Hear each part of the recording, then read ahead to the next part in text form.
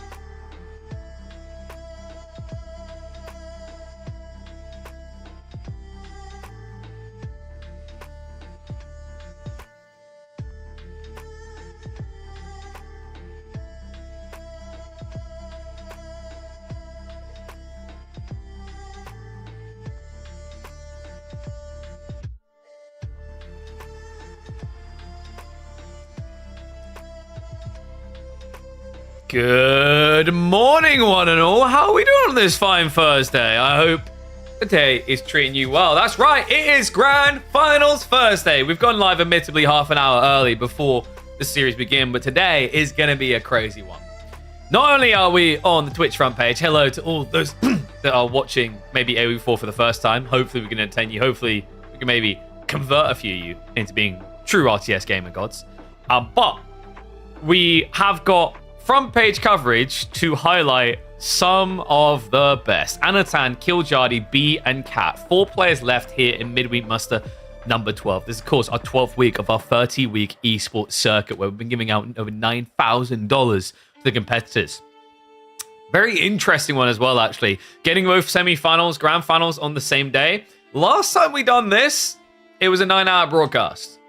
So, efficient use of front page, I guess. We have got about half an hour to burn. So what we'll probably do is watch maybe a pub game before we get into those. By the way, big reminder, we did just post the giveaway. So we actually have a really cool microphone to give away. If you guys actually want to be a chance of winning it, you need to go across to Twitter. I know a lot of AOE gamers are in their 30s. What is a tweeter? But if you want to have your hands on this bad boy,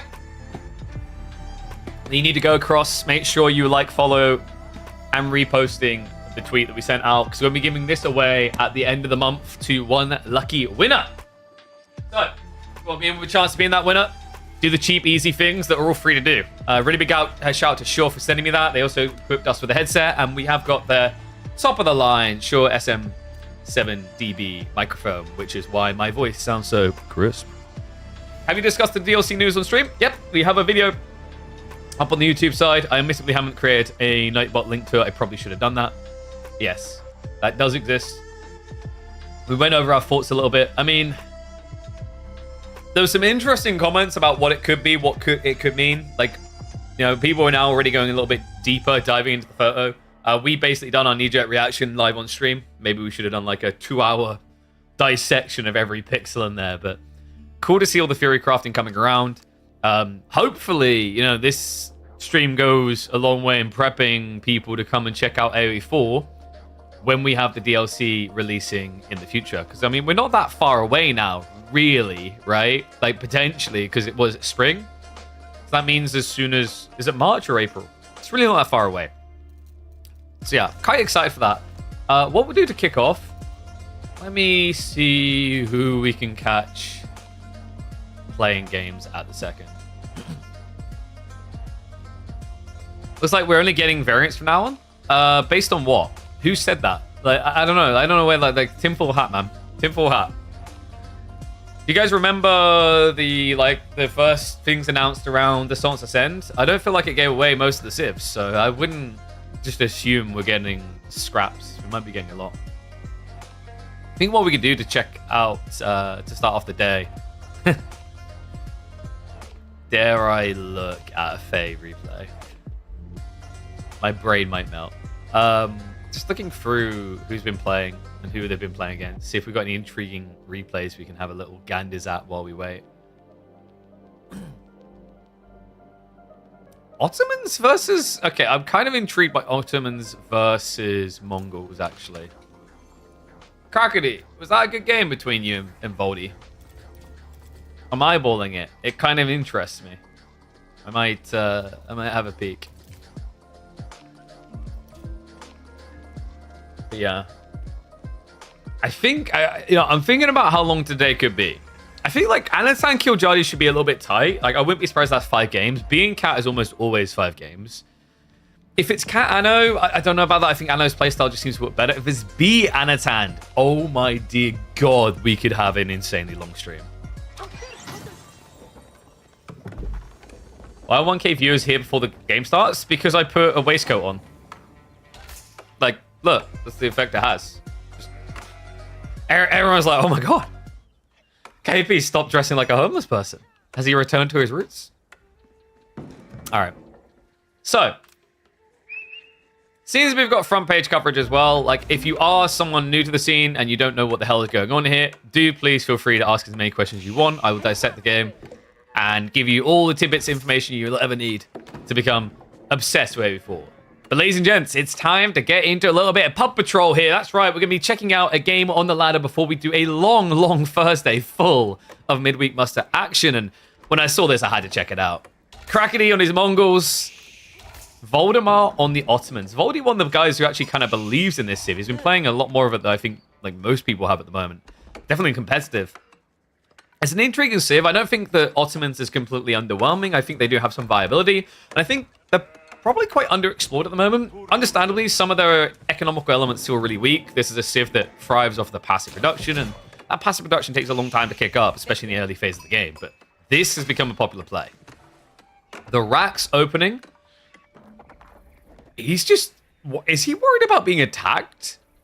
So there is a 4-2 from Crackety. He has got the wood to think about a Rax. He is going to do it. So actually, Voldemar, this puts him in a pretty good position. Remember, he saves 50 wood building into the Rax compared to other civs. Only pays 100 per production building, right? And that offsets some of the cost of the military school. Instead of being 250 lofty resources, it now feels like 200. Then you've got the passive gen of Spearman coming in, adding in, like, what, an extra Spearman every minute? Minute and 10? The maths on it is pretty sound, actually, because the Uvu generates 70 stone a minute.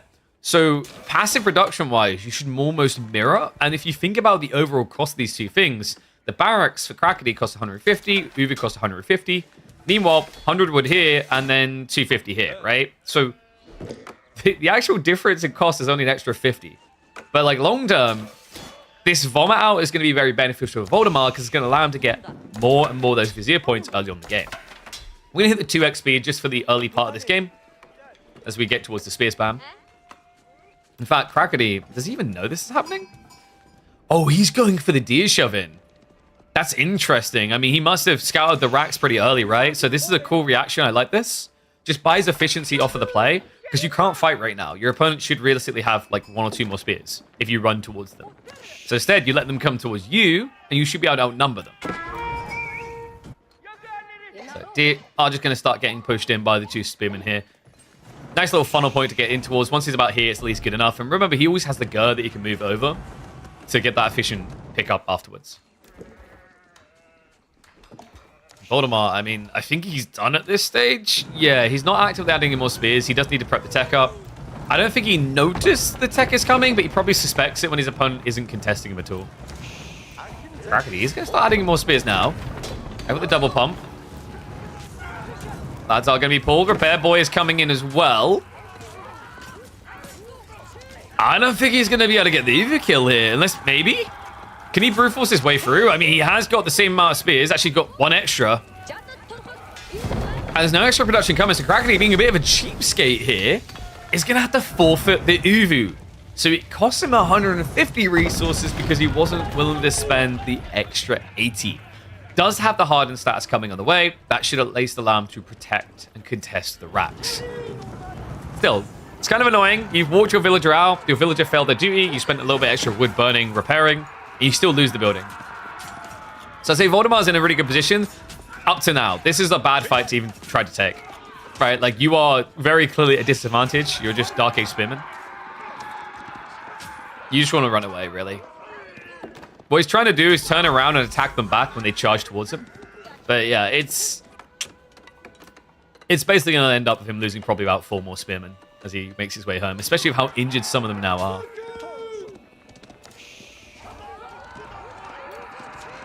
And did Krakeny get... Why did we even bother? He didn't even kill the deer. So they just went all the way back to where they were anyway. I mean, funnily enough, it did actually remove the logo from the map, the icons, just like they didn't even exist.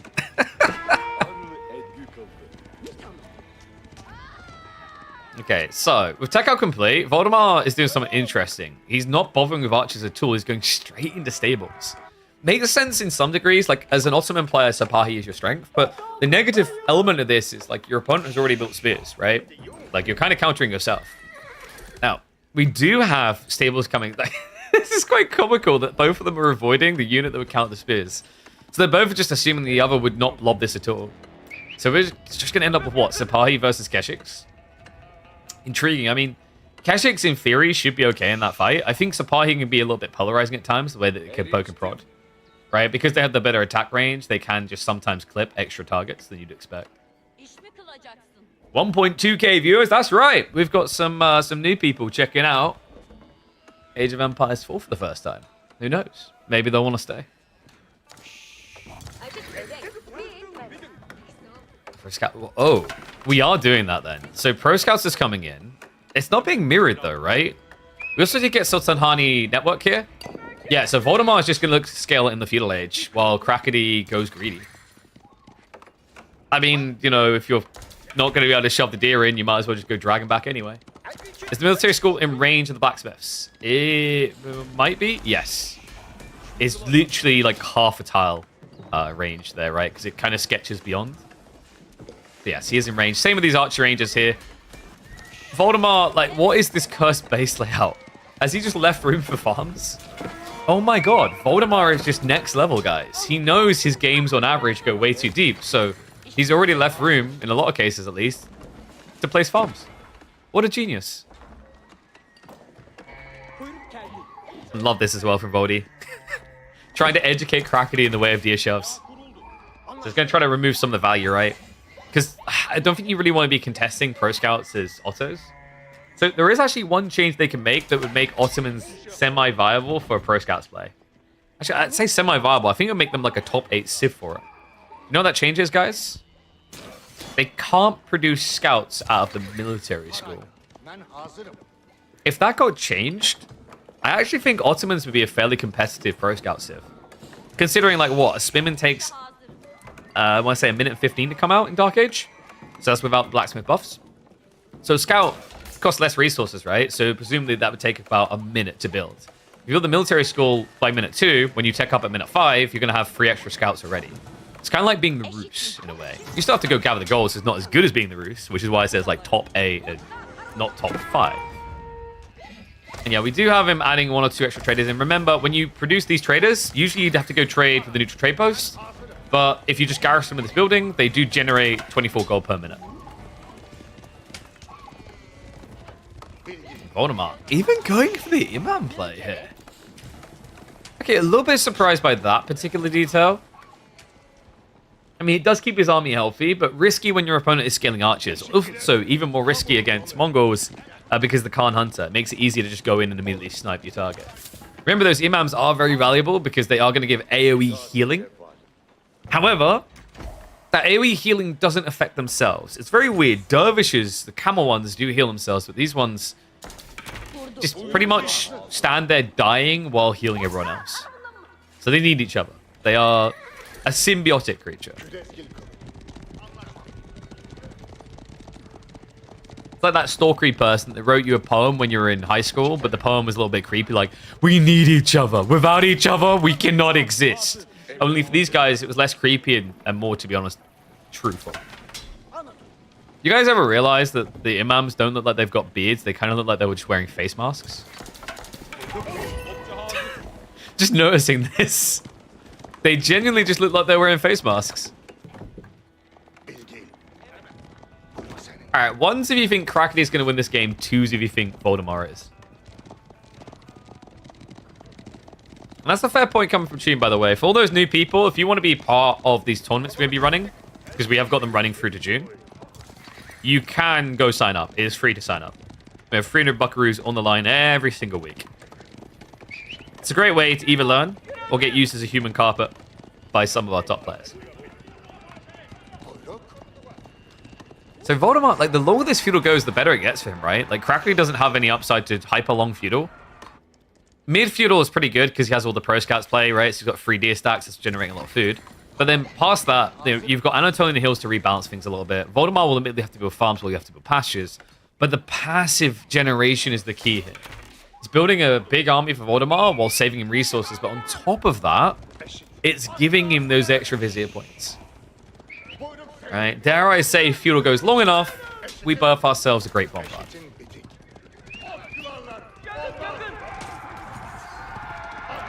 Spy, I'm gonna go to intercept. Oh, he didn't get all the deer, right? Yeah, there's 3 still left over here, so great time to kind of mess with him.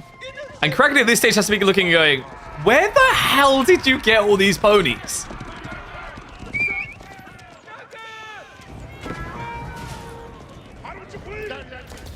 I love the hesitance immediately. The scout just runs in and goes, guys, they have archers. Okay, we're leaving. I mean, yeah, Voldemort's comp is kind of a little bit lacking in the key ingredient, right? Like, archers is really what he needs. Crackety only built a few Keshiks. If Crackety had built mass Keshiks, he'd be in trouble here. Like, he'd actually just be dead because heavy cav would get countered by the spearmen. And the funny thing is, like, why Keshik spears loses against Sipahi spears, or can easily end up losing against them, is both sides frontline their spears, but the difference is the Sipahi are going to have enough attack range to hit over their front line, right? Doubling your firepower in the engagement. The only way you can try and mirror the firepower is if you then expose your Keshiks to spears. Then, of course, there's the meta, right? Melee armor is pretty damn high valuable in those spear-on-spear engagements. Well, you know, it's only minimizing the damage by 25%. Yeah, it's that big.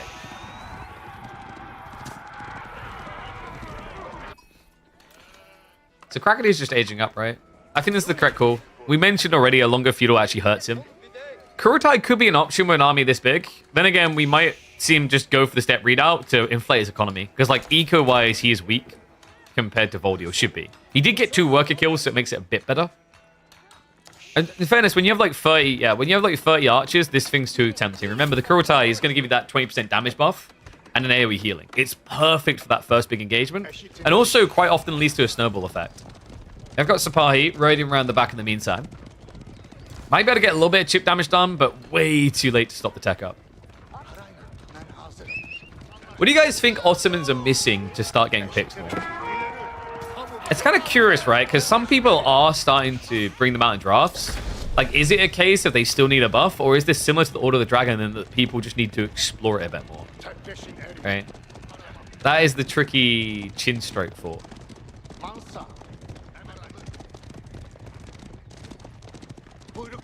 I think the Sipahi are incredible.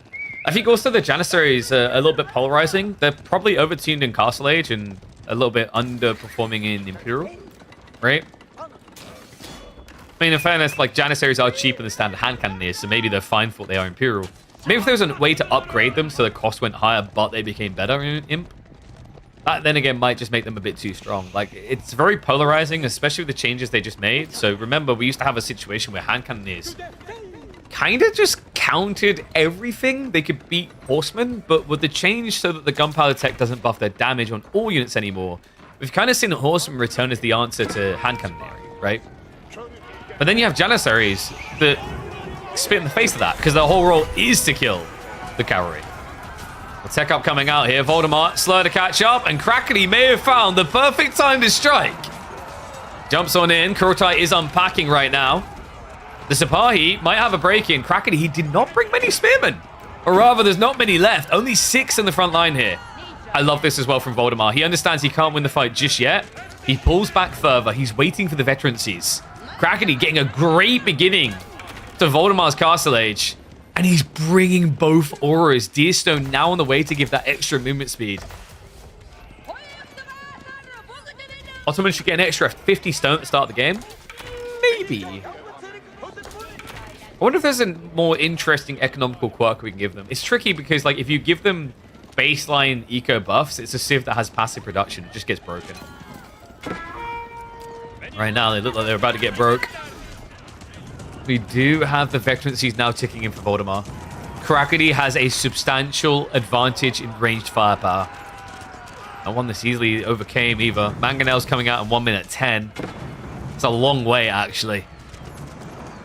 And also a very exposed Mangonel. He hasn't got anything to protect it. Everyone's just too far back. Spahi.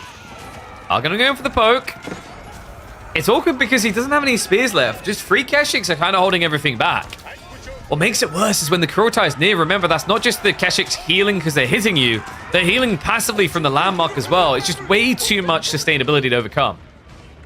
Yeah, Voldemar has big issues, right? Normally in this situation, you're struggling with Keshiks, you build into Janissaries. That's where the veteran archers with Kurotai play is best. Right? This is why I rate this build so highly for Mongols. Is any game where you're scaling into archers, it's worth looking at this landmark for the castle age timing. It just destroys pretty much any matchup. Even when you're up against heavily armored troopers, you have to remember that the extra base damage allows you to penetrate to the point that you can kill. And ranged is king, right? At this initial transition when you're going feudal into castle, range can dominate a lot of these engagements because the heavily armored units usually can't even get on top. Mango is going to come out. Then he starts getting target fired down. Hasn't finished it off yet. In the meantime, the Mermaid Imperial Armory is about to get finished off. And the Zabahi have to commit. Janissary point got pulled. Voldemar had to invest the Vizier points just to stay alive here. And it might actually be enough because Krakeny, he's not target firing down the back line. He's wasting all of his arrow fire onto the Zabahi. Yeah, which is meaning the men-at-arms roll. Sure, they live long enough to counter out the melee units, but what's actually turning into is a trade worthwhile for Voldy. Attack speed arrow is going to get activated. Krakeny still has not finished off that Mangonel. Villagers now being pulled as well. The Keshik won't be able to get it either. I mean, there is still going to be a lot of damage done here, folks. The Rams have not been contestable due to the lack of any melee. But Voldemar is most definitely not dead. And Krakeny may have blundered behind this because what you may be noticing is a lack of next step. He doesn't have the shamans coming out yet. He's only now getting the prayer tent. He could have been rushing the relics this whole time. Yeah, and I'm wondering if like the extra troops he had instead made any real difference here. I mean, Voldemar was still gathering food, wood safely behind his base, gold as well. Nothing was actually stopped per se, right? He just kind of got everything he wanted. I mean, obviously you don't want to lose the Memnon Imperial Armory, but considering how bad that looked, he didn't lose any key ingredients to success. Sure, there were a few worker deaths in there, but not the type that would topple the passive income you generate off of these military schools. Mongols should be able to buy back their Khan. Oh yeah, I look forward to buying back my Khan and just having him die again. Or my favorite, buying back my Khan and realizing I've already got his abilities on cooldown. So we'll take the 2x speed for a moment here. Things are going to slow down. Both players are going to be racing relics. So beneficial way to play is into cavalry here, right? That's why we're seeing more Keshiks now added for Krakeny. That's why Voldemar is going back to the Spy. That in conjunction with the fact that Krakeny is still trying to carry himself through off of the back of the archers. Krakeny has got a pretty safe spawn for gold for quite some time, though. Shouldn't be feeling too exposed anytime soon. Voldemar is getting the farm transition done now. Quite, I don't want to say early. Sometimes it can feel early in an Ottoman build, but you have to remember we're 22 minutes into the game now.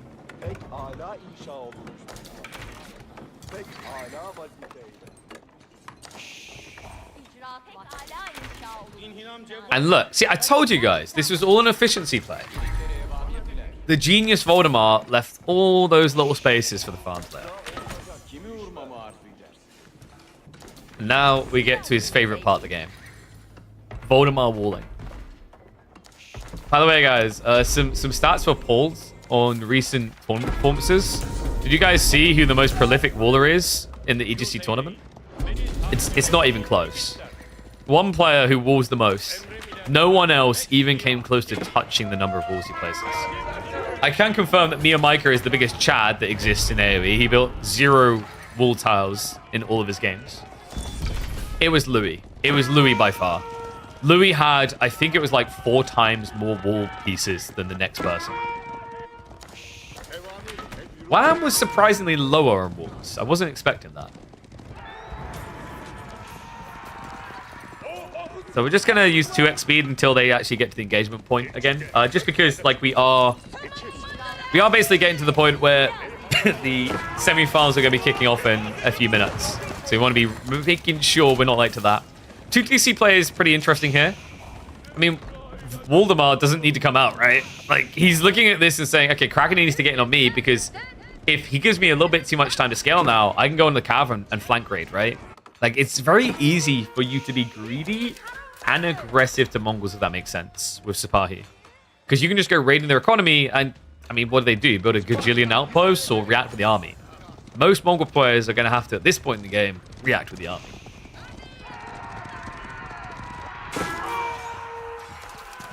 Can we get a number value representing freedom units? I'm trying to remember the exact count. I think it was well over 1,000 wall slabs, if I'm not mistaken. Let me double check. So, pulling up the stats now. It was... Yeah, so Louis MT in 17 games had 1,646 wall placements. 96 per game. Second place was Scarlet Devil with 40 per game. And in total, 282 walls.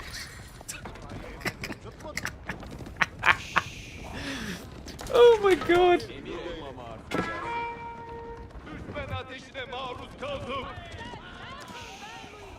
Okay, so Krakeny, we are getting some posturing again. We mentioned he's going to have to come back swinging, right? If you wait too long, you are just going to be running left and right in your base. We do have the siege being built into.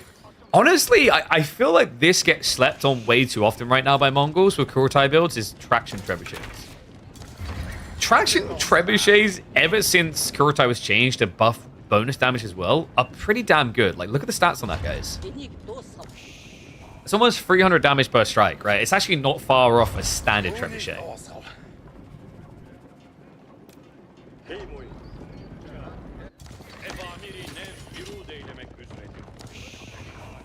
And looks like Voldemar is going for that wall, that raiding attempt rather that we talked about. The walls aren't complete though. I don't know, he's pretty open right now.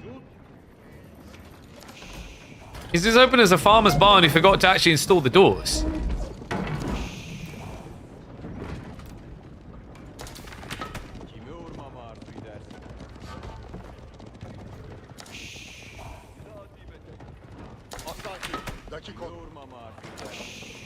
I feel like we just got that stare down on a Western, actually. It's awkward to allow this type of damage, by the way, because remember, it's not just you losing expensive military schools. Your opponent is now going to be able to scale. Because he's going to get paid for doing this.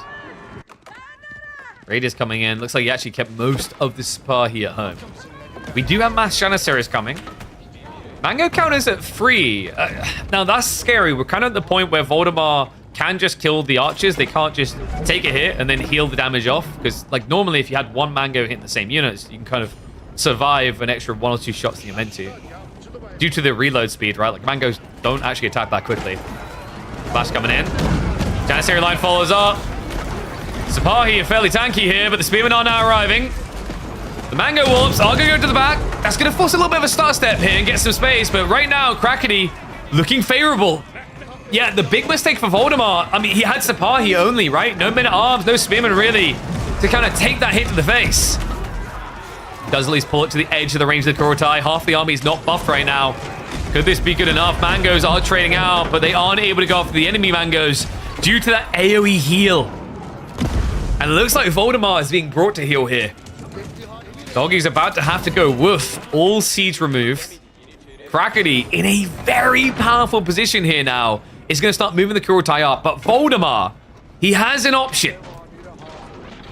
The guy who likes building walls has the perfect thing to tear them down. Great Bombard in this game, though, is going to be more directed at taking out the siege. First shot coming in. Nice little bit of splash damage on the archers as well. Krakeny, non-responsive. But not totally in the coma. He does start to pull back here. So nice not seeing Springle's start steps these days, right? Remember when they made the changes and people were like, oh, this is bad. What does Springles do? No, it's fine. Anyone who's coming through, because we've probably got a lot of new faces today, maybe some of them saw Age of Empires 4 before. Maybe they saw the anti-siege system and hated it. That anti-siege system is now gone, right? The traditional sense of it anyway. You don't just have a stupid siege weapon that you have to scale massing from afar to counter your opponent doing it as well. So looks like we're back in a slow siege phase. I mean, Voldemort needs a little bit more time to rebolster his troopers. Doesn't really have that scary an army, right? And also way too much backline. It's kind of crazy because Voldemort is sitting at what, 43 farms, I believe? Yeah, 44. Yeah, his food eco isn't really at a point where he can get a lot of troops out. In fact, it feels like he forgot about Ecotech number 2.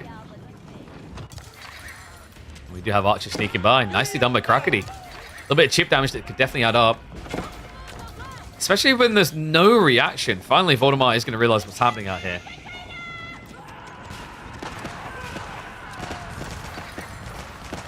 What do I use for restreaming on YouTube? I use a plugin for OBS called Multiple Output.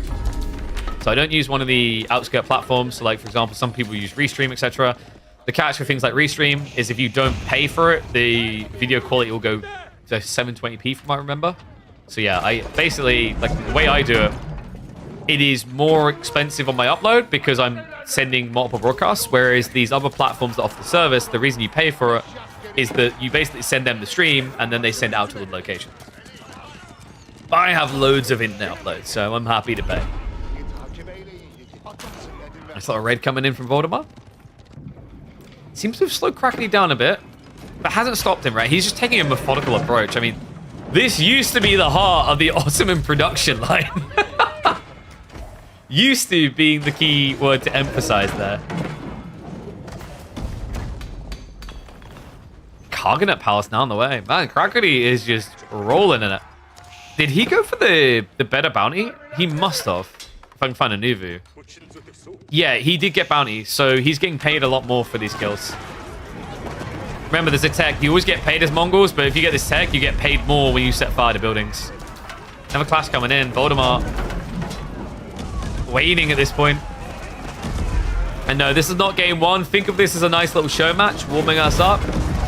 Because after this, we'll be getting into our first semi-finals.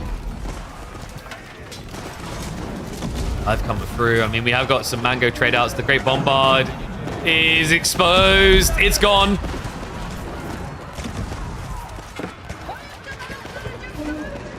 And how are you meant to be the little conqueror when you haven't got the big boy Bombard anymore? I mean, that was kind of Voldemort's one hope, right? His anti-siege, if you will. With that gone, I don't know what the hell he's meant to do here. What do I use to keep my body squeaky clean? So what I like to do is just like rip open 50 cans of Red Bull, pour them into a bathtub, and then bathe in that for like 20 minutes with a straw as I go, you know? And the whole point is that like once you've drunk about 4 canisters worth, your heart rate is so high that because your heart rate is high, it's pumping blood around your body quicker, which is then warming the skin surface, which opens the pores so you can absorb more.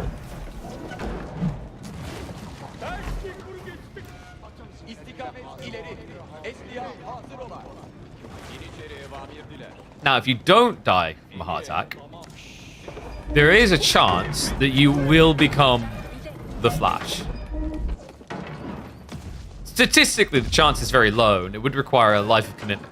That commitment gets very difficult when you get into your 60s and 70s and your skin starts to get flappy. Because then it doesn't have the same ability to just absorb all the Red Bull, you know.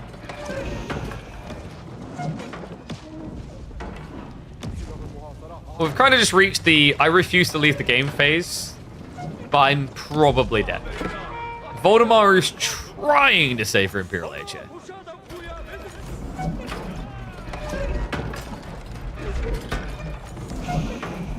See, now this is where we highlight that if there is a drink sponsor watching, if they sponsored us, that whole elaborate explanation about baths would have been about you. But I've got a Red Bull flag behind me, so they win. We're just losing villages to trebuchets now.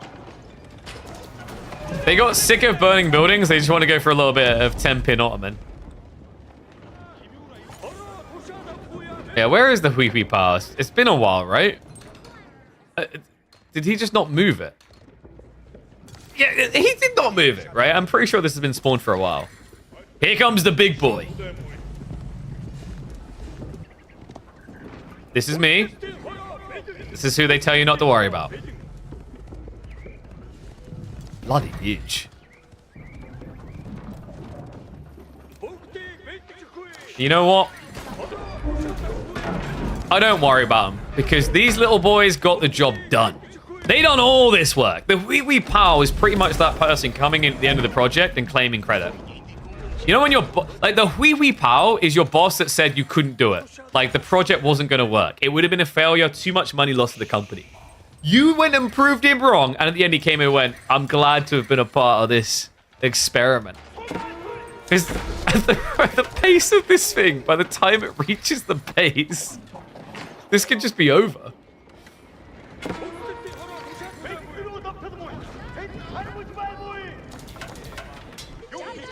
Oh, we have a last-ditched effort here from Voldemar. It might look like an effort if he actually attacked the villagers, but he really, really specifically wants that one guy there. I think his name was John. John said something to his mum once upon a time, so gets the dive in, kills about, like, what, maybe 8 villagers? But now you're losing the battle. But hey, at least us respectable 20 Sipahi killed those 8 unarmed villagers.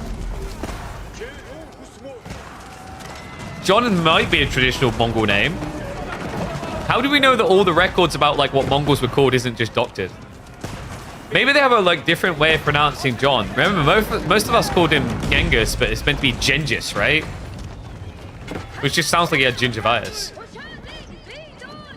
Oh, the Magadog arrived now. Okay, Voldemar, let's...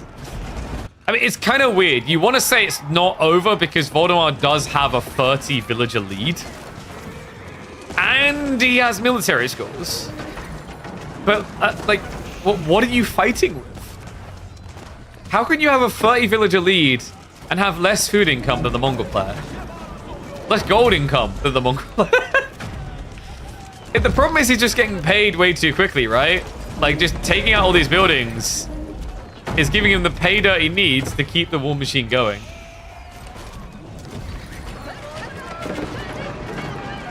At this point, Voldemar's like, I can't lose with a 50 villager lead. This doesn't make sense. Oh, it does, Voldemar. You should watch some of our oldest replays of people going 8 TC of acids. It always makes sense. Why they lose, that is.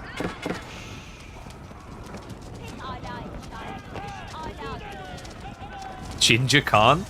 Alright, Johan, you know what you gotta do for Europa Universes 5. Actually, no, Crusader King 4 should have that.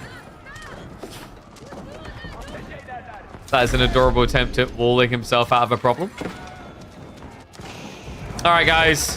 How about that? Another Ottoman loss. Will this finally be the one that gets them above? Please? I think they need it. I don't want to say deserve. That sounds entitled. I'm not sure after the Great Bombard meta, this Civ is entitled to anything. Alrighty, folks. So, one chat if you think Cracky's going to win.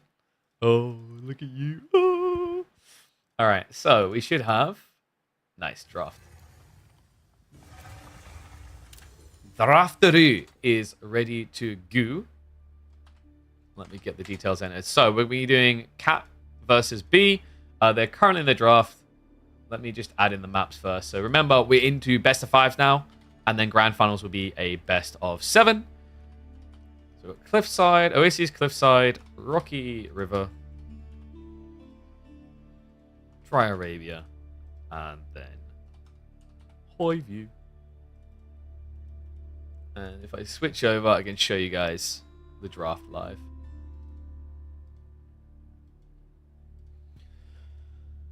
Whew.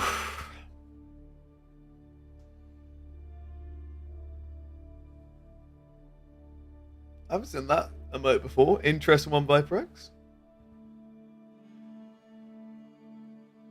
Who won? It was Crackedy. Like, could you not tell by how smug he was in the chat just a second ago? This guy. Oh, this guy. Hello, YouTubers, by the way. I am keeping an eye on you occasionally. Good old Adria Bird over there. Oof. Wait, what the... How is Yuji not banned? I mean, then again, he gave HRE, so it's like a trade-off there, right?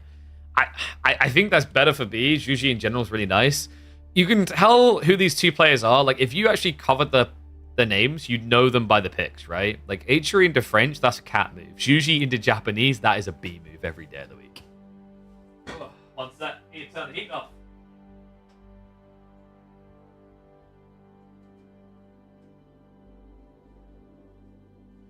Oh, by the way, guys, while you got a minute, I'd recommend entering our giveaway. It's over here. How's that? Boom. Look at this. Up here right now. There's barely anyone entered. It's just, I'm giving a microphone away, and no one seems to want it. So why don't you go ahead and just enter the giveaway? Yeah, we're going to be giving away the MV6 gaming microphone. Now, you might be going, I want the latest Shure SM7DB like you have, KP. It's true. It is an absolute beast of a microphone. This is the one that I got from them.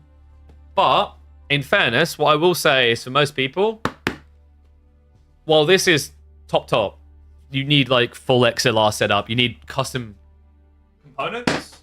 But the USB microphone we're giving away, you don't. You just need a USB port, which you should all have on your PC. If your PC doesn't have a USB port, I'm sorry, you have bigger problems, and I probably don't have the means to fully help you. Although we did build a PC and show you how to help yourself.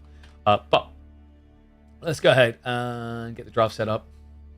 What we might look to do, I was thinking about it. I actually have some keys for AoE forcing around. Maybe we do a giveaway. I don't know.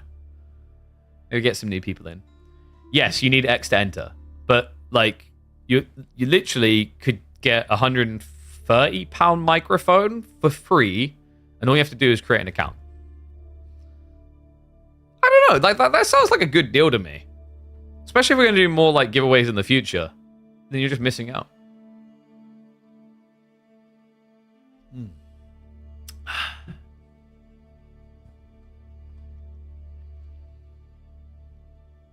Finding both players first ban Roost, they are strong. Oh, dude, they're ridiculously strong. Especially with the map pools. It's very hard to have a map pool that doesn't enable them in some way. Look at the drafts, though. I mean, the Ottomans OOTD is going to be very intriguing, considering the way that like these two play those civs. Like, weirdly enough, those could be the difference makers.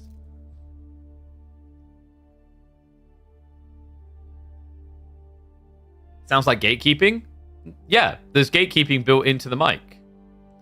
You meant like on the voice, right? So that you don't get the background coming through. Not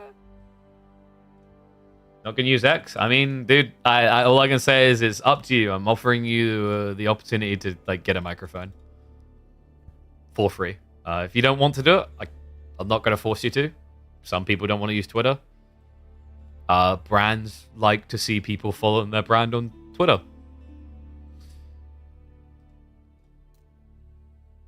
There's still better civs on Oases.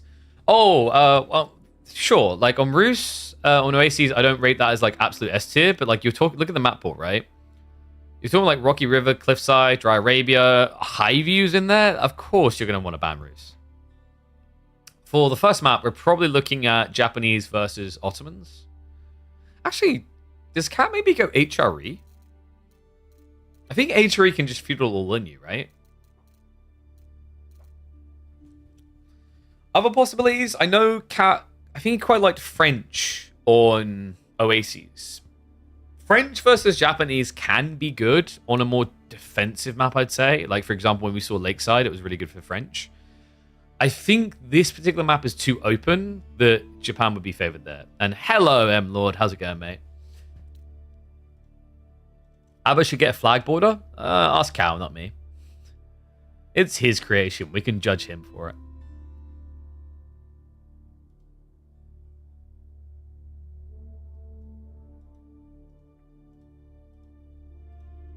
Sorry, check a message in the background. Getting spammed on things. So, guys, actually, what I'll do... Oh, wait, we can't. I was going to run ads just before we hop in the game, because, of course, we've got like a minute or two before we're in. I guess I'll wait. And you might have to deal with ads, but there's always an easy way to not have to, and that's, of course, subscribing. Oh, you know what the genius plan would have been today, guys? With front page, we should have went live with a different game, and then get brought the people from front page and then all the other people from other directory into AoE4 to expose them to our amazing game. Missed the trick. I don't know what I would have played though. Kingdom Come Deliverance? Seems to be what everyone's doing at the moment. Yeah, I was saying this, like, so Marine Lord, if you covered the names and you looked at the opening 2 picks, you would know the players straight away, right? I think the only other player that, like, drafts this weird kind of H-y French opening might have been Numidan. And B, yeah, 100% Juji into Japanese. Like for me, Japanese has kind of become B Civ, right? And I'm not banning Juji on Saturday. It depends on the map pool, I guess. But, like, overall, I think Juji is cross-applicable to the point that, like, you know, you have to ban it everywhere.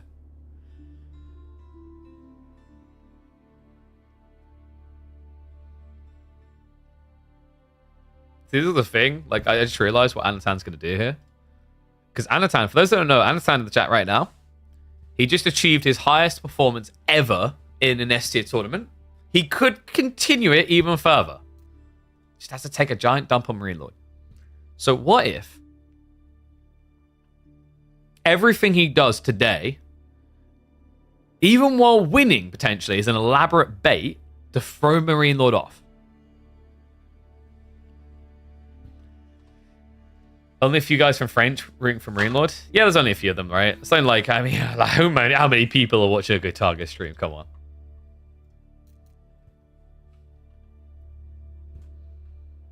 Makes sense. People always cheer for the loser. That does make sense. I mean, a lot of people like were cheering for you in the Magic series, right?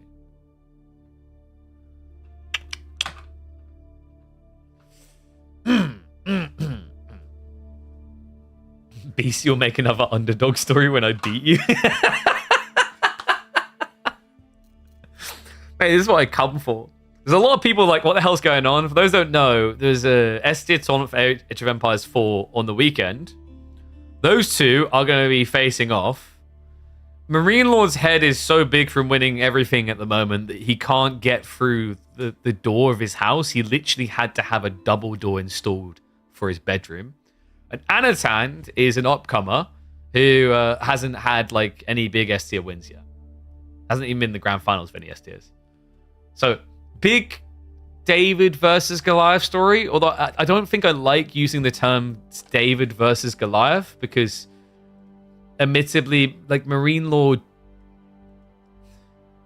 doesn't really have the physique to be Goliath. I mean, he did break his ankle falling over.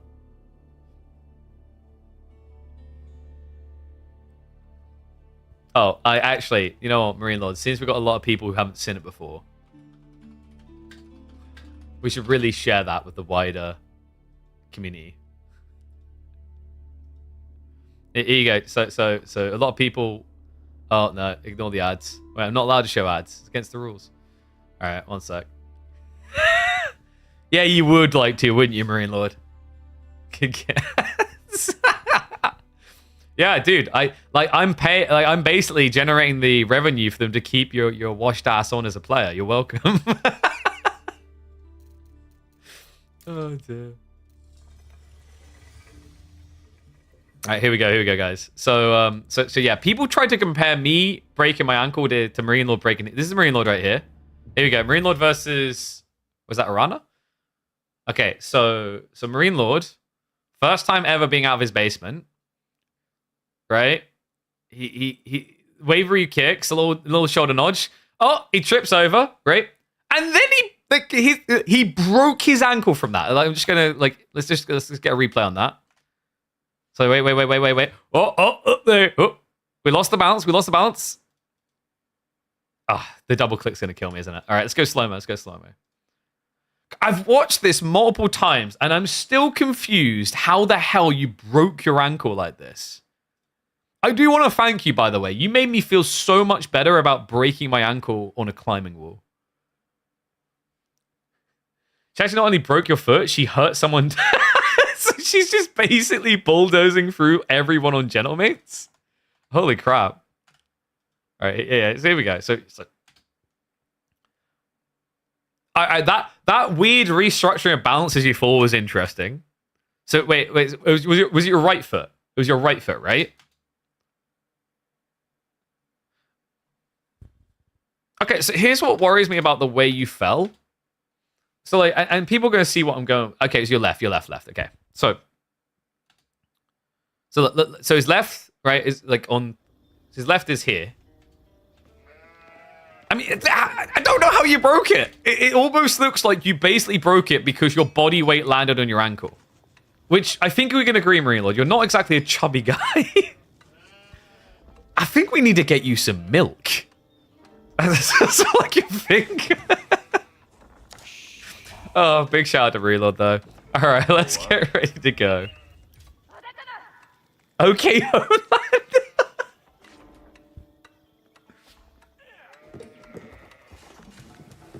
Admittedly, it's not a word and I keep using it. Admittedly, you are correct.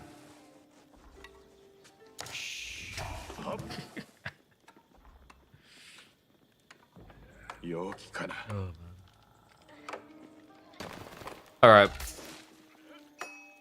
that's enough of bullying Marine Lord. It's time to see who's going to be bullying who. That's enough of bullying Marine Lord. It's time to see who's going to be bullying who. Ladies and gents, it's semi-finals time. That's right, 3D Clan Showdown. B going up against Cat in our semi-finals for the midweek muster number 12. Yeah, an interesting packed day we're going to be having this Thursday. Actually, 3 series to come. All happening on the same day here. It could be a long one, actually. We could end up with a total of 17 games played today. And this is already an intriguing start. Cat is going for an outpost rush. Yeah, so we saw Cat whipping out the HRE as opposed to some. I think before it's always been French almost. For B, he is instinctively always gone Japanese without failure on this map. Has served him really well. He's been utilizing those outer pawns incredibly effectively. He's not going to fall for it this game, though. He done the right thing. He scouted straight away. He saw the Dark Age Spearman Rush. So on a map where Japan will usually just scout under these pawns, he's going to stay at home. Now, this outpost rush... Oh, Cat, no. He needs to scout Meow. I'm sorry, that was a terrible joke. Okay, wait, but he has. So he knows about the other gold. Admittedly... Oh, there we go. B doesn't. B actually doesn't know he's got a backup gold here, so he might panic react. I mean, how would you panic react at this stage, right? Kind of looks like you're a little bit stuck.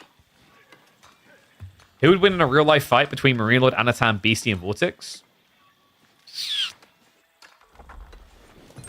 Probably Anatan.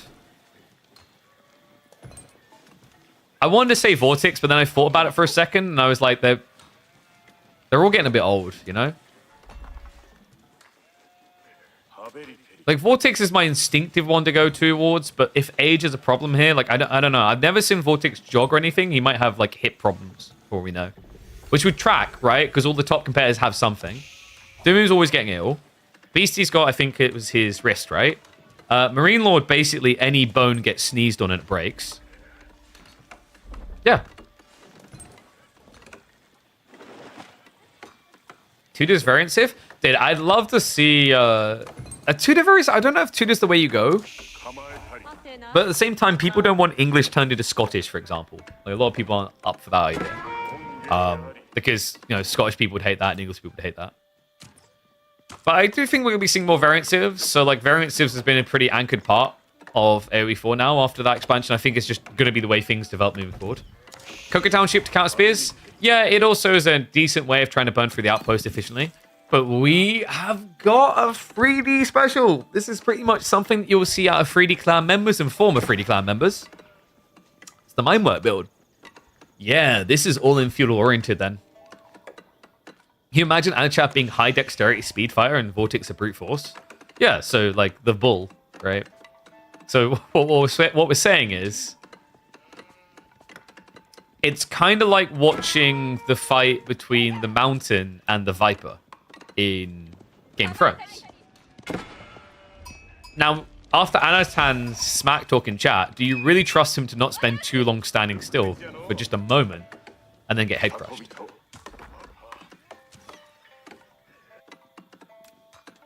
Cat was 7 on the mine work, though. You see how expensive it is when you have to go through spearman plays. So typically when you go mine work, to get the most value, you're trying to lean spear plus horseman. It's definitely a matchup where you can see that being likely here. Going spear plus horseman would usually feel bad against shinobi, but with the all pikes and melee attacks, you can do decent damage. Realistically, you want to be rushing archers here, though. So you see him get the stone for the emplacement upgrades. Marine Lord is definitely Arya. It's not unfair to Arya. Is this on, like, this is something we should start doing with, with scenes. Going through the top players, etc. that we know and comparing them to Game of Thrones people. God knows who I would be. I don't even want to look at the answers in chat for that.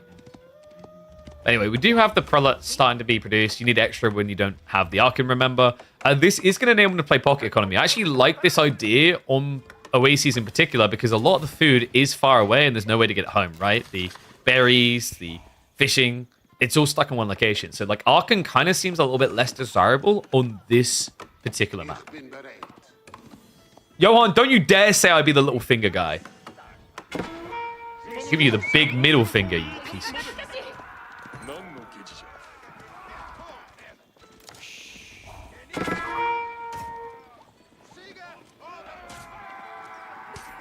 Why are you all saying Littlefinger?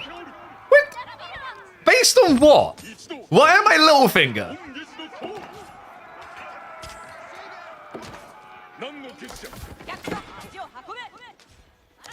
You know what? I'm gonna plan your elaborate defeats after this.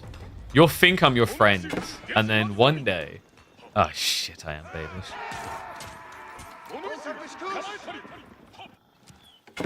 Alright, Archer's now coming in. We have Yuumi play from B. Yeah, this is the problem though, because we've got men at arms on the way. Okay, guys, you're legitimately just trying to give expectations of who you think I'd be based on how British their voice is. That, like, the eunuch, you don't even remember his name. Now I'm thinking about, like, Baelish, Joffrey, and the eunuch are probably the most British-sounding people on that entire cast. I don't even sound that British. I've got shifty eye.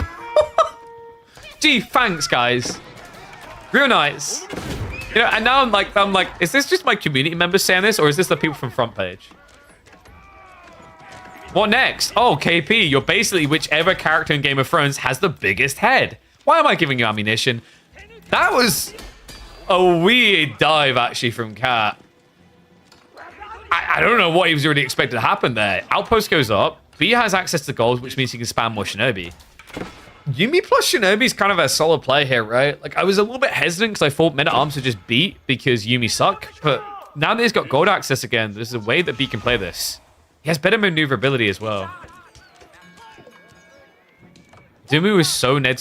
What?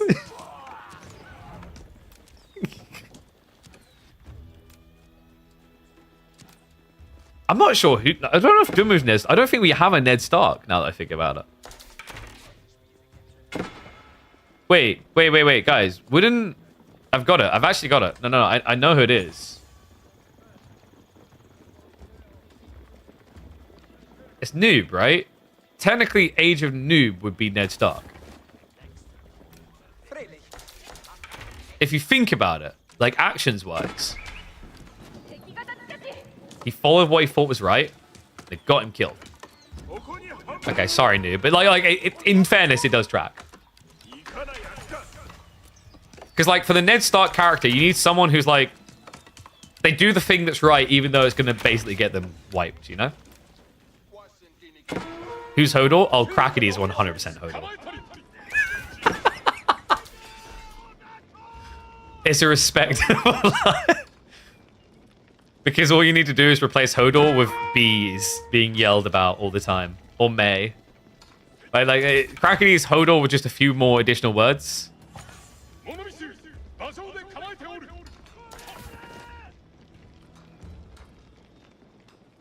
So, Shinobi, by the way, have done a good job of kind of poking at the backside, keeping him contained. Cat kind of lost his pressure point. He has got the archer raid, though. We'll find one or two workers. You can see that B is trying to skim by into a greedy point in the game. One important thing to note in this game that we haven't seen for B so far on this map is the lack of fishing. He hasn't been able to get anywhere.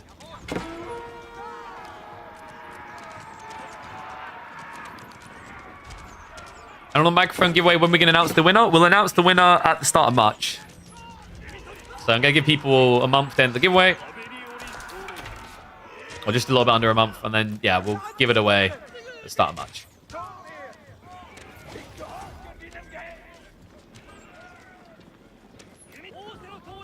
Beastie is Sandor game. Really?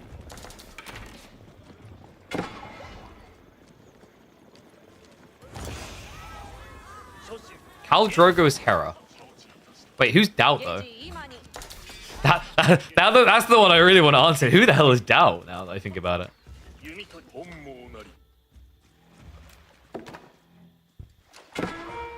Alright, so Yuumi are about to get buffed up for B, but the problem here is he needs to get to castle. Staying feudal doesn't really serve your purpose now. The upside of this for you is this is not an Arcan game, so it's not like H3 benefits from a hyper long feudal, i.e. they don't get the mass Arcan farm buff. What we do have, though, is longevity of food, and that's something that B is going to struggle with here. He's having to take risks now. He's starting to move out onto the flank berries. That could be so embarrassing. Kind of like that one. Wait, who's Jaime Lannister, though?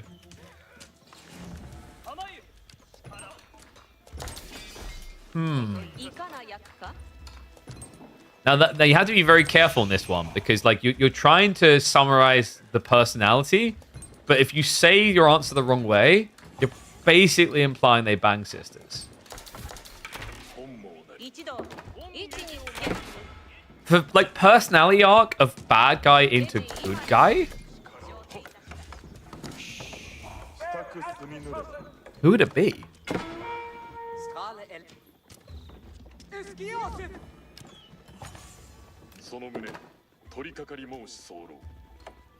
B? That's not right in the back. Actually, who would... Like, dude, we're going all the way around this, but who would B and Cat be? Cat, we basically have to... Jaime Lannister's Beastie because of the wrist injury. Oh, no. Oh. Wait, but that means Marine Lord's technically whoever lost their ankle. But who's Cat and B? Like, for Cat, you basically have to find someone that exists in the Game of Thrones world that has, like, a boy band haircut, right? Because he's got that full Prime Bieber look, you know? With the hair. Does drugs this Cat? Jesus. Alright, Flash coming in. Yuumi. Oh, this is nicely done, actually. He's kind of forcing the Yuumi line forward, so the A-clicks actually don't go into the Shinobi. And guys, we have hardened Samurai. This never gets done. This is a unit you never see in the feudal age because it feels like trash. But B may have found a way to make it feel volatile here. It's interesting because I think on its own it would be worthless, but with the Shinobi mixed in, you basically have something to absorb all the shots, and then the Shinobi do the real damage. And yeah, you can see that B is priority in that. He even pulls them back with the Shunshin. Not just that, he's raiding in, man. It's just adding up. This game just got so chaotic. It felt like Cat really had a noose around B's neck, but the moment he broke out with the first wave of Shinobi, he hasn't looked back since. And yes, the berry gathering rate when you have got Wheelbarrow 2 is the same as Shoreline Fish. So these are like, Shoreline Fish is baseline the best thing you can gather from in the game. But by the time you get your second of 3 Wheelbarrow Texas Japanese, you're basically getting the best gathering tech level in the game. Now, obviously, that's not accounting for people getting things like the horticultures and whatever to increase the base food gathering. But as a baseline, yes. This is not looking great for Cat. Once again, like the comp he's going for doesn't make much sense for mine work, right? Like, goal with mine work is archers, horsemen, spearmen. Mass men at arms is a bit weird here because now going for the longer game, you're meat grinding, right? You're meat grinding without mass food.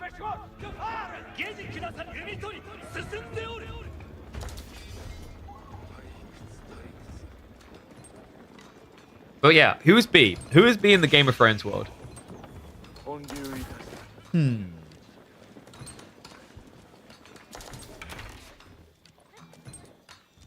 Also, who's Tywin Lannister? Wait. Isn't Marine Lord technically like Tywin? Or is that too complimentary to him? Because he's got that. Well, I think Marine Lord tries to exude a Tywin Lannister aura. Whether it succeeds or not, I'll let other people decide. I might be Tywin. Holy crap. I'm going to die on a toilet? Just like Elvis. Really made it. Okay, so B, we have got more Yumi and Samurai coming. He's starting to get the farms in, but the thing is he doesn't need to rush them, right? He's got pocket economy access now.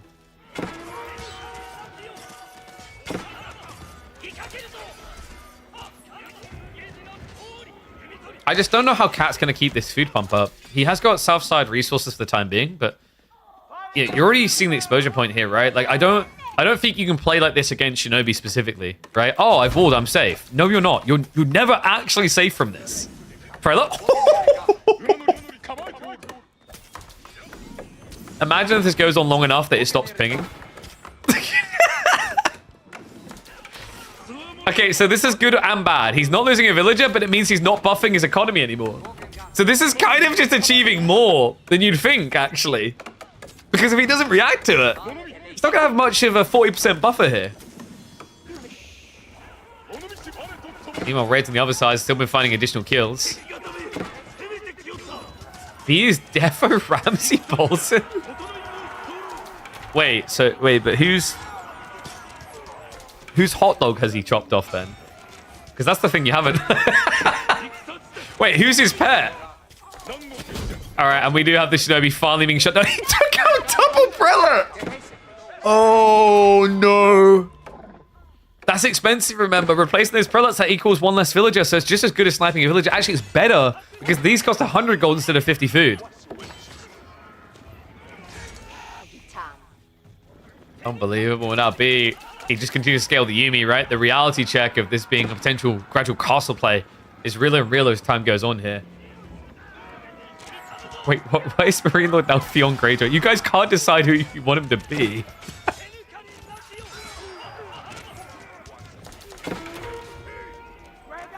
Wait, we didn't...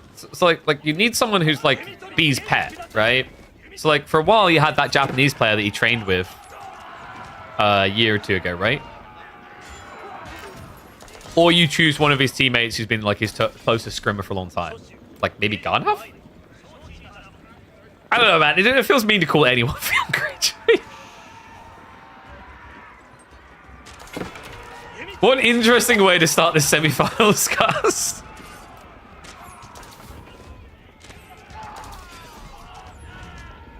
Wait, no, that's a fair point. Marine Lord is Hodor but only says Bunty. That's not true. What you just said is Twitch chat is technically Hodor but saying Bunty.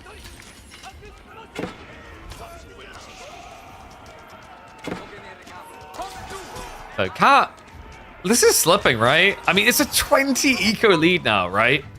And not a lot of that is in fishing. It's only 3 in fishing. The rest is just Cat losing economy and apparently forgetting to produce as well. That's definitely been happening here, right? And no, I think the prelate count, right? 'Cause he's up to 6. He's added, so far in total, he would have added 5 in.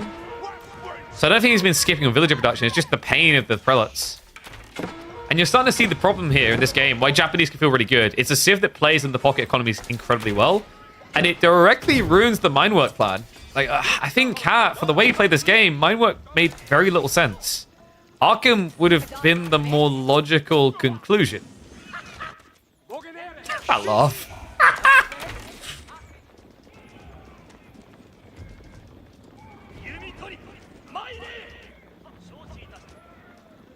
Casters need to be maesters from the Citadel. Yeah, but which one's the maester that pretends to be like an old dried up guy and then just basically whores around all the time? Forgot his name. You know the one.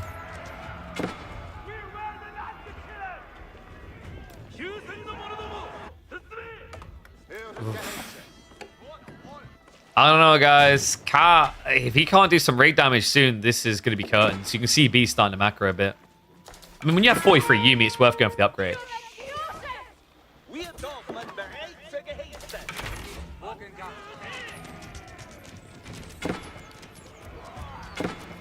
Yumi, they can just bypass, right? Yeah, he knows there's a lot of economy down in the south corner. He doesn't need to dive into the base. That's the hard way of winning. The easy way of winning is just cutting him off at the knees. Fishing disappearing on both ends.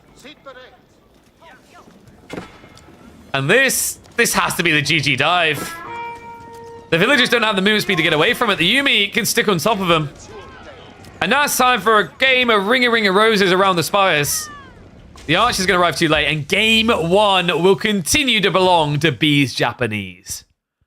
But we still need to solve which Game of Thrones character he really is. Maybe we can solve it in game number 2. 1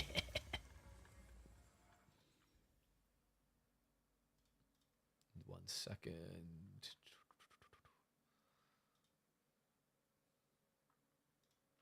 So, reminder, by the way, I'm also doing this because I want to take a screenshot of it so I can post it on Twitter. We've still got a lot of games to come. So this one's going to be BO5. There's still opportunities for Cat to strike back. Rough start for him here, though. So Japanese versus HRE. Left side win.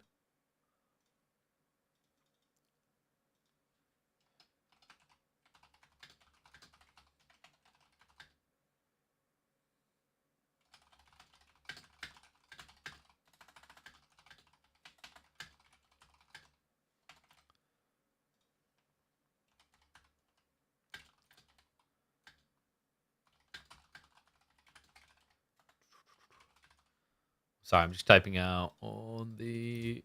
I forgot to tweet. Wait, did we forget to Gamba? Oh, sorry. I think, yeah, we forgot to Gamba. You got to remind me of these things. I'm a busy bee. Wait a second.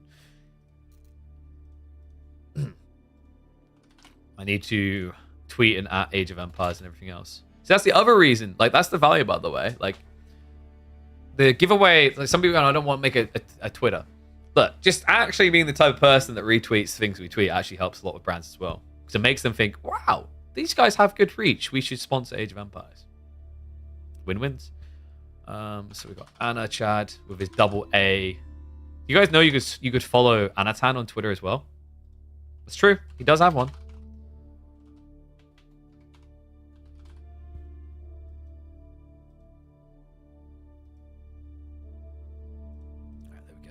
Just had to quickly tweet that out. There you go. Yep, click on the giveaway. Definitely take advantage of it. Oh, I forgot to say earlier, thank you very much, Veteran Wolf, for the Prime sub. And appreciate you as well, Finn. Thank you very much, mate. 5 months now. Legend. Remember, guys, definitely get subbed. It's worth it. If you're enjoying the content, we do like 110 hours, 120 hours a month of streaming on here. Me next, I still call it Twitter. Like, everyone's like, I think it's time we just called it X. I'm like, well...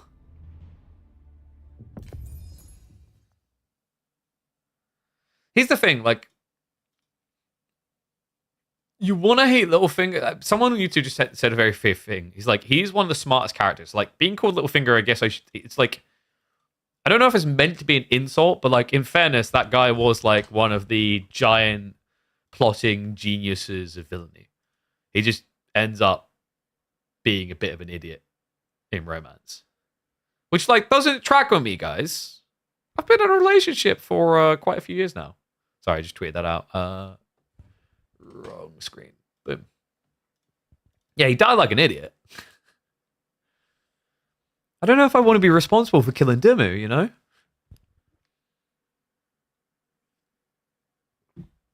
True. I guess everyone has to die. All right, so apparently I'm a genius. What's your PC build? Exclamation mark PC. You can get some info. There's actually a panel down below, which has the details listed as well. But yeah, we've got the Gigabyte 7900 XTX in there. We've got the AMD 9950X 16-core CPU. A little bit lag there. Let's pause it for a second. Got 64 gigs of Kingston RAM. We've got a full setup of Crucial M2 SSDs, some of them Gen 5. And then we've got the Aorus motherboard that's all sitting on. Corsair cooling all the way around. And that is the Haven case. Absolute beauty of a case. So, yeah. Exclamation mark PC, and you can check them out. But let's get your gambas on. You little gambaholics, I know what you like. Let me flip the score.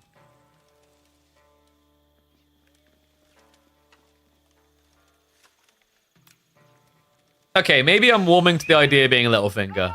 I mean, I don't know about Owning a Whole House, but that guy is pretty smart. You gotta give it to him. I don't know if he's as clever as some of these tactical geniuses we haven't named before, though, because we've got game number 2, Mongols versus ABBA. Sometimes I don't know if it's just they know each other that well, or it's because they like having 5-game series, but when we watch Cat and B, it's almost like watching a practice, in that it goes all the way, bouncing back and forth. Still couldn't find the YouTube video of the PC build. I guess I could post it. I'm going to post it on Discord and Twitter at some point this week, just to refresh people. But it is up there. It was done a few days ago, start of the month. Basically, the video is titled... What's the name I gave it? I changed to full AMD, and the results were incredible. It's posted on the 1st of February.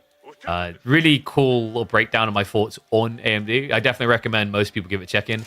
Especially on the graphics card side. A lot of people right now are kind of obsessively looking at the NVIDIAs and thinking, oh, what's the point? AMD's not got a high-end card. Just go last gen. Like, I'm very happy with the 7900 XTX. If you don't care about frame gen and you don't care about, like, if you don't care about, like, ray tracing, then 7900 XTX is good. Even if you care about ray tracing, the XTX is very good. The only area it might fall a bit short in your expectations is path ray tracing, but like 3 games use that and one of them uses it well, so you're not missing out. Anyway, this lines up perfectly to find out what Cat's going to be doing this game. Is this just a standard eco wing? Because if it is, you're going to be silver treed. It's culture. He's going pro scouts.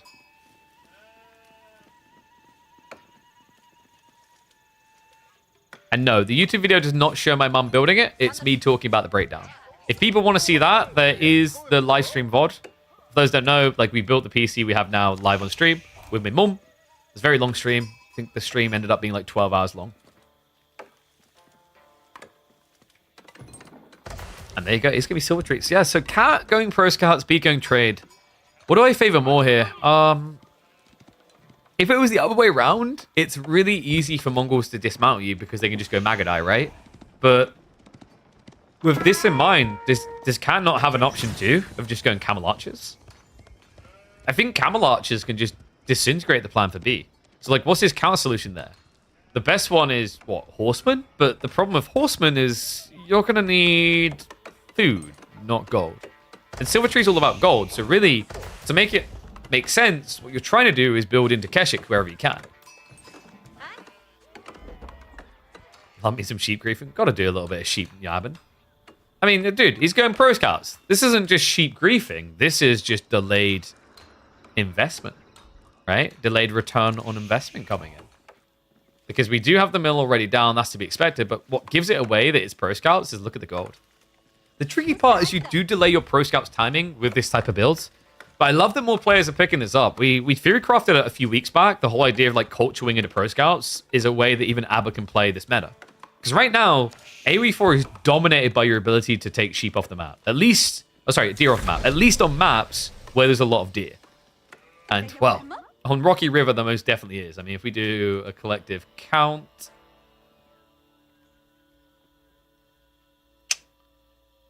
Doink, doink. Yeah, this is ridiculous. Rocky River has, I think it's 1. Well, not 1.5, but it's definitely above the standard. A standard map will have 4 deer stacks of 7, so 28 deer. This one has 38 deer. It's pretty ridiculous. Until Pro Scouts gets nerfed, this map will always inevitably be about Pro Scouts. At least for one of the 2 players. The other one's going to have to play blocker if they don't want to participate. And looking at what B's done here, it looks like he doesn't want to participate, right? He's got pack-up tech being rushed. He goes to the stables play. It's going to be the double Keshik pump. So he's just going to look to block the play of Cat.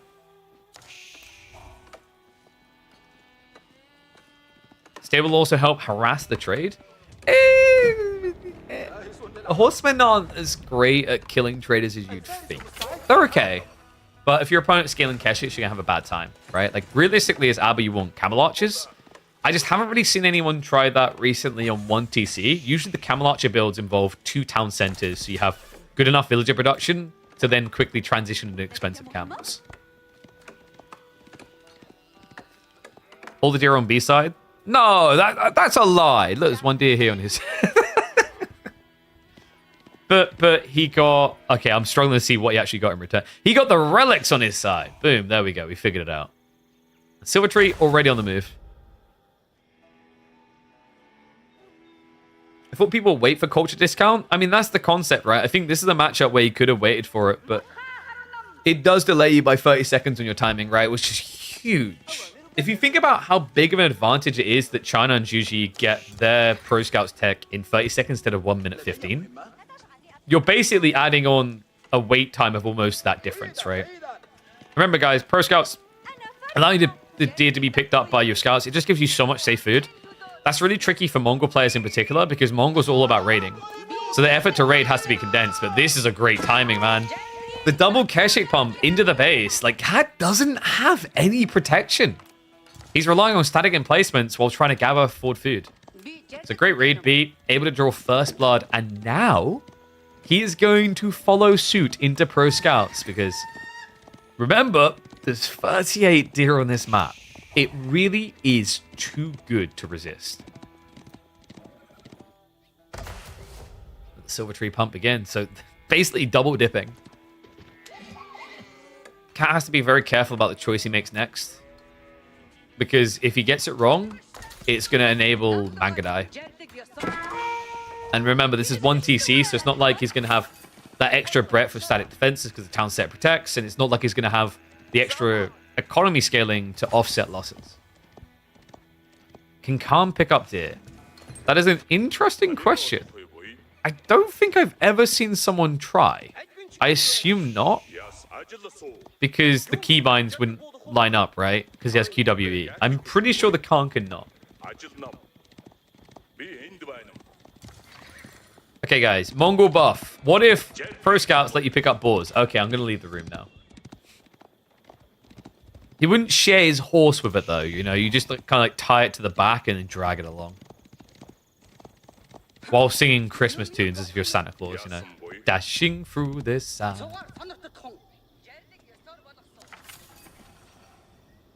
Military wing down the way. So we are getting that scale into Castle Cat. This is very, very greedy. But this is what you're meant to do with the build, right? Like, this is the whole intent of Culture Wing Pro Scouts. There's not really any other way that you feel good playing it, but you're giving a lot of it a B. Like, the upside is with Military Wing, you are going to counter the Keshiks. B is going to want to consider adding in Spears, which is tricky because with your opponent going Castle, if you do Spear spam, Ghoulims are the win condition. So the best thing that B can actually do, just keep focusing on taking all the deer away, right? Like, you have that window right now where Cat can't really contest where you go, and then go for your own castle play.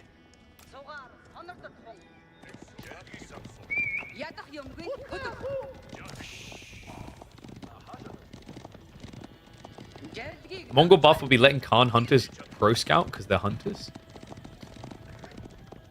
Nah, I still think that's where we add in the cannibalism. Maybe they hunt humans.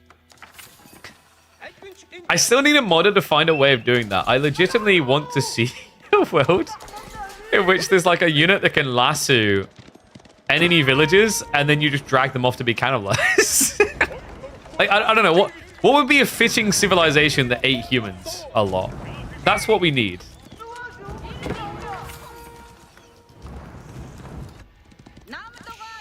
Wait, you guys just... Actually, that's an interesting thought. Aztecs, I don't think they cannibalized, but they sacrificed a lot, right? If we get Aztecs, I wonder if they'll create some sort of sacrifice mechanic. That's interesting. Danes? Okay, but this is a Swedish person recommending Danes. There are probably many other civs you could have chosen, historically. The fact that the Swedish guy immediately threw the Danes under the bus as the cannibals.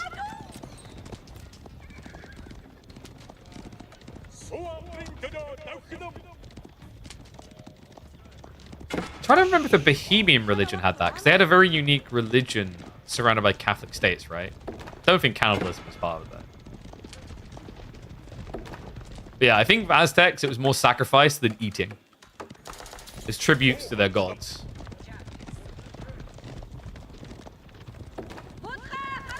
So, Cat. He immediately goes in Lancers. I always find this funny when people just switch Lancers even though you're up against mass heavy cav. It's because he wants to raid though, right? Like, the Lancers will make better raiders than camel riders. Yes, no. The point at which it converts towards camels being better is like you're against trade and camel handling is a thing. Camel handling would actually make it better for you to go camels to deny trade. Just want to be conscious of at least scaling 1 or 2 though at any given time. The debuff is huge here, right? Like the Keshiks are already waving plastic swords compared to normal lancers. Reducing their damage by an extra 3 is huge. Especially considering that your melee units already have 4 armor. So that means -3, -4. These Keshiks are going to be hitting for 8 damage. And Cat did indeed do the 1 TC fast castle build.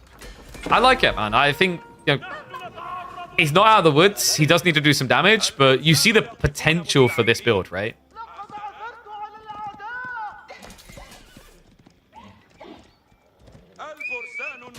Lancers are going to be able to raid around the back. So first trader going down. And this is where the game gets a bit annoying for B. This is exactly how you don't want to have to play as a Mongol. Wide and dancing around your own base. He doesn't even have outposts up to protect the traders or allow his Keshiks to raid quicker. I don't know, man. This is just turning into a bit of a flood. If Cat didn't have pro scouts, this wouldn't be viable.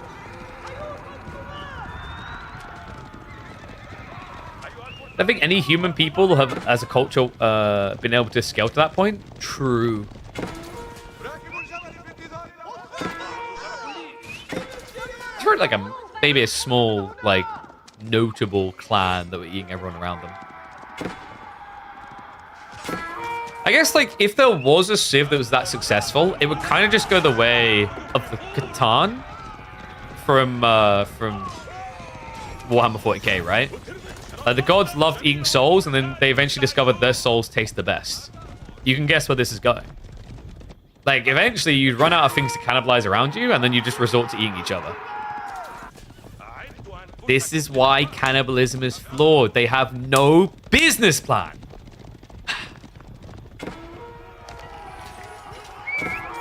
That's already coming in. Spearman mass not great for B, right? It's spread too wide of the map. He's trying to approach the base, but Cat looks like we're adding in additional camels at home now. He is trying to get towards relics. B's issues is still nowhere near an age up.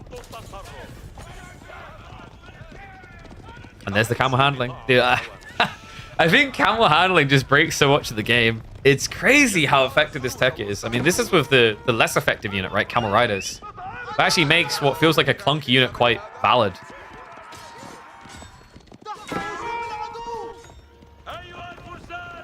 The other reason why people tend to kind of skirt away from camel riders a lot is even when you see Miss Kish, if you go to camels, it's slow to scale and your opponent can go spears. And spears will just brutalize the crap out of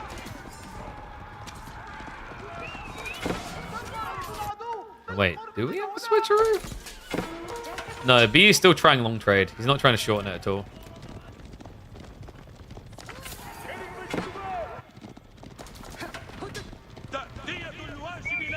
So, Cat, how much runway does he have left on this play? Because they divided the map with pro scouts, right? I feel like B got more of the map. So he should have a bit more food to work with, but he still has the age disadvantage. However, if he can overcome that issue, Cat has a significant economical issue here. He hasn't done enough damage to the trade. He doesn't have his own scale point. He didn't go 2 town centers at all. He needs damage, and he needs it now. Clash is coming in. Keshik debuff means that he cannot fight Cat. We'll win the initial contest, but the Spearmen are here now, and Cat needs a transition. I don't think you can just keep playing Lancers here. It feels like he hasn't found that dive point, right? Meanwhile, B, just so many Spearmen to play with now means you've got enough to attack and defend, and on top of that, go into Castle Age. I mean, we have got the Lancers playing blocker on the east side at least now. Good reactions there out of B. Gonna be a push forward here to try and block out the goal. This is the only viable option for Cat right now, so he needs to stand his ground here. The camels are providing that debuff still, and there's enough of them that he can't actually fight directly into a B. May have overextended here. Ends up losing a lot of the heavy cav. Not ideal. Does at least have the Spearman left. Does have the tech up now coming. Cat. We still haven't really seen the next step. His opponent has lost all of his cav now. Theoretically, Cat can just go raiding with the Lancers. In actuality, though, there's already quite a lot of Spearmen here to defend the wide flank. And it looks like Cat is kind of going for a linear move, right? He's not spreading out 4 different places and attacking all of the economy. He's going for one big hit, and he was seen early. Yeah, the Falcon gave it away. Oh, that is 6 scouting from B. Such a smart read between the Khan and the scouts he's got left over. Remember, the scouts can also provide that scouting Falcon. So you can see a lot of the map. It's actually incredibly obnoxious playing against a Mongol player that utilizes these tools. In watching the VODs at 1.25 speed, everything feels slow now.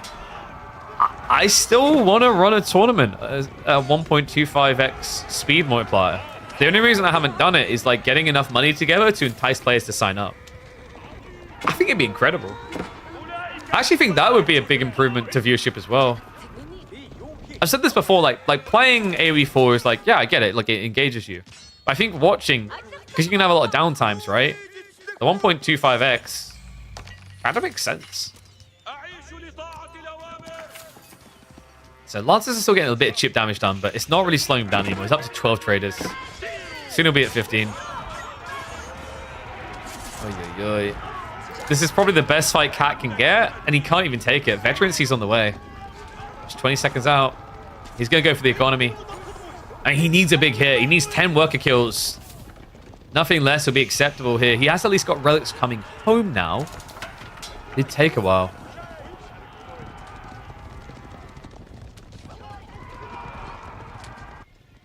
We do have outposts up here now, which means Yamura, which he can extend, remember, with the Castle Age. He can research it for infantry as well. Definitely be worth it. I think quite often players skip on that play, and it's a big mistake. Glad that B realizes it, right? Like, you're being kited here. If you actually have Yam with a charge, you can kind of gap close on these guys.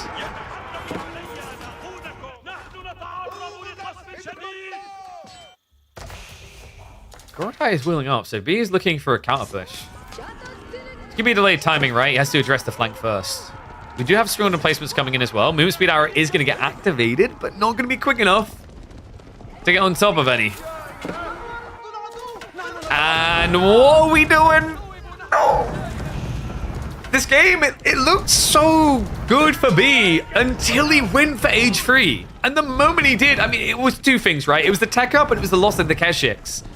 Brute forcing the main engagement when he's going into camels and lances and standard defenses didn't feel like a winning play. And then the castle follow-up pretty much conceded full control. Cat, I mean, he's kind of in the driving seat, right? He's found that bypass into archers now. Composite bows will be coming down the line. Boot camp will make a huge difference also. B just has too many spears. If Cat can at least just keep the food pump going, get up to 30, 40 archers here, definitely has the wood to do so, then we have a game that's very difficult for B to even contest.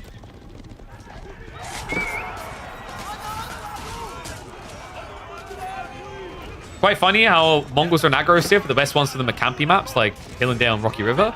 It's the natural defenses, and also, more than that, it's the trade post locations. Looks like B. Whoa! Okay! He's been raiding on the flank!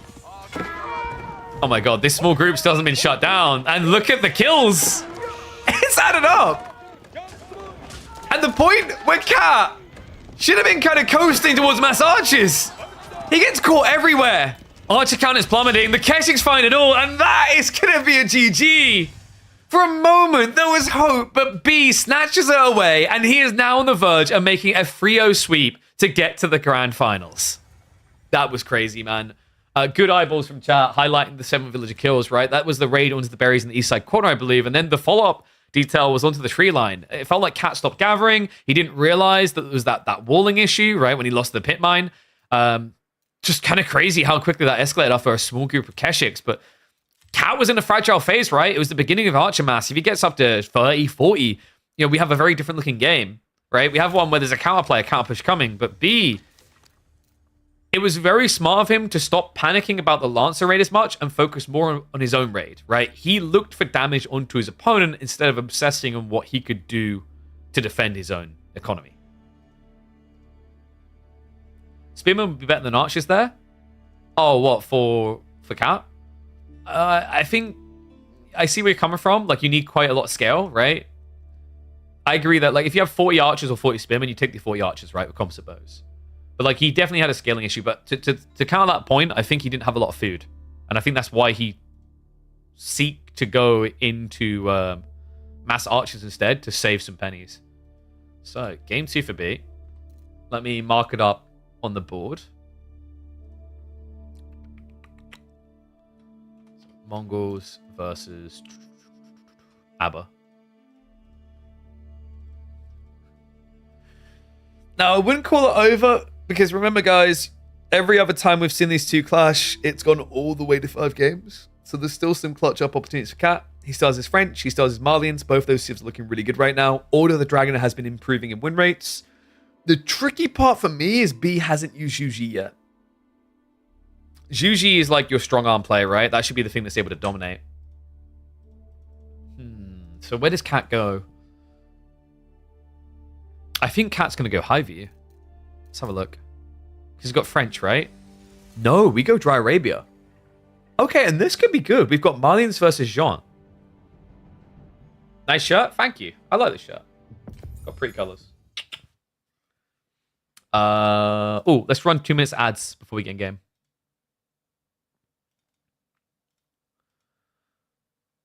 So, that point is what, like, whenever I wear pink at the moment, I can't help but chuckle because there was...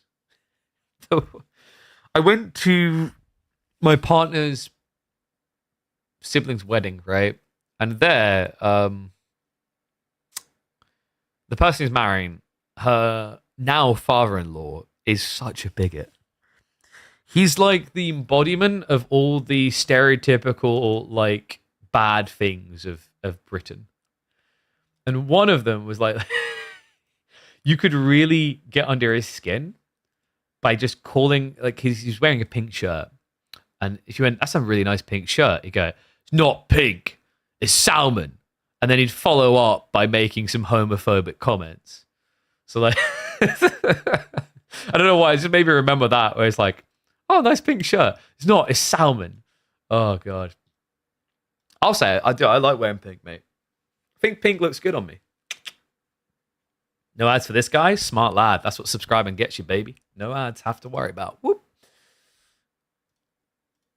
By the way, guys, I know we got a lot of new faces in here. If you do have questions about Age of Empires 4, don't feel shy to ask them if you want to learn more about the game, if you're enjoying the game.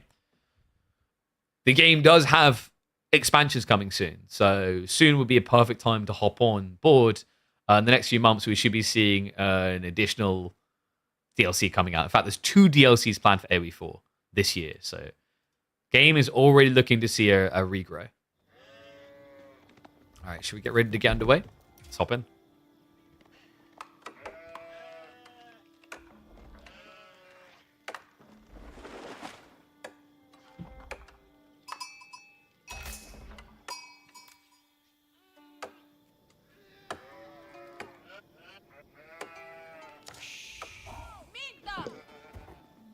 We've got so many people watching. What's going on? People are waking up to how incredible Age of Empires 4 is. That's right, ladies and gents.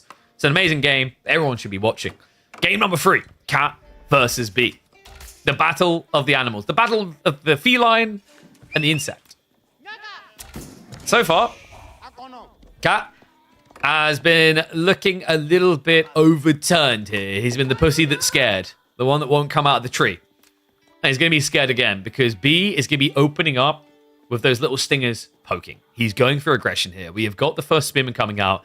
It is going to be a Dark Age Jean Rat's Rush. Interesting choice. One that has a different variance of strength to it than French. For French, it really is about the fact you have extra economy, so you can potentially do this against Malians. Malians specifically because of what they do with their wood. They build structures away from the safety of their TC. The thing that can make Jean's a bit better than French is the potency around Jean herself. Remember, she's a hero unit that upgrades for the ages. So if you time it right, you could use her to walk across and build outposts on the enemy side and then get leveled soon and start attacking them. I don't think we're going to be seeing that here. I think B is probably just going to go spears for a little bit of poke damage and then pull back for Age 2. Because one of the big problems is on a map like Dry Arabia, if you're going to walk Jean all the way over to the enemy side of the map, especially when you have to walk around the back of the pit mine, you better damn well make sure there's something other for her to do than just build a single outpost, because otherwise you aren't going to get enough XP for level 2. Great gold spawns for the Malians? Oh, agreed. mean, he's got another retracted over here. He's got an option on the east side as well, right? So it's a nice divide and split. He also has nice deer stack placements. That's really important because remember, Marlians is a pro scouting civ. They're usually an anti-pro scouting civ. And what I mean by that is they will do it, but they will do it after blocking you. Jean is a weaker pro scouting civ. She's not as good as French. She's definitely not as good as HRE, Juji, Chinese, Rus. She can pro scouts. She just struggles because of the weak economy without many upsides.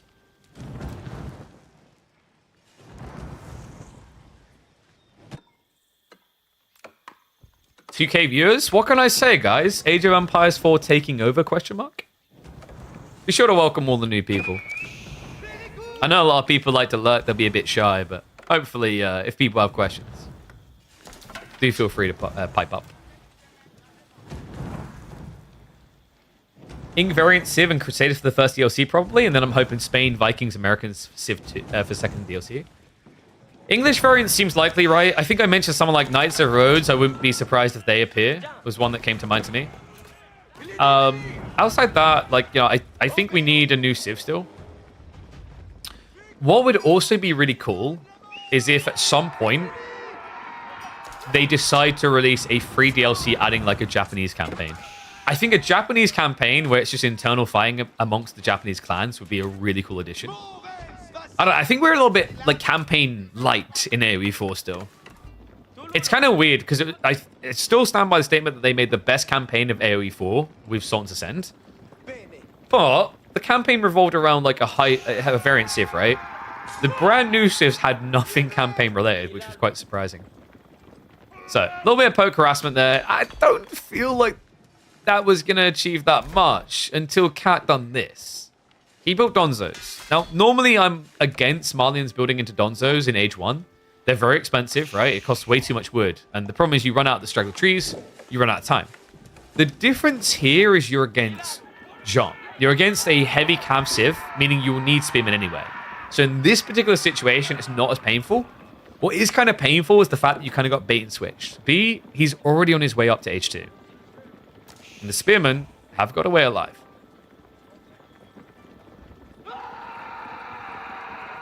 There was talk of Road to Conk free if you hit 750. I think we say Road to Conk, but yeah, chill. You've got to convince, and you and me have got to convince the people to now stay stream after stream. Every Monday, Tuesday, Thursday, and Friday. There will be an exception to that, by the way. Due to some constraints, we're likely looking to do next week's Grand Finals on Wednesday, but most weeks will always be Thursday.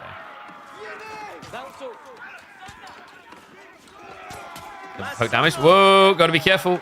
Well, the Donzos, they do have the Javelin Hurl there. They didn't take the opportunity. That would have been a big snipe. Remember, you don't have scaling economy like you do with French, right? You kind of fall behind with Jean because you're going to level her up. Speaking of her, this has to be melee form. You never want to be building range form against Marlians. It's a death sentence. It's something that B should be astutely aware of. Oh my god, he does it anyway. Isn't this very good for Cat? Okay, so let's draw through the possibilities here. The reason why you don't do range Jean is because Marlians have the Javelin unit, which is a unit that gets bonus against range units. I think what B is leaning on is the idea that you can't... Also, what was that panting? Very scared of the dog. Not of a boar, though. But I think the issue here is in the current meta, because it has to be pro scouts and you've already gone Rax, you can't just go Javelin. It's subtly quite smart if B's goal here is just a 2 to 3 minute advantage, right? Because this is either going to slow your opponent going to pro scouts, or they concede advantage to you because they don't want to miss their timing here. And we can see what Cat's doing. He's conceding the timing, right? He's prioritizing pro scouts instead.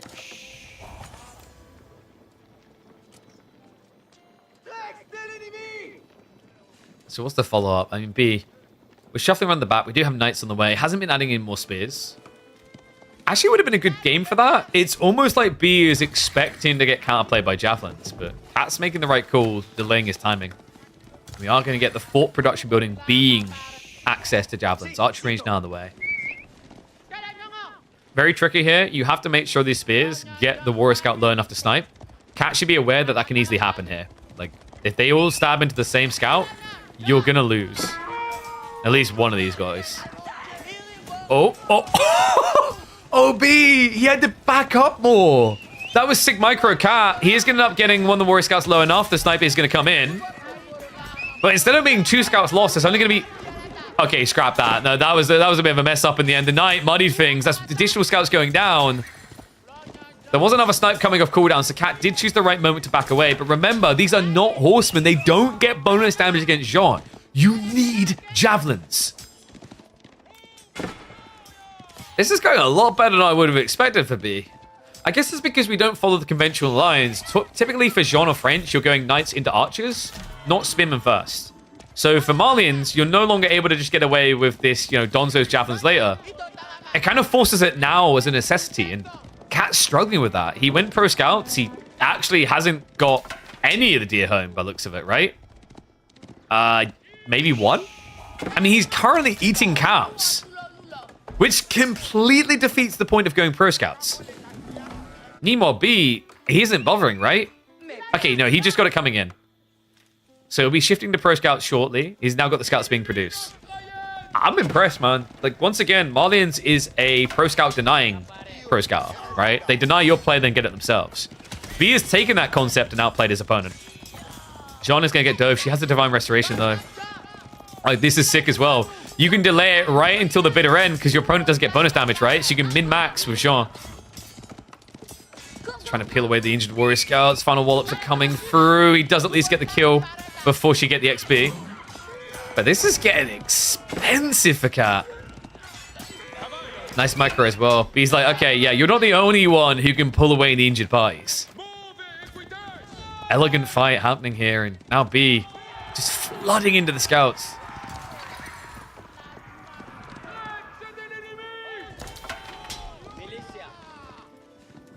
And finally, we have Cat going javelins after he's dealt with Sean. It's because he knows she's coming back, right? We have a buyback from B. Remember, you can purchase her again immediately. It does go on cooldown then. Did cost him 250 gold, so basically that's one night less than otherwise. It's only, what, one javelin? Second one is on the way. And B is still in the deer from his side. And we're back in on the clashes. Nice double snipe there. Peels away another injured knight. I mean, at this point, you could actually just dive onto the javelin. He doesn't care, though, right? Like, Jean is taking some damage, but it's only a single jav. So instead, just takes the opportunity to snipe down all the counters to the knights, peels away, and this, folks, should be chivalry. He's got so many injured knights at this stage. Yeah, look at him. 3, almost 4. I want to say that we're at death's door. Soon to be 5. Jean herself does not have divine restoration for another 40 seconds. You have to start backing up here. We do have additional spears on the way. Yeah, so I just saw the word Zerg mentioned, and this is actually really appropriate. Yes, B used to be a Zerg player, but have you guys noticed something about the way he's playing the game recently? B is more Zerg-oriented than most players in the current meta. We actually saw that in his series earlier in the week against Mahodo. Definitely recommend checking that one out. The game 1 was crazy because we got to see some Buddhist monkery.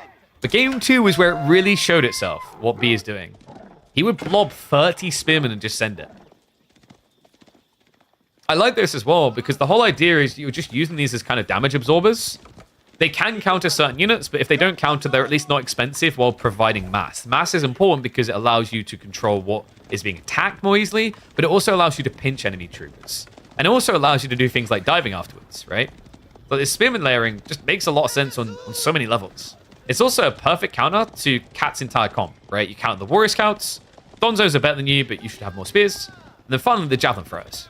Javelin throwers hate spearmen because they just don't get bonus damage against them and have a bad attack speed. I mean, I wouldn't even be surprised if we see B use the consecrate that gives the food discount onto Arax, because if he wanted non-stop pump spearmen, it's actually better than doing it on the stables. Like, you only want to consecrate stables if you know you're always going to be producing knights. Another thing to keep in mind, this is already a very long feudal, right? By Jean standards. We're 12 minutes into the game. And Cat is only now moving on to his second deer stack. Reminder that these were both very close spawning to his base.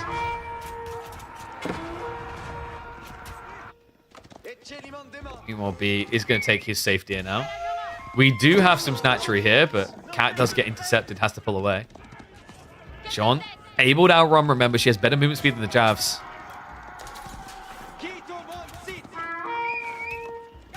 B's so weird to watch. I think the way to describe it isn't that B doesn't do standard stuff. Agreed, that is the case. But the reason he doesn't do standard stuff is he ratchets the game, right? Like this is, I think what you saw here was a reaction to the spawn. I don't think you see him make the same opening, at least opening moves for Feudal Age, if it isn't double deer stack here. If it was one deer right, one deer left, likely we're looking at him just getting 1 or 2 knights and then just playing pro scouts to get everything, right? Oh my god, no, that is... Well, that's eternal sadness. We have Grand Fulani Corral, a landmark that buffs the food income you get from cows, and he has no cows. By the time he techs up, he's maybe going to have 1 ranch full instead of the standard 6 you usually see. Pretty brutal economy. And B hasn't really skipped a step here. Look at this economy. The knights as well. I mean, this is the time where chivalry pays off the most, right? When the health bars are smaller, so you can rejuvenate faster to full. Into a bypass into castle, then you can just go for the veterancy. And he's even going to go for the long con here. It's not even an all-in route institute, despite how good that would be. With the earlier tech, Imperial Age usually being where you have to wait for Royal Bloodlines, he could have had it for 15 knights in Castle Age, which is huge. Collective health ball increase, that would be on 15 knights, an extra 1200 HP. So in terms of raw health increase, that would be like having an extra 6 and a bit knights.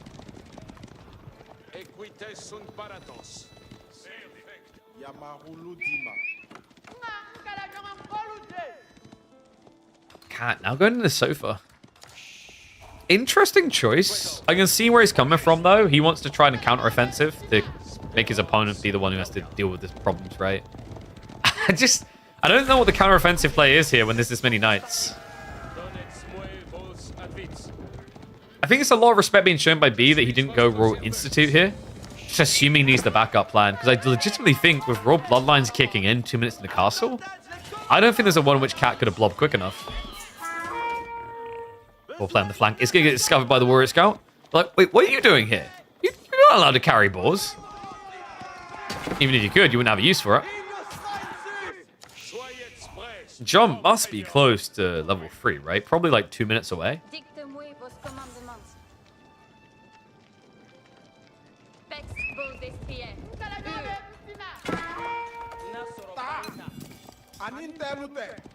How do we have 2K viewers? I guess everyone brought a friend today.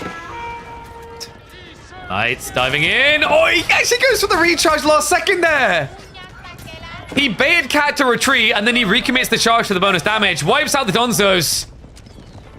And backs away like it's nothing. Level 3 Jean now in champion spawn to deal with the Donzos. We have got sofas massing up for Cat, but B, being very wise about this, doesn't want to have to attack and defend. He's going to go for the full wall in. Yeah, and Cat is... Wait, what is... What is this? And what is up, ahoy sailors? Thank you very much, mate. Appreciate the prime sub. It's a bit late for an outpost rush, isn't it? What is... What... Was this a misclick? Cat just randomly has 2 villages out here. Is he trying to secure the relic? At 15 minutes, when your opponent has mass knights, that doesn't make much sense, right? It's too risky. The only play that would make sense is like a proxy base. But that sounds odd as well. Oh, he was going for the pit mine, wasn't he? But then he just gave up. Okay. I guess he was feeling greedy and then has just accepted the reality of never getting a pit mine.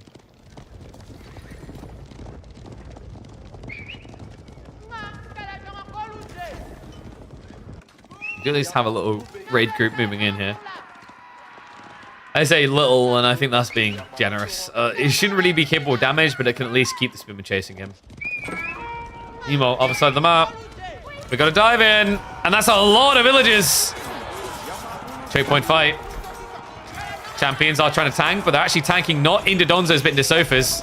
Villagers are coming back. Remember, Jean could easily start sniping them down. Instead, he's going for the big boy targets. Remember, you hit like a truck. 100 pure damage. Can easily snipe down sofas. Cat. Surely not. No, he's not going to have to give way just yet. B pulls it back out into the open. Sick read there. He's got full melee. That was working against him. He needs to flood through and break him fast. It doesn't look like he's going to be capable of it, though. The sofa just a bit too tanky. They'll thin the herd enough. Yeah, so B with a very ambitious dive. And if he had his own spearman, maybe. But remember, those spears were running around after the scout and the sofa in the back. A very questionable fight, actually. I thought B was at least going to try to maybe snipe villagers or something here. He has at least stopped Cat from rushing all the ranches up, but I don't think B's done himself any favors here. Yes, he has got the guild hall, but it's only 520 resources. So you're kind of opening a window for your opponent here. Now, we still do have a second wave of knights, 11 more available, plus the spearman. And I'm starting to wonder, like, is there a world in which this was just a trick by B to get the next stage? Because if it was, what's the point in it? Right? You haven't got the relics yet. You haven't got 2TC. It's a bit odd. Misclick, most likely. I don't think you misclick 20 knights into the enemy line for that long, right? I think you just didn't respect the Donzos. Which is absurd. B kind of just played this game in that moment as if he had Root Institute. His play would have made sense with the Institute, but not without, right? A little bit perplexing, but we still have the resources stockpiling over time. And we do have him consecrating these Raxes now, by the way. So extra savings to be had there. XP for JD. You need a lot of XP. It's 1500, right? This is much better. This is what I expected to see, right? It's almost like B forgot to get the second wave in position or just split the troops. So nice bit of chip damage done there. B now ahead by 8. Counter raid opportunities just don't really exist anymore. Wall's already up. I like the Cat has just consistently kept these scouts running around the back. They can't really kill anything, but it's information play, right? You want to see what your opponent is switching into. Not crazy about this for Cat, though.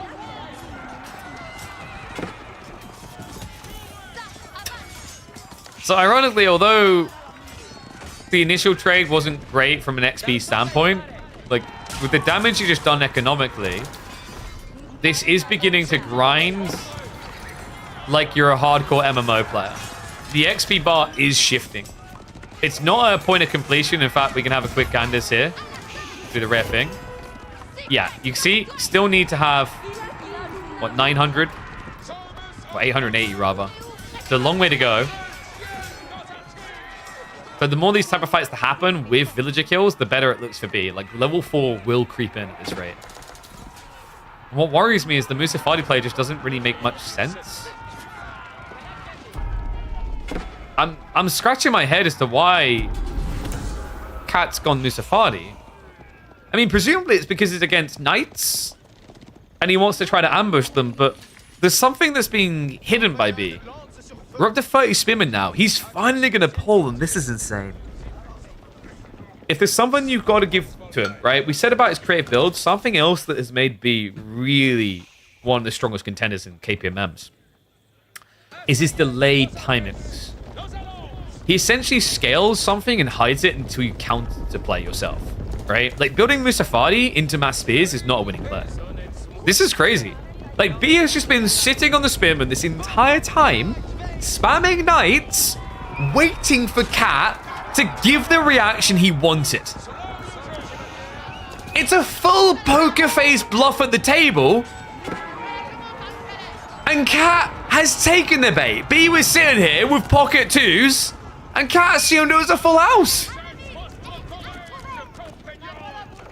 Yeah, and now this makes you wish you had the archers instead. I mean, you're already deterred from the idea of archers partially because arbitrary with the Pavis drops, but an awkward position now for Cat to find himself in. Blobbing Musafadi, he's kind of following that ideology we talked about for B, where numbers sometimes is just better than actually having the right counter. Sometimes you just need enough of something.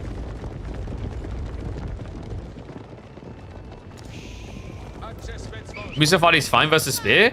Fine isn't good enough here, though. The whole idea is it just bogs you down in a fight, like, that you aren't going to feel great about, right? Like, I feel as if you'd rather just have Donzo against the Spearman, right? Donzo counters this all. Musafadi is like a half counter. It's almost like he's missing the other step to contain this, right? Like, use these as ambushes and then take the main fight. The pocket twos, baby. Hops into the counter pocket. Takes himself some Kirby beef.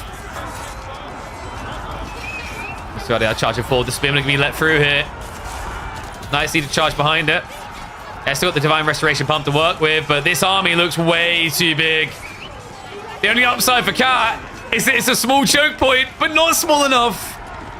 The concave begins. The colors switch. And me is going to waste no time making it through to the grand finals because Cat is out of place here. The key Cat strats that got him to grand finals last week that managed to take B all the way to 5 games in previous encounters has simply not manifested in week number 12. Hey, I've got 8 hours of front page here. Can you chill? Because you're making it look like we might be lucky to use half of it. It's a 3-0 stomp for 3D Clans B.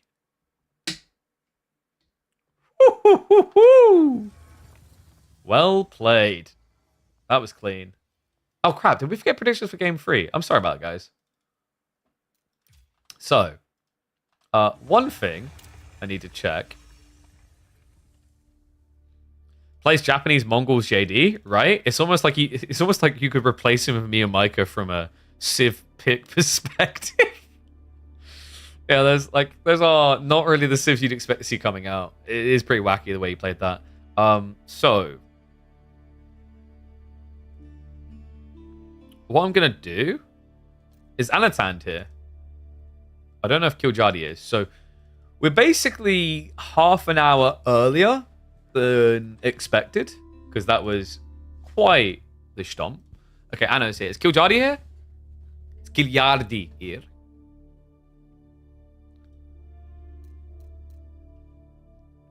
Because I imagine the players don't mind accelerating the schedule pacing a little bit.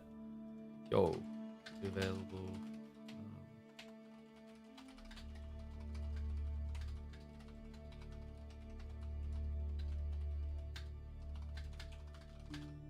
So we're going to check and see if Kiljadi is available. Because we might be able to just hop into the Kiljadi Anno set earlier. I mean, this... what do you think, Anno? I mean, Anno's probably feeling pretty confident. Is Anno still in his I'm just playing the game to have fun state? Because we might end up with another 3-0 if so. KP on the main page. Hi, Twitch!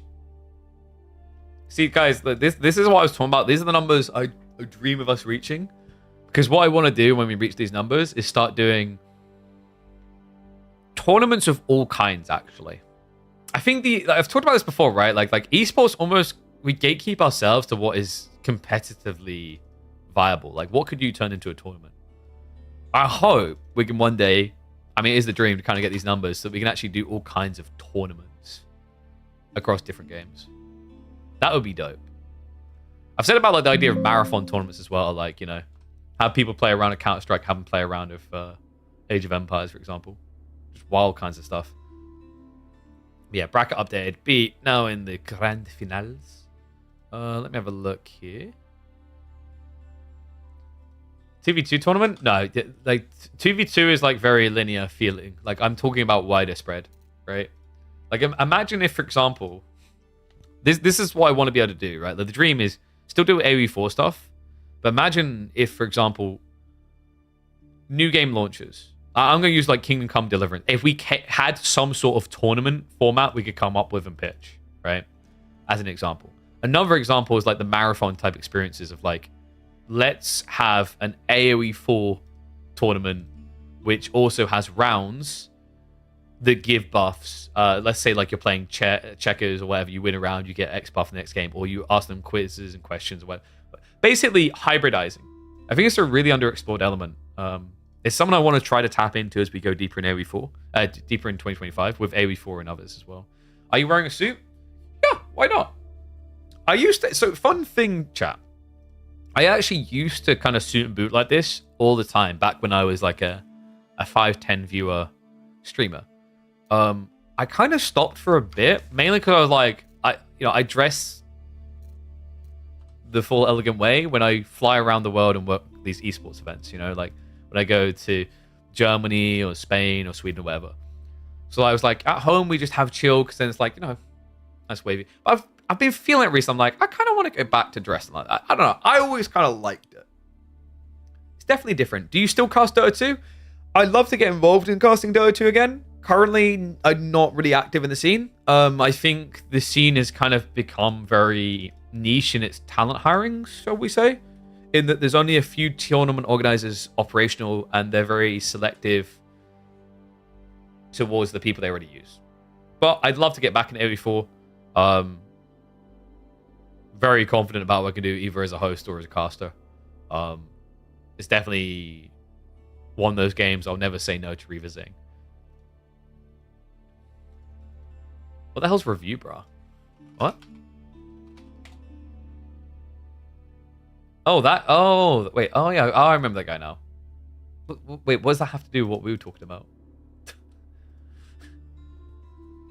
For a different job, or is this your main job? So I'm a full-time content creator. I'm a full-time content creator and freelance esports commentator and host. So if you follow esports in different scenes, you probably would have seen me on a few of those. So like I've worked some Rocket League events, Dota 2 events, Apex Legends, Age of Empires is the one obviously I do a lot with. We get around. Oh, with the suits. I think the one I was watching recently, I was like, you know what? Why did I actually stop dressing like that? Was Josh. You know the one I'm talking about? I'm trying to remember his Josh Strife Hayes, right? Because he does it as well. I'm like, I don't know. It's almost like because we're British, it's expected of us as well. Rocket League, when was that? So I done sideline reporting for Riyadh 2022. And then I done the... I'm trying to remember the full name of it because it's weird when you say it out loud. European Games Esports Championship, which was it was in Poland, and basically it was the official... What's the word I'm looking for? The official circuit for the Olympics. So... You know how you had the European Games in Poland? God, how long ago was it now? Was it a year? 2 years? 2 years, right? So I was the presenter and stage host for the Rocket League there as well. Well, Rocket League and also eFootball. Yes, I've been doing this a few years now. Mahodo, mate. I've been to Poland multiple times. Katowice is usually where I go. So I've been there for the European Games Esports Championship, like I said, but I also was there for Intel IEM. So IEM Extreme. It was the Beijing one for Dota 2.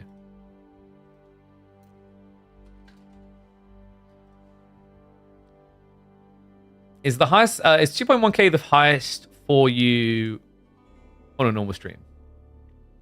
I don't think it's the highest I've ever had. The highest would have been, I think, 6,000. So when I done TI qualifiers, I mean, here you go, guys. And that's another thing, by the way, people who are new around here. If you're like, I don't know if AoE4 is for me. If you like talking about esports content creation, the wider arc, behind the scenes, etc., we do a lot of that as well. So we break down channels, we break down like viewer expectations, etc. Basically, I'm not just content creator, a freelance on-screen host and commentator. I'm also I manage influencers and source deals for different tournaments. I'm a busy bee, but if we look at Solid Name wouldn't be the one for Reddit. Yeah, Twitch Tracker I think is the best one to show the highs years apart. So if we have a look here, and then we go Killer Pigeon. Choom, what the hell? Why have you started that? Oh, I got to change necktie now. Why? I like the dress down. I think Choom just has no chest hair and he's intimidated. So if we go streams, And then you go, all time. So all time. Oh, is it the highest? It shouldn't be. There's the highest, right? Maybe? Oh, okay. Yeah, okay. Actually, it is the highest. Damn, big pogs. I thought Dota peaked higher. I could have sworn we had like 6,000 people at one point watching us when we done Dota 2 TI qualifiers. But no, yeah, it's the highest. I'll tell you what, those look like healthy numbers in the last year or two. You're jealous? I knew you were. Alright. Ugh. Pop out the champagne for that viewer count? You think I can afford champagne? That's fancy people stuff.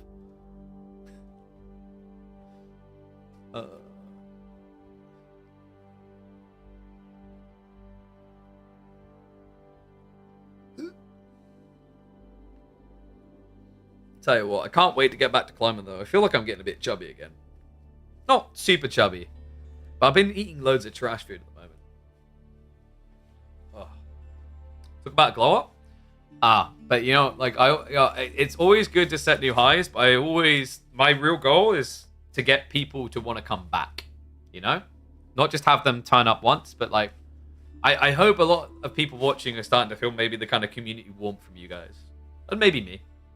Maybe I'm the offsetting piece, but that's always my goal. It's great to have these highs, and I love that we do. Really big shout out to Twitch for the front page. But now the goal is like how many people want to hang around, right? How cool is our game to people watching, and how cool are we? I guess. Oh, there we go. Boom. By the way, another thing about me, I have a lot of ties.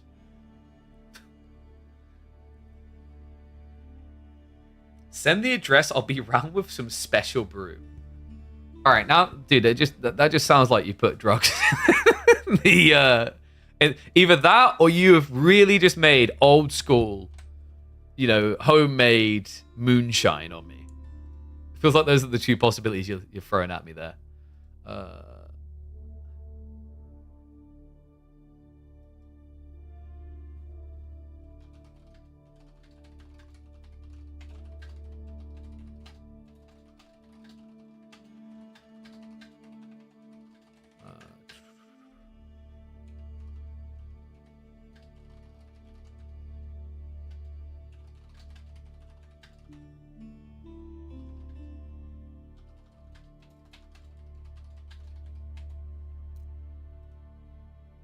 Lithuanian. I've never had a Lithuanian moonshine.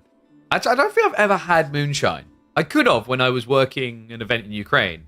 But considering like one of my coworkers did, and he was dead. Like he was full on KO'd by how powerful it was. I was like, let's not do the homemade vodka. Do you prefer us watching on Twitch or YouTube live? Good question.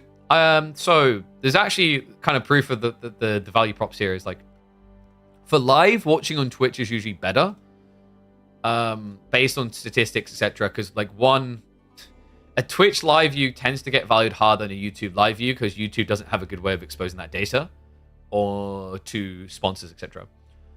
But it's also just like the community aspect. People tend to do things like subscribing, etc. more on Twitch than YouTube.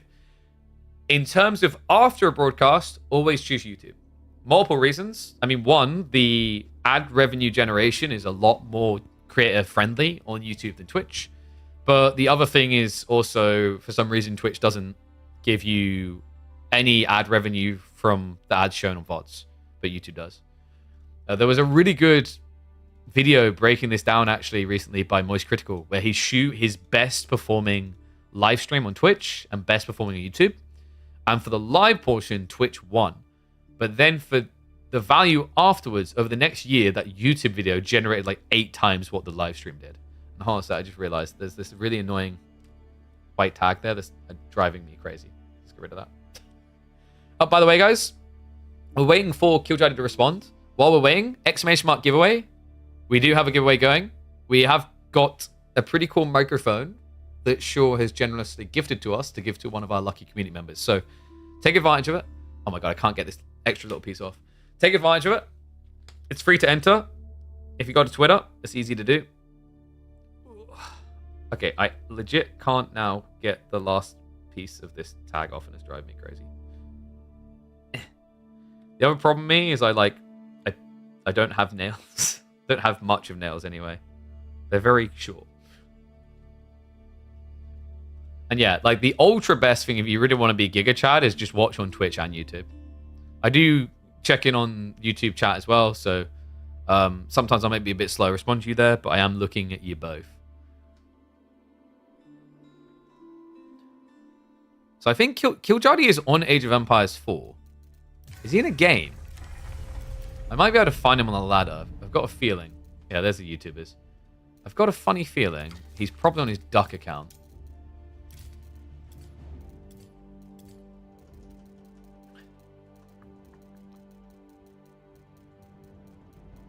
Yeah, like with what we were saying earlier about being able to go and do different shows and games, right? Like, you know, a launch event, let's create an esports event for this game, or like tournament for this game out of nowhere.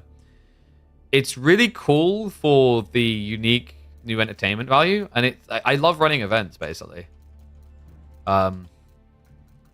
It's cool as well for people who are hardcore AoE4 also, because what it means is you can bring people into this new ecosystem. So a lot of you would then discover new games you wouldn't have looked out otherwise. And for people who came from those games, they'll discover AoE4. It's like, I know some people see their favorite streamer and they're like, I really think you should only ever play this game. It's like, there's a trade-off there. It's why when you look at new game launches, it's why actually a lot of these companies, what they'll do is they'll partner with, okay, I can't get this piece off, it's annoying me. They'll partner with the biggest streamers who don't necessarily play their game, because it's like exposure logic, right? If you want conversions, then you go for big streamers outside the game that are in the same genre. So like, for example, Kaiser Johan, when Europa Universalis 5 launches, should clearly be contacting me about me, Beastie, Mem, Viper, all these people. Right, Johan? Yeah, right. You're definitely gonna like bring us all in and pay us to come play EU5, I'm sure. Because like that's gonna give you better conversion. It's because those people fit. And by the way, Johan, like for all those, you'll be talking to me anyway. So I keep saying, pick up the phone. Magnus versus Hikaru in a French mirror on Arabia, dude. You want AoE for the Esports World Cup? I just don't realistically see it happening. The problem is like you need to regrow RTSs in general. You need to regrow RTSs to a point where they become a bit more mainstream. And the reason is this. If you look at the presence of RTSs for the Esports World Cup, they don't care about having all the RTSs. They care about having the highest pedigree in each of the categories. And, well, StarCraft is historically that, right? That's why StarCraft is there. So, with that in mind, for Age of Empires to get there, it would either need to reach a new all-time high that exceeds what StarCraft had achieved many years ago, which is very, very difficult, or RTSs collectively need to make a comeback, which once again involves hitting new all-time highs in terms of viewership and exposure to player base. So that's why I don't think you'll ever see Age of Empires at Esports World Cup. The only way I think it would likely happen is if Blizzard said no to having StarCraft there. But like Blizzard and Microsoft, technically same company, right? But yeah. Esports having a hard time in general, a lot of investments leaving. Exactly. And that's why it's important, like what we do here, right? Where like for years, I basically thrived on just being an esports commentator, but because I wasn't ever like the tier 1 embedded talent, it's like challenging to stay in the scenes, which is why we expanded, tried new things. That's why we're also looking to grow our own content, because by growing our own content, we have more control over our future, to be honest. And it also allows me to then make the esports dreams come true in a different way. Like I said, perfect example, Sniper Elite Resistance came out the other day. What an amazing opportunity that would have been for the developers to work with someone to run some sort of unique tournament angle that you could produce a show for, to expose people to your game. And it's very valuable as well because, you can basically put a prize pool up and people will come and play your game to practice your game, to prep for your game, to play for the tournament. So yeah, I don't know. It's definitely someone that I want to explore more with. And just in general gaming, right? Like actually checking out new games when they come out. I think I've talked about this, like my plans for 2025 is like definitely AoE4 is going to remain a core element but just an opportunity to, like, you know, check out new games when they release, to provide you guys new forms of entertainment instead of you watching the same Pro Scouts game for the 1500th time, giving you something wacky and different. It even expands within AoE4 itself, where, like, I want to be able to grow this channel so that we can start doing things that you guys can be a part of, right? Like the community games more again. Because we done them the other week and I had a lot of fun with it. We actually might do it today if there's enough time. Did I ever play AoE 2? Would you say AoE 4 is a good successor to AoE 2, and what makes it that? If you ask AoE 2 people, they'll probably say it's a bad successor because it's not AoE 2. And I think for some people, they want AoE 4 to just be a replication of AoE 2 and stay genuine to the originator, which I don't like that sequels always do that these days. So I kind of like that 4 tried to be a bit different.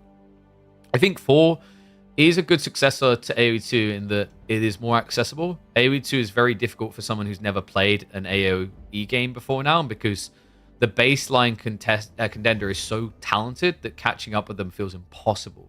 Age of Empires 4 has a problem, though, like any game that has been out a few years, which is as you've been out, as you continue to exist, it becomes harder and harder for new players to get into your game because it becomes gatekept unintentionally because people are just better.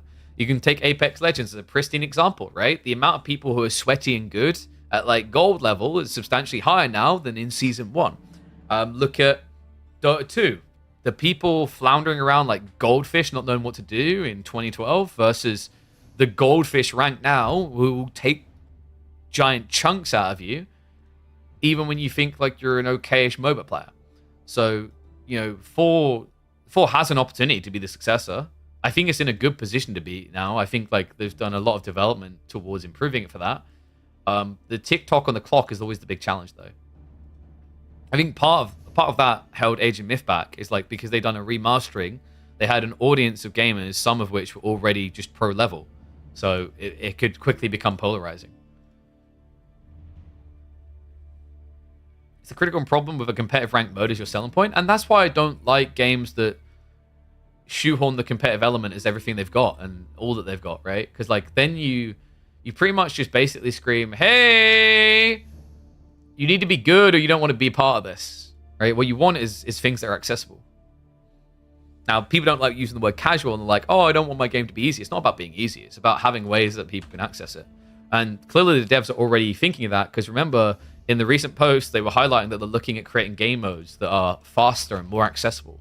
I think that's a positive change. I think the speed of RTSs is something that people have attempted to mess with in their design, but they took the wrong approach in the past.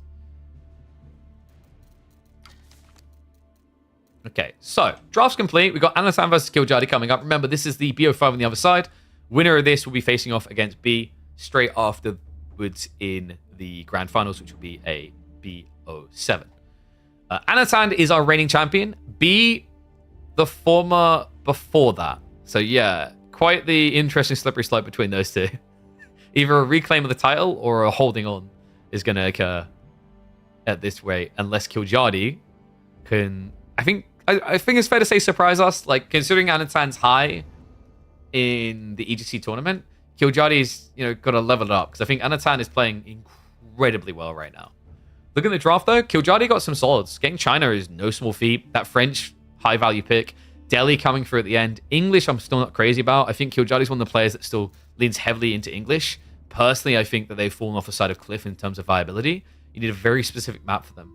I'm hoping this is not that English opening pick we've seen a few people try on Oases, because things like Byzantines should, in theory, be able to answer you quick enough. Like some sort of co-op mission-based game modes with maybe a score. Yeah, I said like those type of things would be really good to have for AoE4. Just in general, more zones of accessibility. I think one of the biggest mistakes that RTSs make, and it's kind of a shame Stormgate flopped, because one thing they were looking to do was the co-op mode, right? Those things are smart. People don't really jump in on 1v1 RTSs as new players. It's so hard, man. Like, why would someone be willing to try Battlefield for the first time if they've never played Battlefield before? Because they hop in as a part of a team of 32 people. You can say it's overwhelming, but it's like the results of your actions are diminished to a point that you can just explore the game and have fun. In Age of Empires 4, the results of your actions are the entirety of the picture from your side in the negotiation, i.e. your team. right?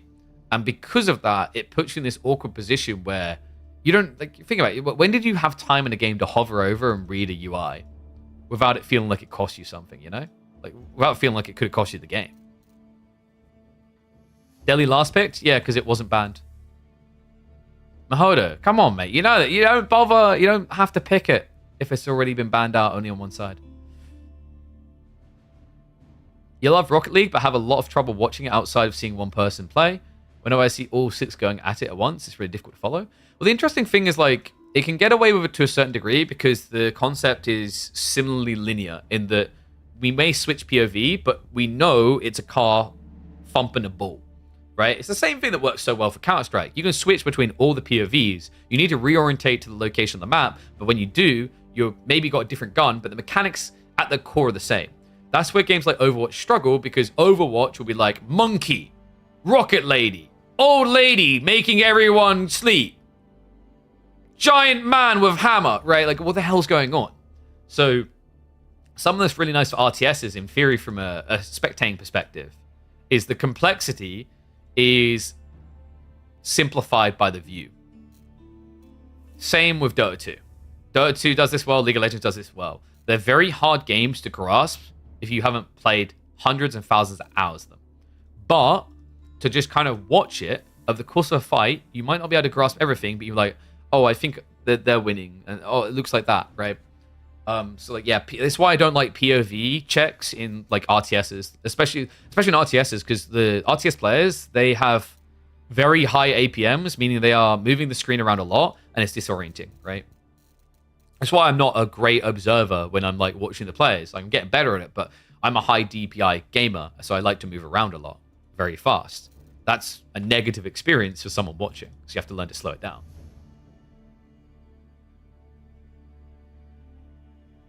Would encouraging losing or trying to encourage an opponent who lost to us help draw new players? I mean, how are you encouraging losing, right? The fundamentals of like an RTS is you get put in an arena or 1v1 and it exposes your weaknesses. Do you think it's a coincidence that arena shooters have died? Like old school arena shooters like Quake have died alongside RTSs. I feel like the only hardcore 1v1 environment that's doing really well, I guess football's doing okay, right? But I think there's been a growth in the multi-team thing. The big one that for me has remained strong though is fighting games. But for fighting games, it's different because fighting games are more communal. You get together in person and you smack talk each other and you have a drink and you have a good time, right? It's couch co-op levels of stuff because you're couch PvPing. You don't really couch PvP RTSs, you can't. But like one core element is that if you want to get people into the RTS sphere, you have to treat RTS like a filtration system. And the highest level of the filtration is campaigns, co-ops, endless modes, mods. Basically, like mods is a tier below that, but like basically it's things that people can just pick up and try and not immediately feel that they're being punished for not knowing everything, right? The problem is most RTSs in the last decade have completely misunderstood their filter. They have treated 1v1 as the king, right? Like just imagine you are trying to pour milk into a bottle and you stick the filter in with the big cone and you pour it and the milk all goes in. Great, right? A fair representation would be that milk carton has just been immediately poured upside down. Most of the milk's going to go in, but some of it's going to slosh off the sides because physics. Now, by putting 1v1 first, putting PvP first, imagine what you've actually done is you've got a wider jug, but you've put the filter upside down on it. And you've once again 180'd the milk, and a little bit of it is going through, but a lot of it is just splashing over the sides, right?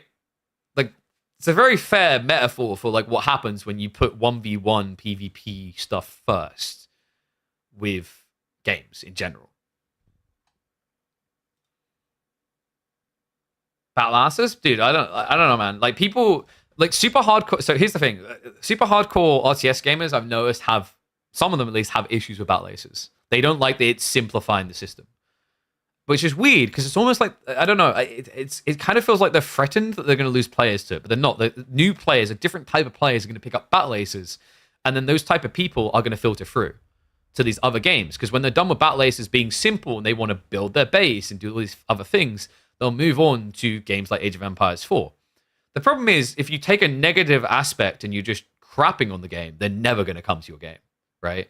I think I've talked about this before, and we're a minute and a half out, by the way. I'm going to run ads in a sec. But I've talked about this before, that when you're overly negative as a community and looking for the downfall of other games within your genre, when you're such a small genre, it's so polarizing to me because it's essentially a race to 6 feet under, right? Like, people flamed and laughed at Stormgate's failure, and I was like, dude, Stormgate's failure shouldn't be celebrated. It should be mourned. Like, that was meant to be the future of RTSs for us, and it's almost like that the elitist element was like, it wasn't the future of us though. It sucked, blah blah blah. It's like, yeah, but it would have got like new players in potentially, and now we don't get that. Instead, we're left with games that are 10 years plus old that get some people nostalgia but struggle to get other people in because it's too hard. All right, I'm going to run a minute of ads now for you guys. I mean, Stormgate has technically failed. They're still... I've talked to devs, and like it looks like they're committing, right? But the game has got maybe like 200 people playing it. It's by like active player-based standards, it's failed. Stormgate, in fact, I'm going to check Steam charts right now. Stormgate currently has 62 players playing it. Its 30-day average is 69, nice, 0.7 players. That is a failed game. Doesn't mean it's not revivable, right? But like, it's very hard to revive. And if you think about games that succeeded in reviving and how they revived around things like their single player. What do you think got people back into No Man's Sky? No Man's Sky, in the end, done pretty damn well, right? Considering where it was at, it recouped its awkward situation. Now, yeah, No Man's Sky right now has 25,000 people on it. 25,000 people with a 12,500 average player base across 30 days. After all these years. That's pretty damn impressive.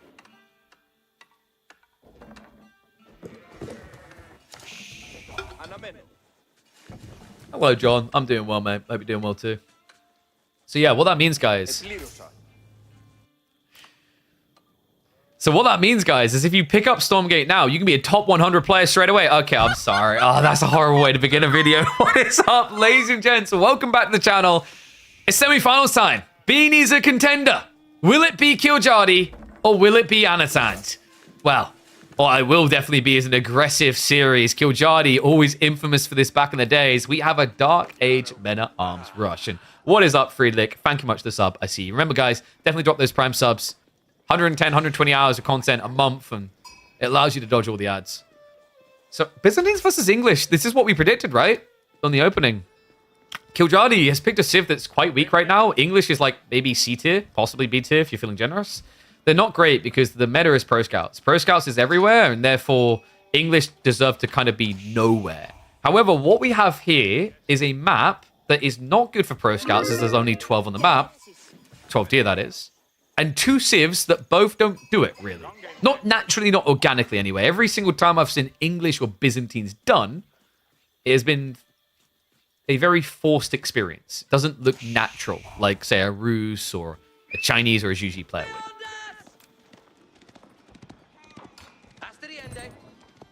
And yeah, so for those just watching on the YouTube side, when this goes up as a recording, we've currently been discussing, like, what RTSs need to get big again. And I guess it's... I don't know, is it kind of self-damaging as a channel that primarily runs tournaments to say that I think putting esports in 1v1s first is what's killing RTSs? Yeah, maybe, but yeah, to kind of like shoot people in on the conversation, I think, and it's really important actually for AV4 with the DLC. 1v1 is great, but like the campaigns and also some replayability elements, modding, etc., is really what's going to allow RTSs to come back if they ever do. So, Outpost Rush coming in. Killjadi, he really is just looking to block his opponent in. Oh, this is sick, though. I don't think Anatan scouted this at all, right? No, he didn't see the racks. He went for a wide rotation. He's gonna scout it as it's happening, but with it being a Men-at-Arms, it might be a little bit difficult to dive. He does have Akratoy, and he would be able to clip the range, but I don't think enough villages are nearby. So, yeah, he sees the outpost going up. He's gonna have to concede that. He could get into a Kara Siphon quickly, but fair to say this is a beneficial start to the game for Killjadi. His opponent isn't going to have mercenaries.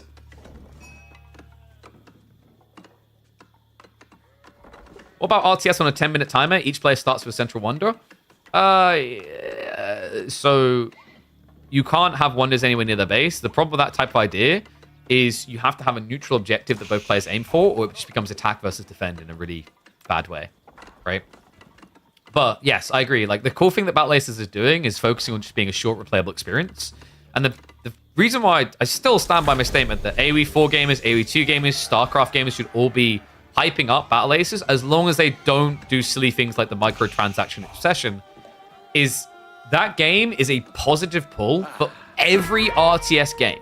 And the reason is people will start with that game. They won't necessarily stop at that game. They will start with that game and then eventually realize that RTSs is more and bigger. And then they'll be like, oh, now that I've done Fisher Price as my first RTS, I know the basics. Now I'm more open to the complications that come in with all the other RTSs, right? All the extra keybinds, the extra build, all the crap alongside. Because you genuinely can't get people in, easily at least, to these traditional RTSs. And yes, the tree lines are walkable. You can walk through them. You can actually drop buildings here as well.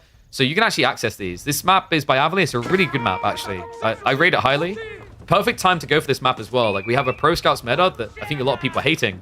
And with Oases as our default map, you don't really see Pro Scouts. In fact, this week so far, we've seen one Pro Scouts game outside of Delhi games. And that was an Anatan game, and I think he only done it because he was dominating so much. Speaking of Anno, good choice here to go into the Horseman. He's going to have to find a way of breaching through that outpost soon. But there is a high price, right? Kiljadi pulling a villager so early to build the outpost.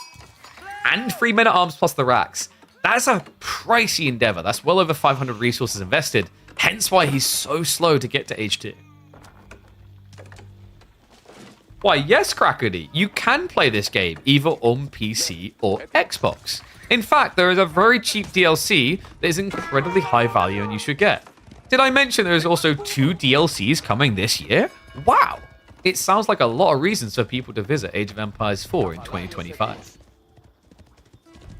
I will admit they missed an opportunity to do this all in 2024, because then you could have said visit Age of Empires 4 in 2024. So Anno's goal here, by the way, is to build Horsemen and just blitz the tower. He's going to up to probably about 8 Horsemen and look for the torch down. Remember, Kiljadi didn't keep a villager here, right? So this outpost only has a limited run. Here he goes. Actually going to go with a 6. Scout's coming as well, though, so that's going to be a 7 burn power. Men-at-Arms have been trying to hop out. He's trying to do some clown car shenanigans, but remember, Anno doesn't care. In fact, he's ungarrisoning incorrectly now. Yeah, the injured horseman wasn't immediately hit. So far, this play has cost Anatan 1 horseman. It's cost Kiljadi 100 wood alone for the outpost, let alone the idle time. And you're building horsemen against a civ that's going to build lombos anyway. I don't think anything about this is bad for Anatan. Let alone the following up mop-up. Able to clean them up, ends up losing, like, what, a 2nd horseman? I think it's 2 horsemen for 3 men-at-arms plus a tower. So you got over double the value back in return. Yeah, Anatan is not unhappy with this trade at all. Kiljadi, it starts to feel like this is the type of play that would have made more sense for almost, I want to say, Abbey of Kings into, I don't want to say maybe a TC, but some sort of scalability there, such as Mass Horseman.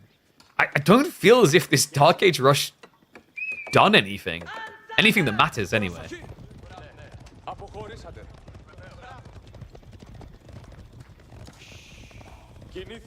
First time viewer, you should try China or sushi. Oh dear. Yeah, there's not... I'm trying to think, there's not really that many RTSs coming out in 2025, currently announced, right? I mean, the main one that's going to be coming up is Battle Aces, because it isn't released yet. I think the other interesting one is like something like Red Dragon, but that's a...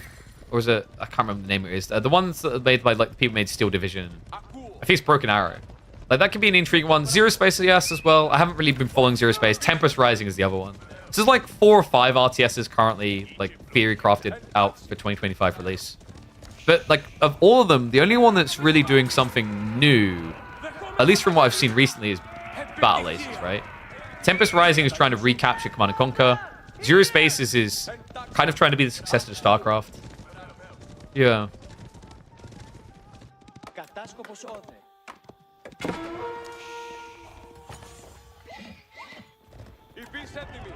I would be interested in more RTSs that are trying to do something new, though, for sure. To me, the thing that is like maybe holding RTSs back from regrowing to huge is like we're basically trying to recapture the same audience again and again and again, instead of trying to figure out why we can't get a new audience. Does that make sense?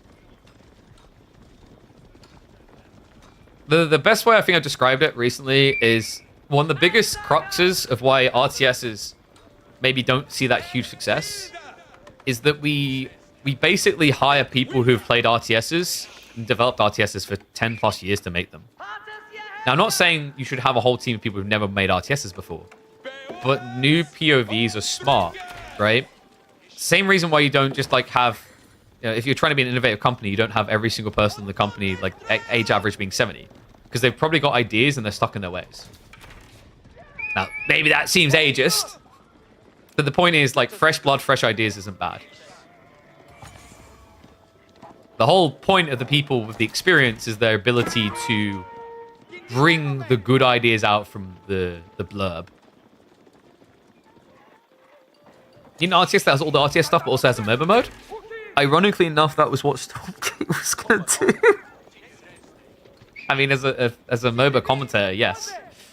I would like to see those kind of synergies. Like, hell, what happened to the days when we had, like, hybridizations? Do you guys remember the...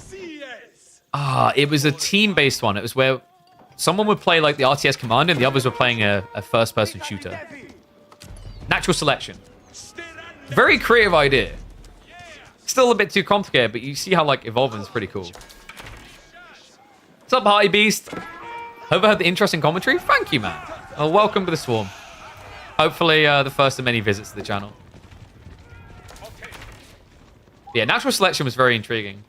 And the cool thing is, like, it was approachable because if you didn't want to figure out RTSs, you could just sit there and thump people over the head as a as an alien.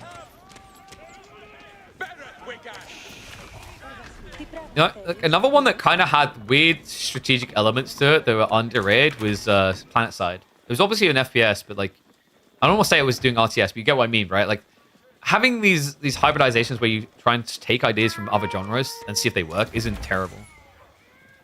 The problem is when, like, you are, instead of making a fully refined product, just trying to entertain everyone. And I always use Dawn of War 3 as an example of this. Dawn of War 3 could not decide if it wanted to be a MOBA or an RTS. And it kind of ended up with the worst elements of both. Alright, so, Killjardy. If you're not familiar with Killjardy, he kind of has a reputation as an all-in aggro boy, and he's trying to fulfill that prophecy. Unfortunately for him, what a read by Anno. He didn't bother using this typical mercs. He actually went for the neutral trade post and got the Royal Knights. Anatan is probably the #1 utilizer of mercenary houses on trade posts. What is up? I think I said thank you to Free Lick for the sub. Thank you very much as well to Type Arrow Dubs. We are indeed front page. I'm hoping we're getting some people coming through that are looking at this game going, oh, this is interesting. One thing I'll say about AoE4 is while it in some ways follows traditional RTS aspects, something I've praised it on is that it probably feels a lot more investable in terms of your time for casuals than other RTSs. Because it's not trying to just be StarCraft. A lot of RTSs keep trying to snatch what StarCraft was without realizing how bloody hard it is to get into that type of game. I do sometimes wish the speed of AoE4 was faster, but in fairness, while I wish that from a spectating perspective, I think from a playing perspective, a lot of the pacing people are happy with.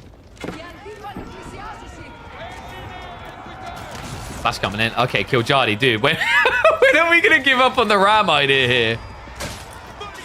I mean, Killjardy's Finn, but right now he's looking Dutch. I want to rename him Jean-Claude Van Ram. This guy, he needs to get over him. Because unlike that actor, he's not looking like the unbeatable action star. Oh my god, the villagers are here as well. Nah, this is over.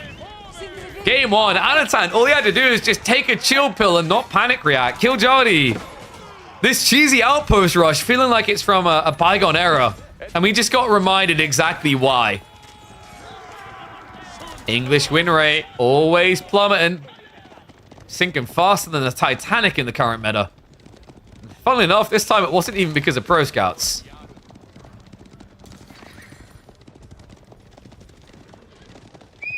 You don't want to speed things up too fast because it streamlines strategies? Exactly. But I think AoE 4 still could be a bit faster. To your point, you definitely want people to be able to make strategic choices and adapt a lot. But also, you want to make sure that every moment in the game, or at least as many moments as possible, their actions feel meritable, like they're going to do something, right? I think we have a lot of stages in the game where it's not too bad. I've been quite clear on my criticisms. I think from a spectating perspective, Dark Age, although it's got better in the most recent meta, can sometimes feel a bit redundant. And then the other one is hyper late game, when it's cool to see big armies clash, but it's kind of sad when they don't move like 40 minutes because they keep killing each other. Not every game, and I think that's why I'm glad we got some front page today to show the game off to people. Is AoE 4 is, I think from a design perspective, entering its golden age. We have the best design we've ever had in AoE 4. And I think it's going to continue to get better throughout 25. So, Killjani, I've got bad news, buddy. You failed the feudal aggro twice. Your opponent gets to go castle. And with this castle age, he ain't weak. I love the fact Anatan added archers, by the way. Like, really want to emphasize that enough here. The Raw Knight detail was smart. On a map where you can get quite food-starved and exposed, if they can't help you win the fight, they can help you raise. It's been that fight. This looks completely like a wash. Anatan, the reigning champion, will be opening this best of 5 with a win. It's from an age behind. And we were probably having double the army. There's no doubt about the outcome of this one now. See, that's what I love. Bullets like I haven't played Age of Empires in 15 years. I had no clue it's still around. They took a big break, but Age of Empires 4 is back and it's never been looking better. Just like Anatan. Yeah, now is a perfect time, mate. I recommend having a look at it. I might, you know what, I might before, maybe we do like 1 or 2 giveaways in the chat. I've got some Age of Empires 4 keys. Maybe I'll give 1 or 2 away. Eyebrows. Let me give you predictions on that. So, game 1 to Anno. And maybe we'll give 1 or 2 keys away so people can try the base game. Get some new players in. Give them a taste of it. Because the thing is, as well, the DLC is really cheap. So, Biz versus Ing. Let's win. Because like, if you go have a look, I think, is it 15? I think it was £15. Which, for the content it added, was very reasonable. So, Age of Empires 4. Here you go, guys. So, right now, Age of Empires 4, £30 for the full. What the deluxe edition? I think the deluxe edition just comes with the DLC, right? No, the deluxe edition is pointless.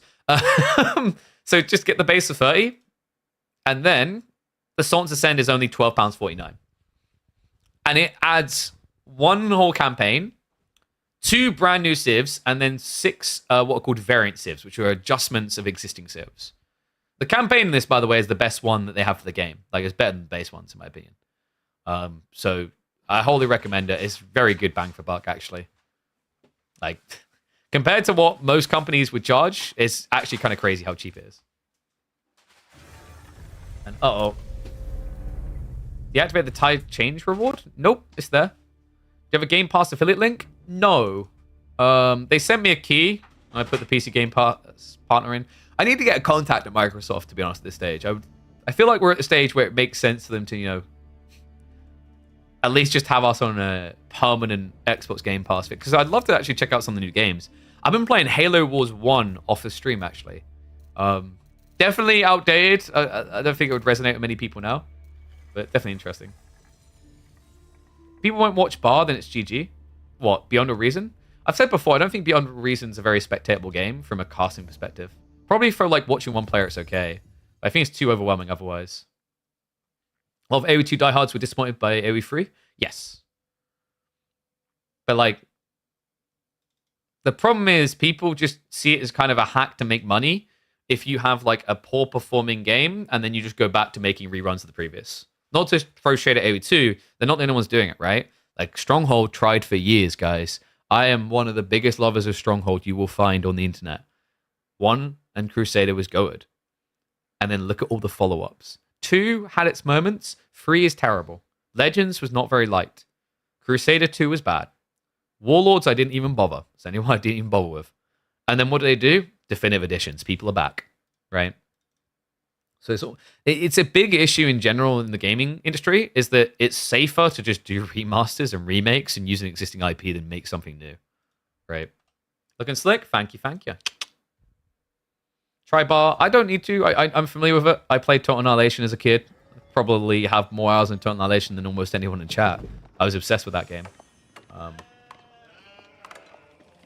RTSs haven't been focusing on creating building tension rather than constant action. Yeah, well, that's the whole point of, like, your results matter, right? The outcome matters.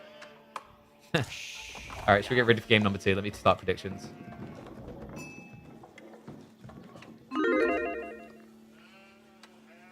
The other thing... Oh, what's that? Let's start the recording. Let me flip score. The other thing I love about what we're able to do when we commentate over AoE4 as well is that slightly slower pacing allows us to have these type of discussions while the game's going on. And we don't really miss out on the action either. We open game 2 with action though. Game 1, Killjadi was the aggressor. Game 2, Anatan is trying to educate. We've got HRE, one of the best is at doing this Dark Age Rax Rush opening on a shorter map where pressure can be found. And Killjadi will need to rush additional workers out to the gold ASAP unless he wants to be curtains in the Dark Age. So, we were talking about, what were we going for? Yeah, the whole idea that, like, basically, after AoE 3, people lost faith in the franchise. I think one of the biggest issues we actually have currently in the gaming industry is the obsession over the next big winner. Instead of just making several games, which could all potentially be medium successful, every studio is interested in putting their entire bank on the line on one game. And they do so, they justify it by making it a previously successful game. And that brings with it unreasonable expectations. That brings with it limitations on freedom of creativity, etc. I think there is not enough, at least from AAA, new IPs entirely. They're all just basically regurgitating the same crap they have been for years. I say that as an Age of Empires 4 content creator, but you know, it goes wider. Like there really is plenty of good opportunities to make a great game without having to basically dust off and bring out a retirement, an IP you haven't touched in X years. Like, you see all the time, new ones just returning. And sometimes it's great, right? And I think that's also the debate, is like, because sometimes it's great, people always think it'll be great. We were just talking between games about Stronghold as a perfect example of that. And where they ended up in the end, after trying for so long, is like, let's just literally remake the good games. Yeah, this is, guys, this is bad. This is really, really bad. Killjadi, oh my god, no. He didn't scout it. He didn't pull more villagers. And the distant mining has failed him because, look, Anatan has a spearman here. Guys, we might end up with the fastest game we've had. Anno, he has got 3 spears here. Not all of them reacting straight away. Killjadi, he goes for the rush. He needs 38 gold. Shivs are out. He'll look to address the first spearman, but remember, this is going to accelerate the timing on the outpost. If you want to make this work, you have to go for the villager. Uh-oh, Killjadi, he's running away. I don't think he has enough. It's going to be tight. It's 1 worker lost so far. It's microing away correctly, but the outpost is now up. He could go in for the garrison. Arrow fire's coming in. And Killjadi, we're going to have to do a check. He's got the gold required. Barely. This was so close to being a pre-5 minute GG. But he did get the 200 gold required for Feudal Age. By the way, that's another element of Age of Empires 4 that probably doesn't get praised enough in RTS development. The landmark system was very smart from like a choices perspective that changes games. The other thing though that I think gets slept on is that you can end a game quicker in AoE 4, theoretically at least, than any of the traditional RTSs. Or at least a lot of them, right? Like for example, AoE 2, you just keep building base, right? If you have a few villagers alive, you can maybe make the greatest comeback happen. Now, that might sound lame and that makes AoE 4 linear, but that's not true at all. We have some incredible comebacks. But it's not like you get this, you have a building left, right? Like SC2 has this, right? Where you can basically spread out and have additional bases. Whereas Age of Empires 4 anchors you in some permanence of choices, right? Like that you have 4 landmarks total for most civs. And if you place them all close together and someone's all inning you, you could just die. It's very interesting, actually. Because the alternative is, you know, when you play like these old school RTSs, if someone snakes a base in the corner, you have to go find it. And if you're on a big map, that could take a very long time. Turn the game sound up a bit. There you go. Let me know if that's better.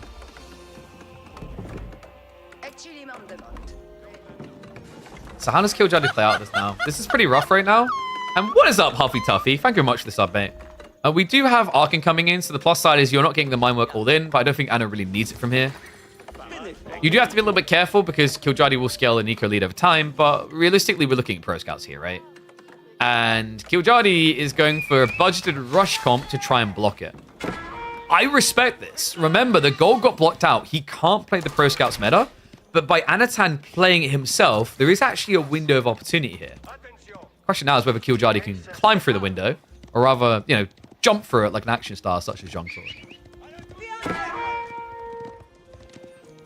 Landmarks also reward scouting unlike old school age ups. Yeah, because you can kind of see what's happening. I get where you come from there. And once again, I'm not saying that like every game should use the landmark system, but I'm saying it's an example of an innovation that I think was a good idea. It's worked out quite well, but I never feel like I ever saw it get praised anywhere, right? And I've got a grumpy baby here. It's Ezra time. Oh.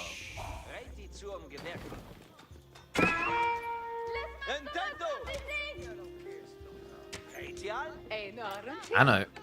Hello. He really wanted the stone for the outpost emplacement, and looks like he's going to get away with it. No wheelbarrow either.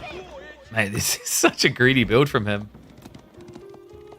I mean, Horseman, Spear, Archers. I kind of love what Killjadi is doing. Out of all the players that would kind of lean into this comfortably, he's the one, right? Him and Vortex are the ones that love playing this all-in strat. And from his terrible spawn, he kind of has to. The alternative is you can go back and burn down the outpost, but because you need to build an army first, you might as well counterattack immediately, block your opponent's pro scouts play, and then afterwards you can come back to secure your gold. Because when you're playing French, you need that gold. French Knights are too important. Heavy Cav in Age 2 is crazy. If you ask any low-ranking players, if you're a new player about to pick up the game, you're probably going to think it too. Feudal French Cav, OP.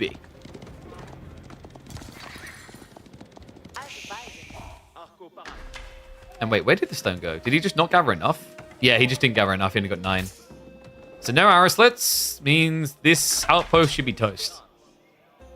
However, I don't really like what's happening here for Killjadi. By backing up, you're going to let your opponent get his pro scouts timing, right? It's coming in 40 seconds. It's going to take you, what, probably 30 to clear the outpost from now, which means you're not going to be able to block the first deer pack. Second will be variable. If he gets rid of these deer first, he's got options. In fact, Anno, he does see how empty this area is. One thing he could have done is he could have used the initial troops to shove these deer in.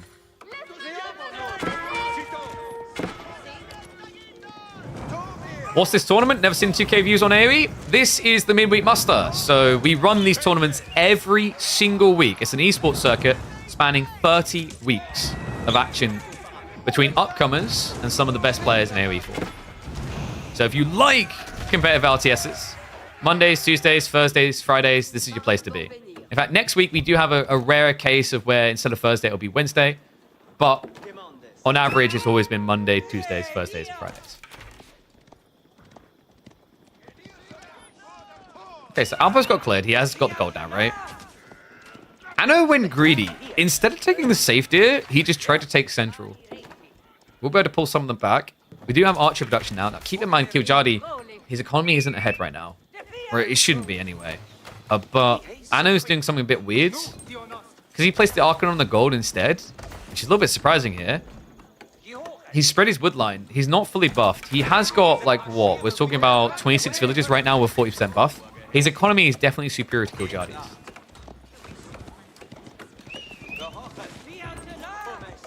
Looks like both of them are about to run out of sheep. Killjadi's going to have to go on to the deer. Wait, is he actually going back to... Yeah, he's going back for Pro Scouts. That's kind of crazy. Very delayed Pro Scouts, but in fairness, the way Anatan has played this, he hasn't got much off the map yet. And it is a lot of spears and archers already. Dive coming in. Outpost is going to assist in the defense, but still a fight that Killjadi is more than capable of taking, right? Numbers are on his side.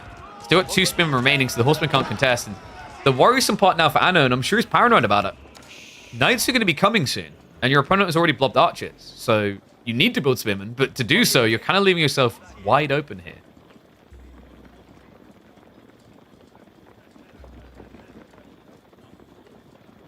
You'd like to participate in the giveaway, but you cancel your Twitter account?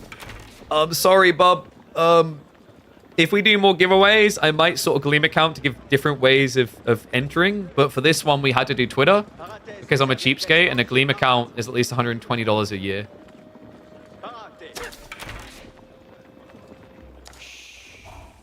So for this one on the Shure MV6 microphone, definitely is going to have to just be Twitter. Maybe in the future we do different platforms as well. Yeah, if you guys want to enter that, we're giving away a microphone. Giveaway should end at the start of March, and we'll announce the winner. Exclamation mark giveaway for details on that. If you don't like dealing with like XLR cables and all the extra details, you really want this microphone. And because we live in 2025 and it's not 2008 where it's acceptable to have a microphone that sounds like you're deep throating it while you yell about my mum, it's worth having a good microphone, even if you're not a content creator. Really does make a difference. It makes people actually want to get into a VoIP with you, you know?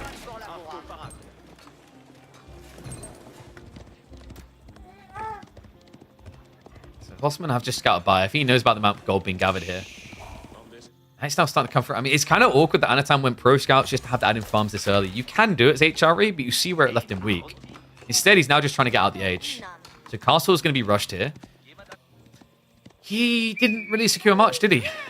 I think he's now starting to get the deer coming through, though, because Killjadi just completely gave way. I'm a little bit shocked by this, actually. Just how far he backed up. I guess he was paranoid about maybe some horseman raids.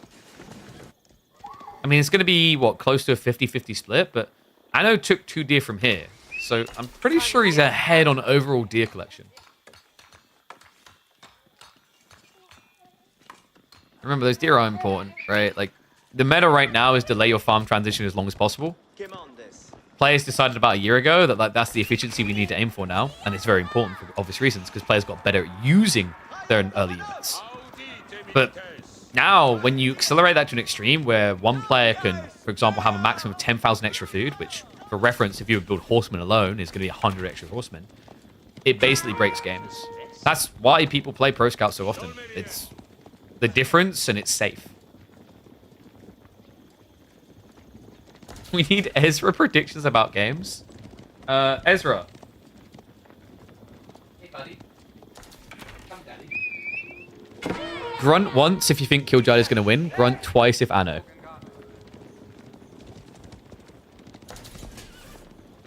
It's a bit shy, guys.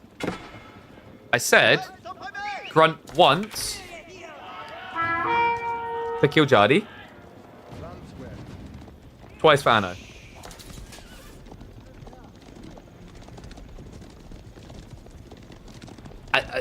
He's on strike. I can't get an answer out of him right now. It's what happens. You don't buy them the nice milk and they get grumpy.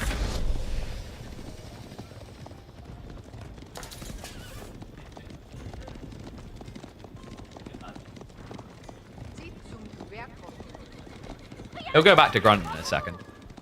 So Killjadi, quite a lot of knights, but he needs a dive point now. He needs to punish this tech up. Time isn't on his side, right? Not with the way this game began. Military count is, but the longer he waits, the more crossbows that arrive. Give me a dive on the double static emplacement here. Spearman might be able to catch the knights. Some villagers are getting caught in the affair. And it's going to be a dive beyond onto the archers. And has the upgrades to follow through with this. First knights are starting to come out for Anatam, but the archers are looking for those villagers, are going to be able to chase through. Killjadi, he's starting to stack up a bit of damage. It's adding up and it's buying him time. He's prepping his own castle. Instead, he reinvests, though. Was this the right call? He lost all his fort spearmen. The 2 knights can chase down the archers. The villagers could be caught here. It's not what you call a quick kill. However, wave number 2 is on the way. And the interception path is real here. Killjadi, if he peels the knights right now, this could be 3 or 4 extra worker kills. And he's on the way in. Finds him, chases. At this stage, Anno does not really have the numbers to directly contest this. Really should be looking for some counter trades. He's forced to defend, so more workers down. A lot of idle time achieved here. Killjadi, remember, he did reinvest. He didn't go for the castle pivot. He added more troops in, and now enough time has passed that veterancy is also coming in for the archers. Killjadi will trade out the best he can here, but this is starting to look a little bit glim. Glim? Bleak. Glib. Words. No words for this. I mean, Guildhall coming in. Killjadi. He's going to get his age up, but with that dive, I mean, he got some worker kills, but what he lost is military clump. There's nothing realistically to stop Anatan from going for relics now.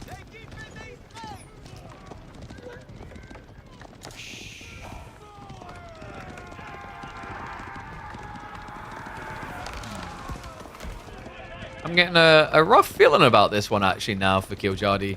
For a moment, it looked good with that dive, but you just see how tricky it is, right? Like, with the inferior movement speed. The crazy thing is, if that was the other way around, that would have been game-ending. Because remember, HRE have marching dual archers, right? So they move quicker than villagers. Normal archers almost move at the same speed as wheelbarrow villagers. But the wheelbarrow villagers, rather, are slightly quicker. So that kind of cost him, right? The opportunity to get more kills. Killjadi definitely missmicroed a bit. When he was coming in with the knights on the north side, he didn't split them off. He could have dove really early there and done extra damage, like 2, 3, 4 worker kills extra. Speaking of worker kills, oh, this is disastrous. No, Killjadi, not like this. The archers are coming as well. There's no way you can get an outpost up quick enough. Meanwhile, knights in the base, they're everywhere. Does pinch one of them, so we'll be able to get the gap close to the spearman. But this is getting a little bit slippery. 4 prelates in play for Anatan. 2 more relics on the way home. Remember, with the regnants, that's going to be double the passive gold per minute. Anatan is just a mile ahead economically right now. And the Guildhall, which stacks resources over time, isn't going to pay out for Killjadi for like another 8 to 9 minutes at least. I don't think you have that sort of time. He's even got the berries left over. I was worried maybe like Anatan needed a farm switch. That would have been good for Killjadi. Gives him extra length to the game, but not the case at all. And just to make matters worse here, the arbitrary count is kind of split in multiple locations. We've got men-at-arms crossbows coming from Anno. He's losing way too many troops to this. And when you look at what he actually wants to have here, he's got like, what, 5 military pop that actually matter. Meanwhile, for Anatan, he's got, what, 10, 12? While also getting relics. Knights even going to peel off. I think about going off the villages. A little bit of a misclick there with the Selectal Army for Anatan, but he's doing enough work here. Killjadi's pinned. If he can get towards like 20, 25 arbitrary, this looks great, right? Getting there is the challenge, especially when Anatan does this. He's flooding for quantity, not just quality. The archers are the cheap boy, but rich enough that they're too rich for Killjadi. Anno, he may have another semi-finals being speedran here. 2.6k viewers, are we doing it? We're doing it! We're on top of the world. What is up? Every new viewer appearing here. Hopefully you guys are enjoying the stream. Make sure you drop a follow if you haven't, by the way. YouTube and Twitch. We've got plenty of content coming. Also, a big one right now saying for the Twitter side of things, if you guys want to get your hands on a new microphone, we are running a giveaway right now. So, let's mark it up. We have got a game 2 win for Anachad. That was on Cliffside. HRE versus French. Oh, also, if you guys are getting annoyed by by ads, sub. So you don't have to worry about it. Also does give you some handy emotes. Besides, we're probably going to be live for like, how many more hours? Like 5 more hours? So, you know, there's plenty of ads to dodge. Also, you know, if you weren't subscribed, you wouldn't be able to see this adorable little bastard when he gets held up.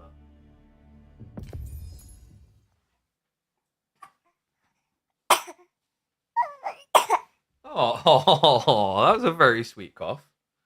You say hello, Ezra.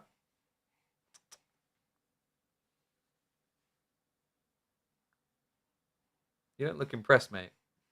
Is that Age of Empires 4?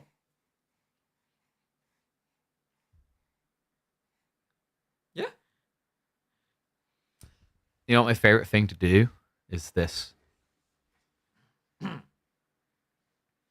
Get the cable out of the way. You're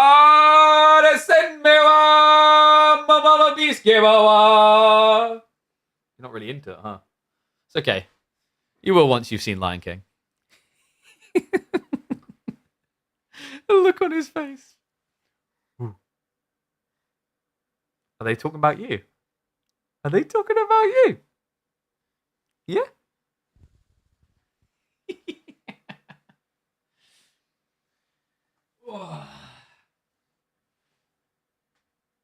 That is indeed the owner of the infamous chair that my daughter climbed into. Oh, mate, I can't remember which day that was. I should really clip that into an uploadable video. It's brilliant. Those don't know, my daughter, who is almost 3 years old, decided to get into a chair for his size. So while we were casting, Emma, my partner, brought her out, sat to the side of me, and all you could hear off the camera was, "Daddy's stuck." So that we had to, live on stream, find a way of cutting her out, because she was truly jammed in there. Oh, dear. All right, let's get predictions up for you guys. My little gambaholics.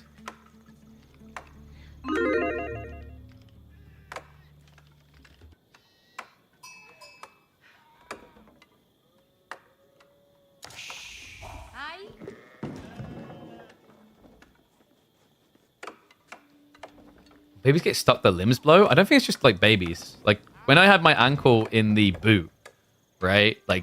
Your foot feels out. That's why whenever you have a cast on, doctors have to keep an eye out for was it compartment syndrome, I think it's called? Because the whole idea is basically your limb swells and fills the cast. And if it fills it fully, you can basically get huge issues. To the point that it can basically lead to blood clots, etc. All right. Maybe, just maybe, there's hope. Wait, no, I just remembered Killjadi doesn't play Chinese. Oh. Ladies and gents, this man has picked the most OP Civ in the current meta, but it's also no secret that he doesn't play it that much. In fact, it became a meme. If you interviewed him on LAN and went, "What is your secret Civ?" he'd say China, just to throw his opponents off. So I'm curious to see what Killjadi is going to be able to do in this one. Chinese versus Malians. In fairness, the current meta is very different to the meta that Killjadi wouldn't have been great for China, which is TC booming. Now it's about getting loads of deer with the pro scouts play, fast castle aggro, fast ends of games. If it goes too late, I'm curious how much experience Killjadi actually has on the Chinese to kind of level him up, because I'm checking his account right now, guys. If I go all patches and have a look at his statistics, Killjadi, I have a feeling Chinese is going to be the third least played or something. So having a look now, all patches played, Chinese is in the bottom 4, and this is going to blow your mind. There are only 3 below Chinese played for Killjadi, and those 3 were added in the expansion. That's right. 2 extra years China had, and still they're almost beaten in games played. We've got Zhuji at 112, Zhon at 117, Ayab's at 127, and then Chinese at 128. On an account that, for example, has 374 games of Mongols. So yeah, not exactly the experience high for him.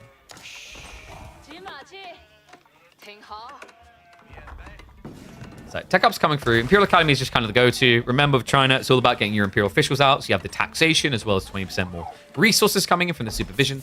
This landmark is OP. It's top 3 for sure.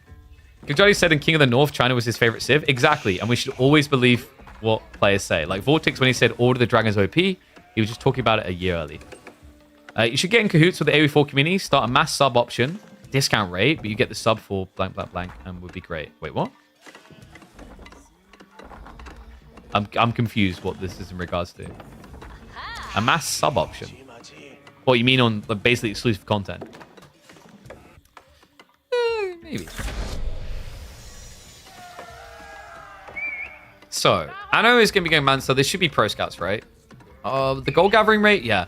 Interesting. Okay, Killjadi just kind of got a mini victory there. So the reason why you pick Chinese into Malians that looks pretty good is you can rush your racks opening, spam spears, and then you take out this pit mine, which generates gold, along with their houses, because they want to build them around the pit mine to get more gold. Which means that all these buildings in Dark Age are not safe underneath the TC, right? Which would have arrow fire. Well, Anatan was clearly paranoid. You have two choices when you're Malians. You either add in Donzos, which is really expensive, your own special spears, or you build an outpost. He chose the outpost, and Killjadi has baited him hook, line, and sinker. He didn't do anything. And what's up, Capital GG? You done the right thing. Thank you for subbing, mate. Appreciate you. Welcome back to Swarm. All right, can I get some K-Pig Pogs and K-Pig hypes in chat? Because I gotta say, like, this beginning for Killjadi is pretty good. The follow-up could be even better. Anatan got double forward spawn in gold. The retractor one isn't even necessarily the most easily wallable. So, as a Malian player, like, your gold options may become limited quite quickly, especially if Killjadi takes an aggressive line here. This is going to begin by aggressing onto the deer. Upsides to Anatan, if he wanted, his Warrior Scout could shove this in quite freely, make it almost impossible to take away.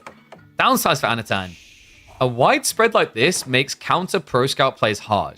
And remember what we said about Malians, they are best utilized as an anti-Pro Scout civ, because the Warrior Scouts are better scouts, meaning they can beat up the enemies before they can take deer away. This map spawn would have been great for a barbecue rush. I think that's maybe why he built the outpost. You basically either, if you're worried about being rushed, you either build the outpost or you wait and build a Saharan trade network back here. Never really feels good to have to build that Saharan trade network. Like, honestly, the only time where I think people feel good about building a Saharan trade network is if they have a crazy trade plan in mind, or if they want to outpost rush their opponent. Surprised people haven't tried more of the outpost rushes so far. How do you guys gamble on this one? I'm curious. 66% for Anatan. Okay, I think that's the closest in terms of Gamba so far, right? Most of the time it's been higher.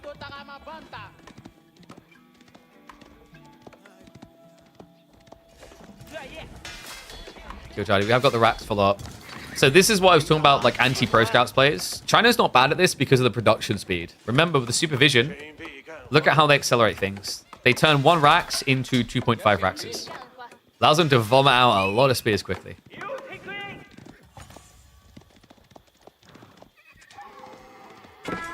Nano, because those Donzos are more expensive and you have no production ramp, he chose to go the other way on this. He's aggressively spamming out the scouts. Pretty smart choice considering that every other civ pays 25 seconds in wait time to get their scouts. It only costs you 15. This is why in the past, for a little while at least, Malians had this very popular 2-scout opener to go get all the sheep, where they build the second scout out of the TC. Kind of fell out in terms of popularity, but Malians was, I think, the chief civ that could afford to get away with it.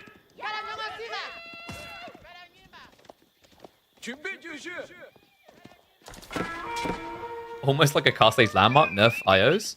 I think Imperial officials do too much. The idea that I said that would be pretty cool is if supervision of, I don't know if you do it for production, but definitely for research speeds, should be locked behind the Barbican landmark. So you build the Barbican and there's something you research in there. Even if it's a free tech, just the fact you'd have to build the Barbican would change the timings entirely.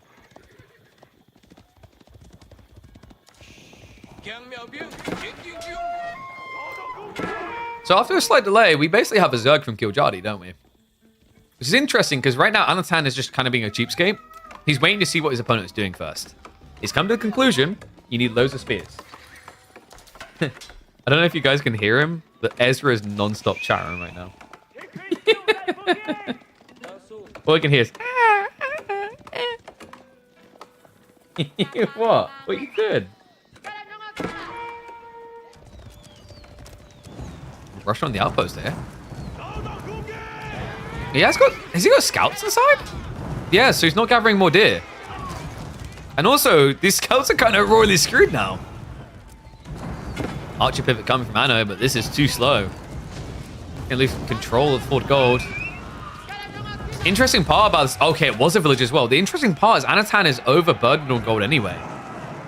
He's fighting tooth and nail for something that he realistically shouldn't need, but credit to him, he might down the line. If he can't get deer home after this, he's going to need to switch to Cal, and that does eat up your gold.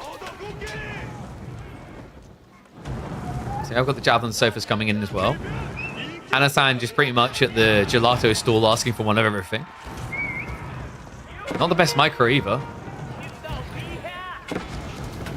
Interesting split. So taking out the houses and the pit mine. Probably better to deal with one and then the other. Maybe seeing an opportunity though, because look at Anatan's numbers. He needs to build more houses here. Where's he getting up pop locked? Be careful, KP. Chances are at least one person in chat has child protective services on speed dial.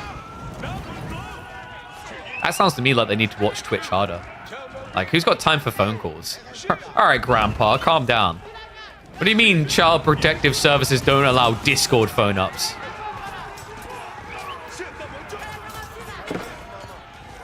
Horseman. Nice dive to the backside. Remember, he needs to be taking out those archers so the Spearman can raise Supreme here. Anatan, he just kind of lacks the numbers to look that scary. In fairness, Killjoy is giving a lot of space. He pulls the Horseman away. That must have been a misclick. Yeah, I think he got distracted by a ping back at base. So we'll fall back here. But Killjoy is so in control of this game. Look at what he's got going. Castle Age is going to be on the way. What is this game? This game is Age of Empires 4. That's right. Successor to one of the greatest RTS franchises ever created. Definitely recommend checking it out.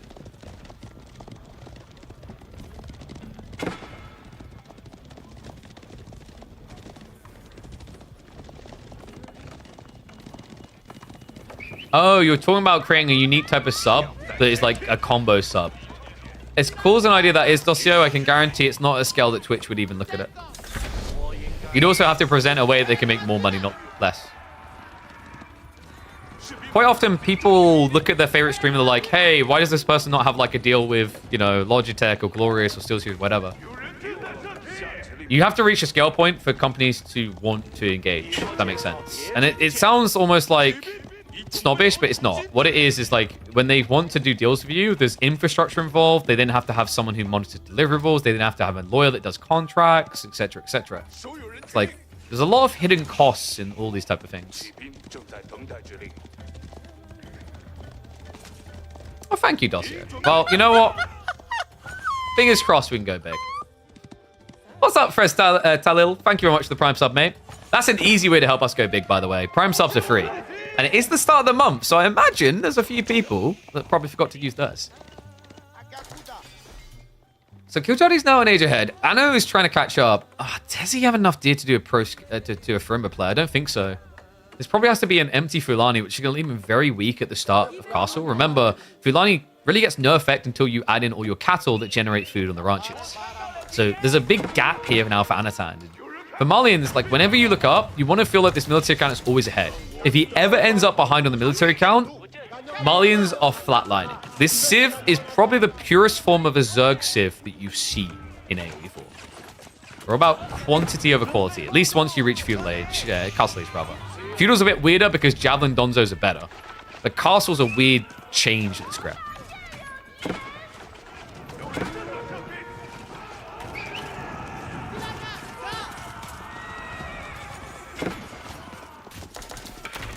$9K, they're shy to make it 10K? Wait, what, sponsors? Oh, yeah. I mean, I think a lot of content creators are finding it hard right now, actually, chat. Because, like, it's hard to monetize your gaming audience for a lot of them, because I think a lot of people who are good content creators aren't necessarily great salesmen. And a lot of companies are kind of done with the exposure standpoint. They want to make money. Just like Killjoy wants to, which is why he wants out of his base. Relics are coming home. Anno's doing a good job of contesting this right now, though. Javelin's traded out all the backline. The problem he has, in the end of the day, is the PG, the Palace Guard, the armored units that he actually has no answer to. You'd think a Javelin would be very good at penetrating, but not good enough here. I mean, no surprise as well. Have you seen the way these guys throw these things? It's like, just kind of boinks off of them. So Palace Guard now spamming out. We've got Veterancy for Archers on the way. Anno is getting ready for the age up. We're going to have to see the ugly Fulani, aren't we?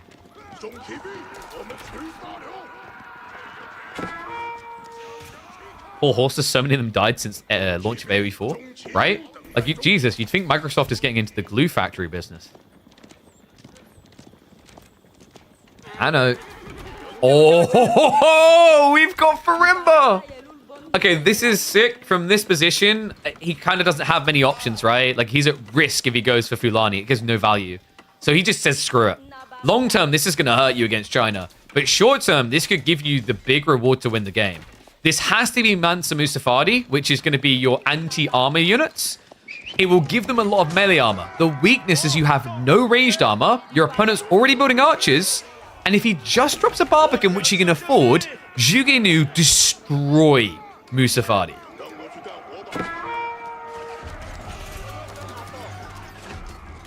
Dav coming in here. So he's trying to get more outposts up. This is a tricky one to hold. He has started to spam out the Musafadi to a point that it seems to have Killjoy reluctant. Yeah, so why is Killjoy not forcing the dive when he's an age ahead? The reason is quite simple. It's map control. He's getting all the relics. And he's China. China's one of the best late game civs. He doesn't care if he needs to go deeper.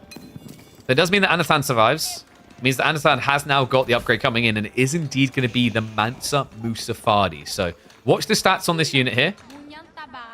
Boom.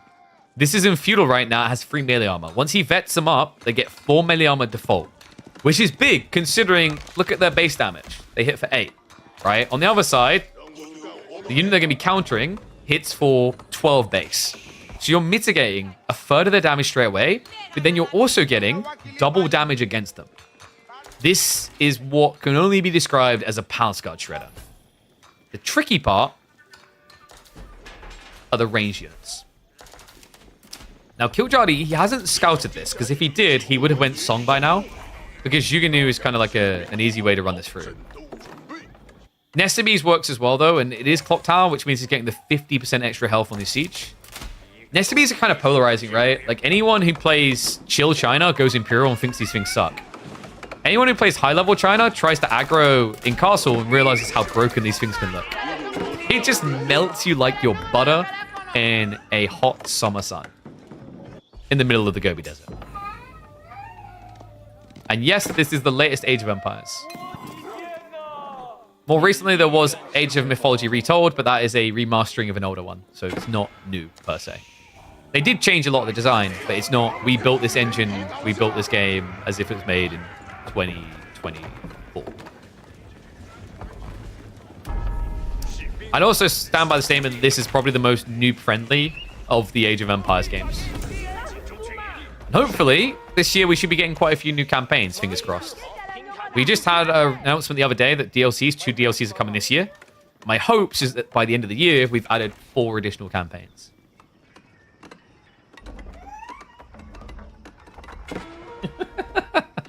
Honestly, that's just such a chatterbox.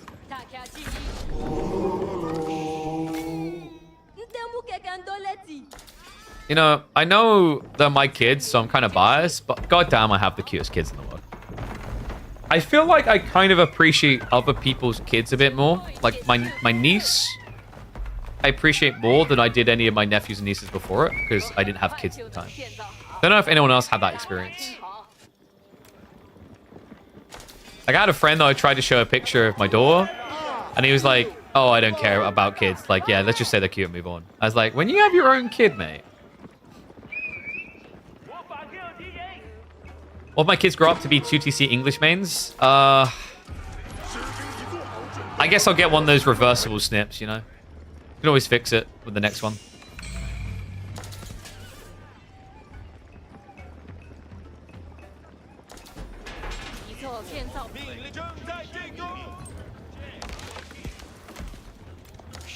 I think it's also like, because you've got kids now, it's... I mean, I guess it's okay as like an adult to just be interested in kids and find them cute anyway. But it's almost like it feels more organic and less weird that you're interested in kids. Does that make sense? I don't know. I'm trying to think of what the big logic is. It's probably more the appreciation side, but I wouldn't be surprised if that's part of it as well. Where it's like, you don't have relatable experiences at all, so you don't care about them. And then also for people who are like looking at you, like, you know, going, oh, your kid's cute or whatever. It's like, yeah, but you don't get it either. You don't have a kid. I guess that's part of it. I don't know. It's very interesting.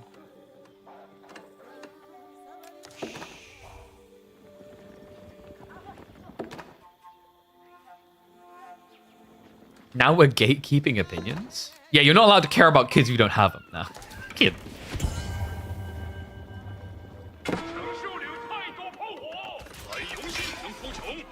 It's like interesting for me because before I had kids, like when we had our first, to my partner, I was like, yeah, I'll be more involved when they're like old enough to pick up a console controller. Because that's where I think I'll be the good dad. But now I'm like, yeah, I don't mind being very invested in them at this point. I still hate holding newborns with a passion. I don't think it's natural that babies are born with a self-destruct button on their head. I get why they are, right? So there's no, like the whole idea is that the skull can like change shapes. You can be pushed out, right? So that mummy can sneeze very hard and you can fall out. However, here's a different thought. What if you just had a wider gap there? You know, like I forget the pelvic muscle, like the pelvic bone or whatever was wider. That to me would seem more organic than like the babies can die very easily self-destruct button. Right? Because it's not like evolution was thinking, well, that's just going to mean I'm going to have to buy bigger trousers in the future. No, it doesn't make sense.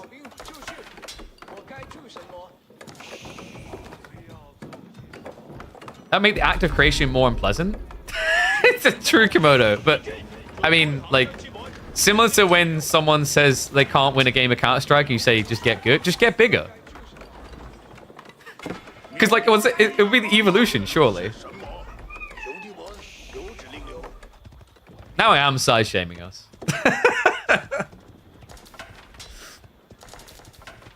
I don't know, man. Once again, though, self-destruct buttons, babies' heads. For real, though. Starts straining and flexing. Yeah, let me just get an intermediary device for this to still feel great. What's this cast? It is a calming moment before these two clash. Anatan... He has done well to compete, actually. Like, some interesting things have happened in the last 2 minutes. He went 2 TC, mirrored by Killjadi. Killjadi still doesn't have Song Dynasty, though, so his TCs aren't quicker producing. He's prepping for the hyper late game. Which doesn't sound very Killjadi-esque. Give it another 20 trillion years and the pelvic bones will be the right size. No, because then the babies will be bigger. The poor, poor woman that are going to have to deal with that. And I'm not talking about my partner. She had it easy. Okay, that's not an exaggeration. You guys want to guess how long it took my partner to give birth to our son after she went in the hospital? And what is up, Bazo? Thank you much for the sub, mate. Welcome to the swarm. Appreciate you. Yeah, so took her up to the hospital room, went back down, got the things to stay overnight. Our baby was born in less than 20 minutes. I was like, she treated that hospital like it was a fast food restaurant. In and out. No time wasted. Nurses were like, oh, wow, we wish more people would be like you. So, Anno, we have got some wide flank opportunities here. This is the thing that Marlins do best, right? The mobility. The tricky part is Palscard can mirror you. So in a normal game without Farimba, rough.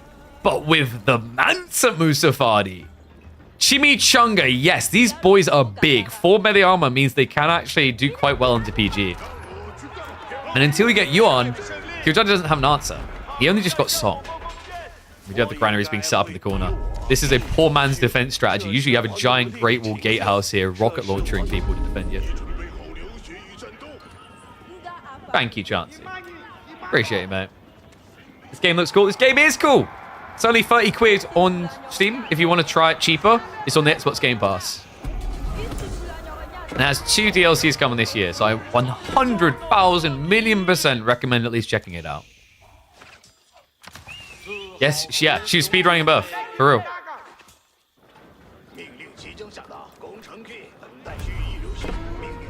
I always joke, my son must have been in trauma mode when he was born, right? It was so quick, he was like, what the hell was that? You know, it's like... Okay, here's the comparison. Like, my son's birth was like when you play StarCraft 2 without any RTS experience. Whereas, like, standard length birth, like, you know, 2 or 3 hours... That's like AoE 4. It's like, it's a good enough pace and like, get it over with. But it's got enough length to it that you can actually process what the hell is happening.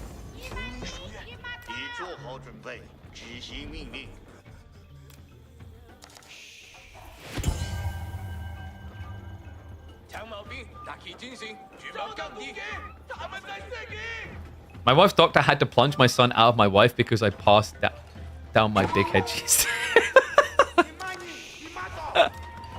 Hey, look at it this way. You make a brilliant football player. Headers for the goals. I'm just going to have to really highlight that detail, though. My wife's doctor had to plunge my son out of my wife.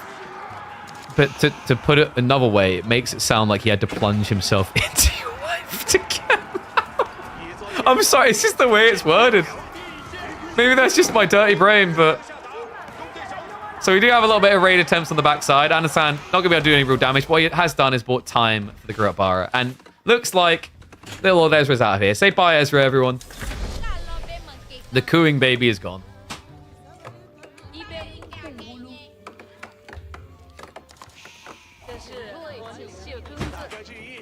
Alright, so now that we're in the late game, normally I'd say China just wipes the floor with you, right? Like at this stage, Anatan should rename himself the Mo and kill Jardy the Jana, because that's going to be the relationship. But no, there's a difference here. It is the Farimba. I think Farimba is a whole different ballgame in the hyper late game. Freeborn plus Musafadi is crazy strong. It's a lot of effective HP in fights. You have the Mansa Musafadi that can beat the Palace Guard, and you have Freeborn that stop crossbows, do okay against hand cannons because they're very tanky. So this can be very tricky. The best answer for Killjadi is what he's kind of doing here, like mass nest of bees. The worrisome part now is if we go deep in Imperial Age, you will be seeing trade. We're already seeing it. With trade comes great responsibility to be an ass and spam mangonels. Mangonels are the kings of late game right now. I'm a bit worried, actually, for Killjadi here. And you are correct. The Freeborn are essentially Supermen at Arms. It's not just the Freeborn, it's also the Mansa Musafadi. What's up, Bazo? What is up, Boston boys? Thank you much for the subs, mate. Looks like we started a sub train, which is interesting because I don't think trains existed around this time period. But choo-choo, everyone hop on board. Thank you, thank you. So interesting thing about stats and the way they scale in late game. Some things kind of feel like oversights. Remember, they changed the university techs at the same time they brought in the Freeborn unit. The Freeborn's weakness is meant to be melee units, but when you get elite army tactics, it gets full melee armor. So all of a sudden you have a very chunky, high HP unit that has even more chunkiness because both melee and range don't do much to it. It's tricky. This is a very hard unit to beat. It's not a damage dealer, admittedly, that's his negative, but it is a damage absorber. It hoovers the damage. 205 HP. Like, look at these stats right now. 10 armor. PG has 5 at this stage. When you get EAT, you'll immediately have more melee armor, but these guys will also be able to tank you because of the HP. Oh, wait. Where's the walls? Where's the walls? We have a Great Wall Gatehouse coming up. This is big for Killjadi. He needs it. He's panic reacting. Wait, that's not how you build one of these. Remember, they're just all going to stand there. He's like, are you guys tapping your hammers quick enough? Yes, Jim, we are. Can you maybe tap it quicker? They're coming. Okay, Jim, chill. Marie's now getting on it. Come on, faster. He's literally got 46 villages here, but about 8 of them are building it. Oh, my God. And the Musafadi are already here. Landmark's going to be going up, but some big damage could get done.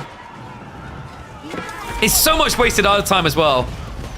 SB shots are coming in, but my oh my, those villages, even with textiles, are going to feel the pain.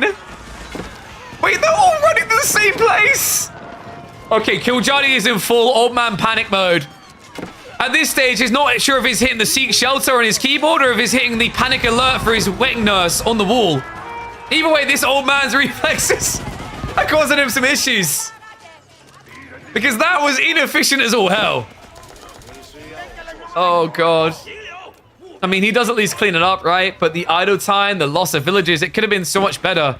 Remember, the way that Seek Shelter works, it's not the ideal with 40+ units because they'll all seek shelter here until they realize it's full. That's why that looks so bad. Behind this, Ammo's never looked so good. Already up to 11 traders. He's got good map control. Gold blockers. There's no 8k vein of gold that Killjadi has access to, and he's playing a Civ. It's quite a lot of gold to play the late game. Jesus. I just looked at chat. Yeah, maybe, like, held a message for recent aggression. That was the message. Oh, no, I've just added permitted terms. No, don't. No.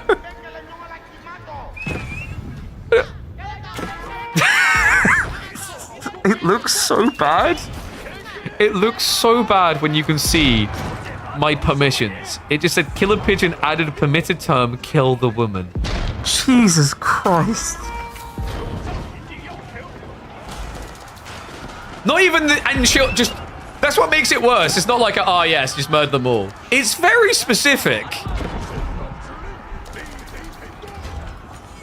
Oh look, the Musafadi have just casually ran into the base again. There's no way we would panic, seek shelter with everyone. Oh no. It's happening again. He doesn't have a gate either. No, no, no, no, no, no, no, no, no! They came to clap some cheeks! They've even got the elite army tactics now. This is just rinse and repeat. Senna, we have at least got to dive in and attempt to clear the keep. It's going to make it crumble. Second wave now arriving, though, the Nest of Beast count. We talked about how these things start to fall off in the late game. We are in late game. Villager's being pulled. He's going to chase this, so Kiljadi has to micro away.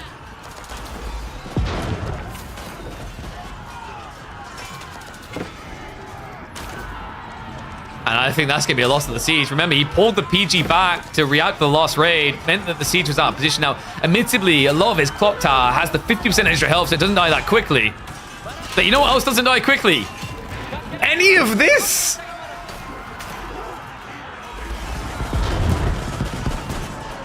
So a little lesson for those new to Age of Empires 4.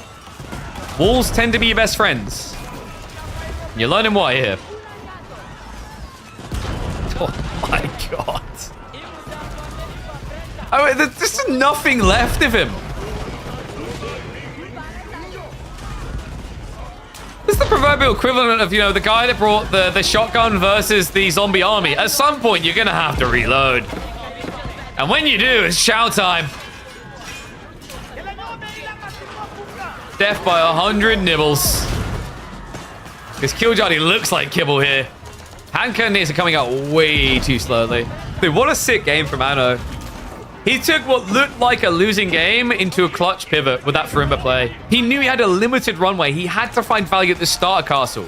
Going through Lani would have given him long-term value. He understood against a player like Kiljadi. Kiljadi had a high risk of over-aggressing because it's his playstyle.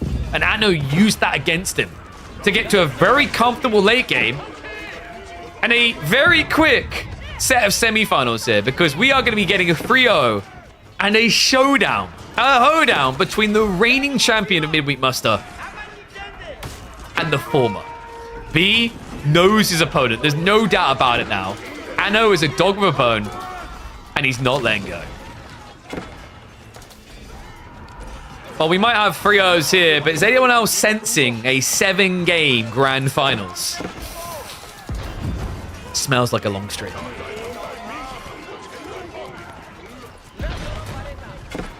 Commiserations to Kiljadi, though. Pipped at the post. Yet to be able to really flex his muscles here. But, you know, I don't think this is as much on him being behind as Anatan being forward. Anno is looking the best he ever has in Age of Empires 4 right now. This 2025 has kicked off in strength. And you know what?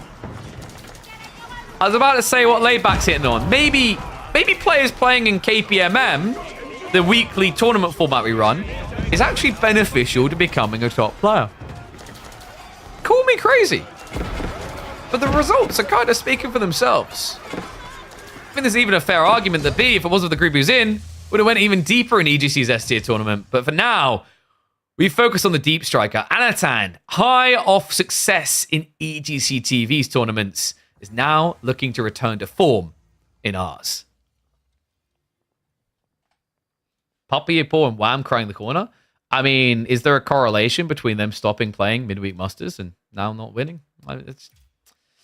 All I'm going to say is in the middle of doing the Midweek Musters, the Canadian twins won the 2v2 tournament. coincidence? Are there some diamond tournaments I'm dying to play series? So Showtime, there isn't, but with our current format, like this week, we didn't have 32 signups. So 8 players will qualify based off of tournament ranking, and 8 will qualify based off of ladder ranking. So in that situation, yes, there'll be weeks where you might not be able to qualify, but that you definitely would be. And if you get in once and you actually get to the round 16, you automatically get an invite back for the next week. So sign up to the next one, And also, reminder that if these series do well, if the tournament format continues to grow, there is a realistic possibility of having, we might just call it the Silver League, because like gold, silver sort of thing on the medals, where the Gold League will be the top. I know it's confusing because gold, silver, bronze, the lowest ranks. You have platinum, diamond, conch afterwards. But we might have, for example, a pro level 1 and then an amateur level 1 that has a small prize pool.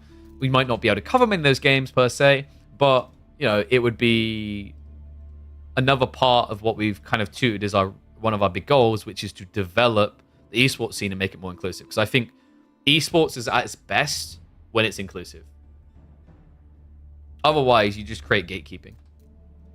I think one of the biggest mistakes we've seen in the direction that esports has taken is become too pedigreed, where, yes, obviously we want to see the best players, but there's never really opportunities for upcomers anymore, per se.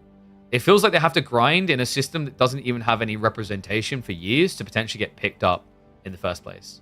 So, it's like if you look at how esports started, it was having these big events in a giant, not arena, but, a giant expo type place where you'd have 500 nerds just playing on consoles against each other to qualify through to the playoffs phase, right? That type of stuff. That was the heart of what made esports big in the first place. And it's kind of disappeared in the last several years. Don't get me wrong, still great to have these big stadium events, but it's all about scaling and build opportunities towards it. And the problem is you don't see those grassroots anymore because they aren't seen as the profitable things. What is up, Benny boy? How is it going? Hope you had a good stream, mate. Perfect time as well. We just watched Anasan 3-0 kill Jardy, your Scandinavian rival. Oh, sorry, not Scandinavian. I've been told about this with Finns. Your Nordic rival. And now we have a showdown. It is actually going to be B versus Anasan in the grand finals. The two lads should be drafting shortly. In fact, I believe Shum usually supplies me the link, so I'm sure I'll get sent one in a second. That is going to be BO7. Honestly, these two, I feel like it's the type of series that can go all the way to 7 games. With the way both of them are playing, would not be surprised if we get 7, bare minimum 6 games between these two. And we kind of need it, because we just had 2 3-0s. So, 1 second, let me just export the new score overlay. Check your map again. Oh, attention seeker much. Don't know if we've got time. Small break. Okay, so we're starting in a few minutes. So we'll probably run like 3 minutes ads so you guys don't have to worry about it. But what we can do, we can update everything. Because remember, we're going to use every map in the weekly. We have 7 maps per week. All of them are going to be getting used. Next week, we are changing the formats a little bit. There's some actually very awesome changes coming. One of them is going to be that quarterfinals moving forward will now also be best of 5s. So more games per week. And then on top of that, we're going to be a little bit more slow on the pacing of changing the map pool. It still will have frequent changes. It just won't be necessarily every week the like neck-breaking switch of 2 out of the 7 maps being switched. So yeah, that kind of fulfills some of my goals. Like, I think we've done really well with what we got to start with KPMM. And we got it so close to damn from like, yeah, this is really good from the start. Like, we didn't necessarily feel the need to innovate as much, but I want to try to find those innovations. Things like drafts further down the line might come to mind, where a lot of tournaments have kind of used the same draft format, but I always say, like, is it the best per se, or is there something else we do? 3K views now that you've stopped the inappropriate dressing. Of course, I've returned to form, mate. It's been too long. Used to dress like this all the time. How can you get a place on the starting page? You have to be really good at giving shoulder rubs. Reason there's so many new viewers today? Because we're front page, baby. Don't let your mouth right checks your ass. Can't cash. Whoa. What? Wait. Okay. How many, put a number in chat, how many games do you think we're going to go between B and Anatan to get a winner here? What do you think the count's going to be? I think 6 seems very likely. Because these two historically have scrimmed together a lot as well, right? We do have the first draft, by the way. Gonna lock it in for you guys now. Oh, a sec. Did I have that the right way around? No, so let me switch that. There you go. First draft is up. Remember, opening map is going to be Oases, and it looks like the opening Civ choices are going to be Byzantines and English. So apparently, I don't know if B was inspired by something Kill's already done, or if he wants to teach the old man how to do it. But we are going to be seeing that matchup again on Oases. Does that look like a football manager in English 6th League? English 6th League? Bro, what does that even mean? Have you seen the way that some of the Premier League managers dress? I think we look pretty fine dappy dozy, to be honest with you. Yes, we do indeed have some front page coverage today. Trying to get a lot of new people to look at the game and maybe give it a spin. In fact, you know what would help people give the game a look and give it a spin? What if we gave away an AoE 4 key?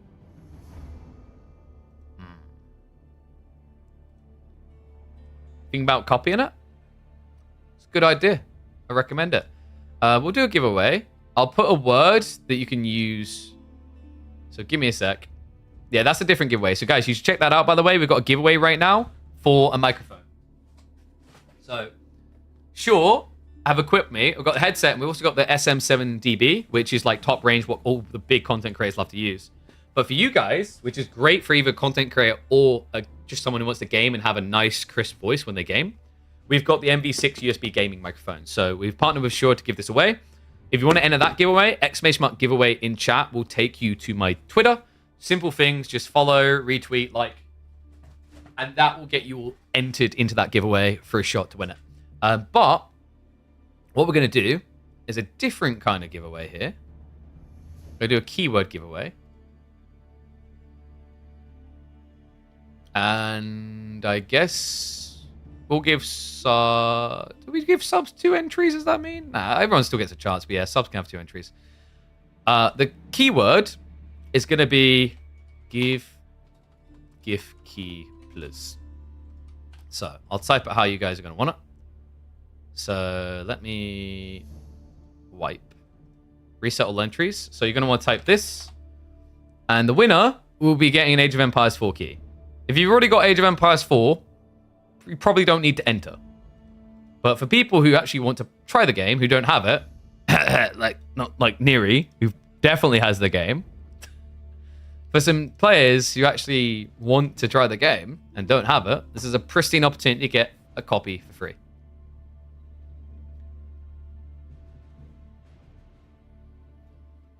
So I'll let that run for like a minute or two. I think Anna and B just got into game.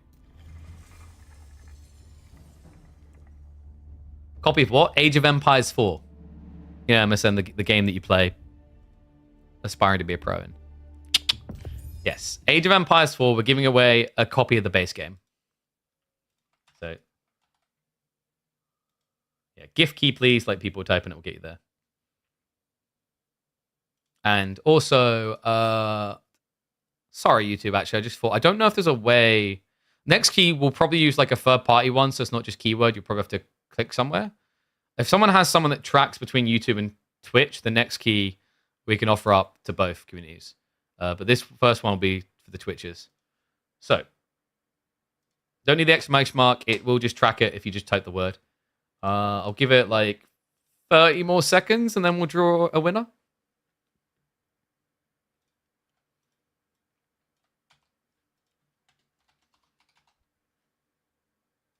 Because we've got 2 minutes until we're in game. Yes, go. Beg me for the key. What would you all give for a sweet, sweet copy of Age of Empires 4? All you have to give is type in the word gift key, please. All right. I'm going to roll now. Go choose a winner. In fact, here, I'll even let you guys see. Ain't nothing sausage here. Choose a winner. Nameceptions, you hear?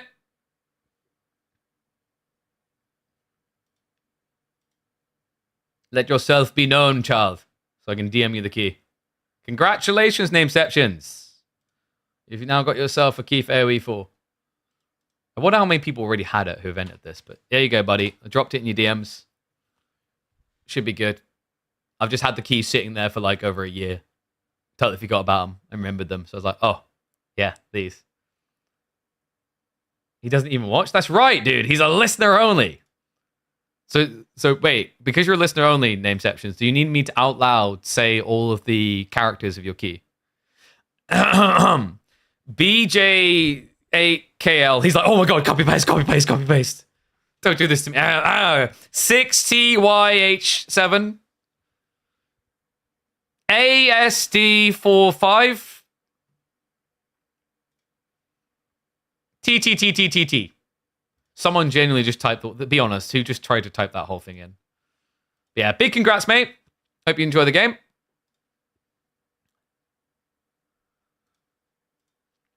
And we'll probably look to give away another one a little bit later. If someone has a solution that works for both Twitch and YouTube, please do DM me so I can include the YouTubers as well. An easy solution. Like a bot that tracks both.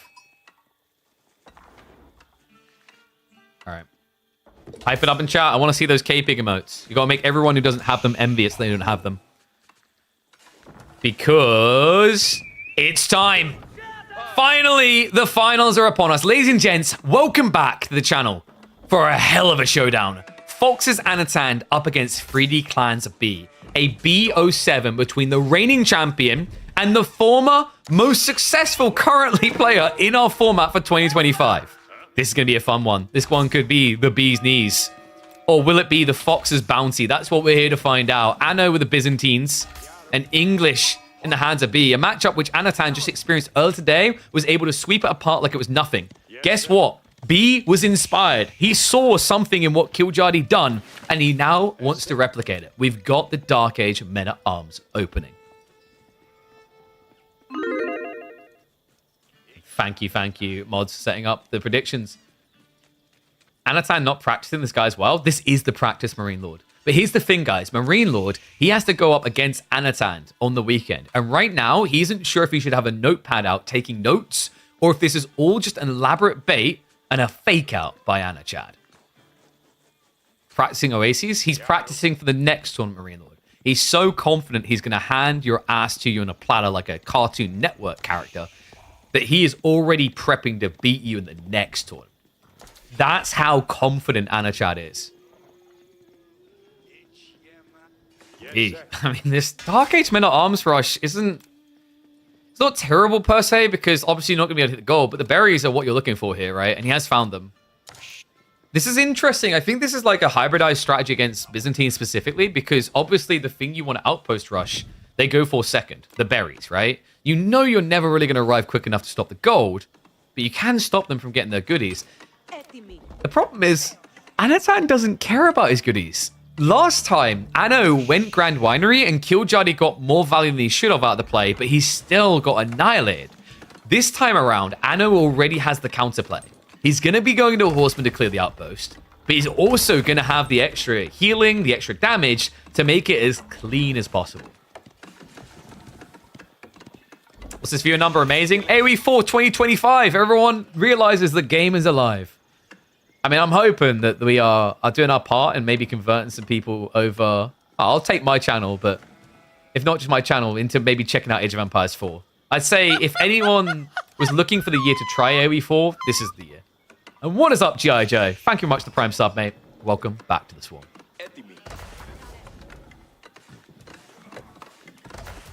So Hippodrome coming in soon. Remember, B has crippled his own tech timing by making this play. It's a big investment, right? Wait, is he really doing this? Sir, those aren't yours. Sir? He's like, well, you didn't go Grand Winery, so you're not using them. Someone should. So, I kind of like this from B, right? Because we saw last time the reason why this play failed is that the outpost got burnt down. There was no repair. So he has the repair crew. The negative of this play is this time it's Hippodrome, which means we're going to have a lot more horsemen a lot quicker, and the possibility of Triumph to kill the tower faster.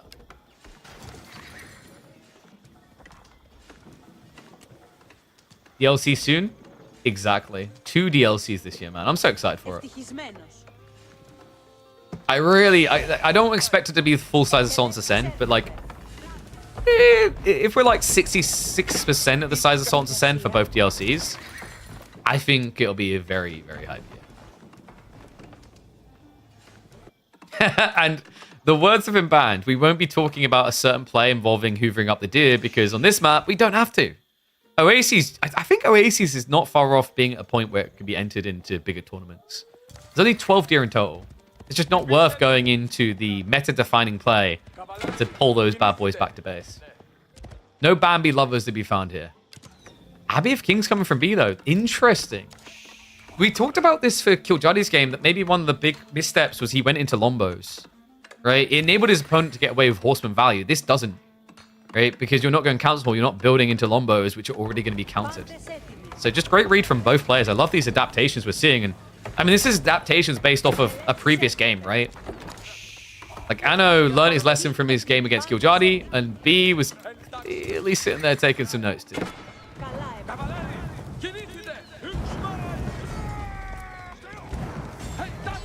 MEA. I'm going to try to defend, but good luck with that. Your teensy-fincy plastic swords don't seem to be concerning too much.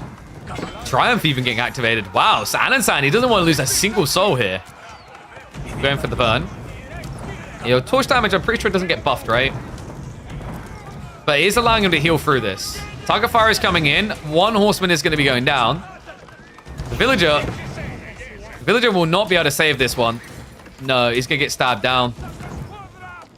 Final torch holes are going to be coming out. So that's going to be a villager dead. 2 MMA down. He killed, was it 1 horseman or 2? I think it was 2 in the end. No, it's 1, right? Pretty sure it was 2. Yeah, it was 2. You see on the destroyed value. And Anno, at this stage, I don't think we're going to see him go for the term that shall not be stated. Right? Oh my god, we're actually seeing it from B, though. He's going into PS. There's only 12 deer on this map, which is less than half of what you get on the standard map, where this is the meta, right? So, a little bit surprised by that. Then again, you're against mass horsemen. So you can't go out on the pocket economy. So those that haven't seen Oasis yet, Oasis is a map that's designed to force you out of your base. Take risks because they're worth them, right? You've got berries next to fish, deer next to fish. You've got the boar next to fish. The whole point is that you want to come out here because there's a lot of value and great gathering rates. But by doing that, you are leaving yourself very vulnerable. Against Hippodrome play, that's a dangerous thing to do. The weirder part to me is like B is playing a civ that can completely just ignore deer, though. Right? Because you can just switch farms. Remember, for the English, they don't get many economical benefits, but one of them is that their farms are half price. And yes, B will be totally aware of the amount of deer on this map. He has played it several times. Remember, this is the default map for the weekly. So he would have played it at this stage. I think he started in the round of 16. I might be wrong on that, though. But he's already had at least 3 games on it.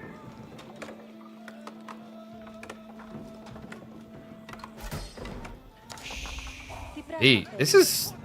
Is this FC? This has to be FC. And he's adding his stables now. Need to do that to get into your boys, so you can pick up the deer anyway. Anno isn't mirroring, right? I kind of love the fact that he actually got PS out this mill. Wait, was it this mill? Surely not. That would have been way too risky. Horseman. I'm going to look to poke here, but a little bit tricky right now. That one-time Triumph usage is important to highlight, right? It takes way too long for the supply points to restock. You have to take fights first. It was? Man, dude. B is wild. The fact he used this mill to research something that takes over a minute, could have easily just lost it before it completes. And Anno, he hasn't committed to a contract yet. He does have access to Musafadi, not really ideal in this game. Sometimes it's actually bad to place your Merc House here, because if these options are irrelevant to you, then it just feels like a waste. In theory, Camel Archers could be interesting, because your opponent has built Spears, and he is building Scouts.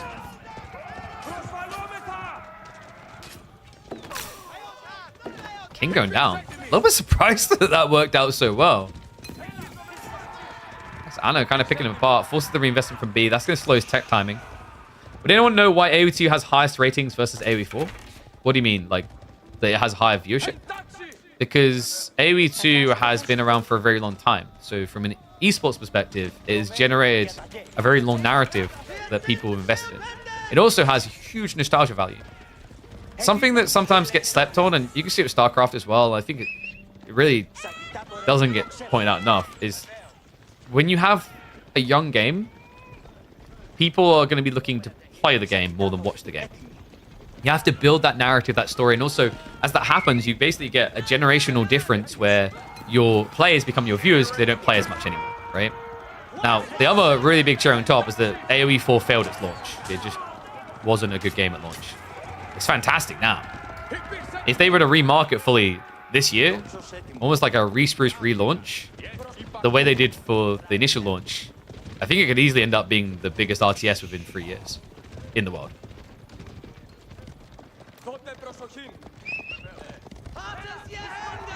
Yeah, the way you have to think about it is games like 2, StarCraft as well, has a great audience that exists now, but for 4, if marketed correctly, it has the opportunity to get a bigger audience than both. Because it's not something that's been refined over 20 years to the point that a new player will just get the crap stomped out of them.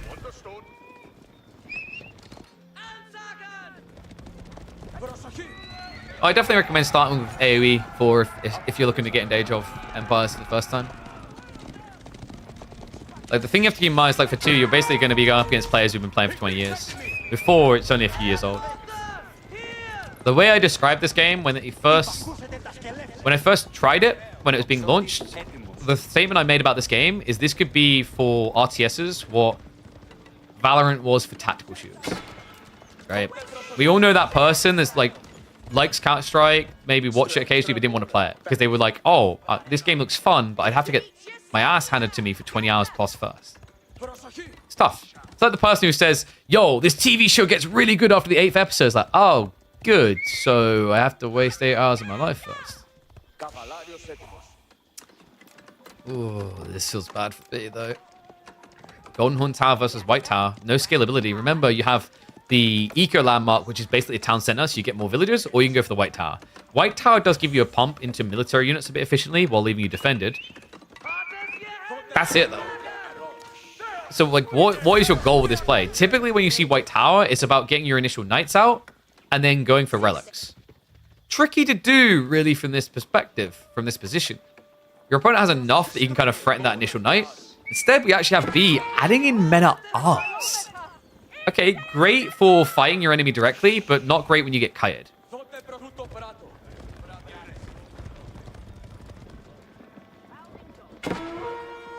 And like the other thing, by the way, with AoE4 that makes it a lot better to experience now than before, is genuinely, and I'm not just trying to upsell you to make them more money. They should pay me though. Is the Salt and Ascend DLC, and the new DLC is coming. Presumably the new one's going to have the good campaign. The Salt and Ascend has the best campaign for Age of Empires. And I think campaigns, as we talked about earlier on the stream, it's such an important way for people to get into RTSs. Accessible game mode, right?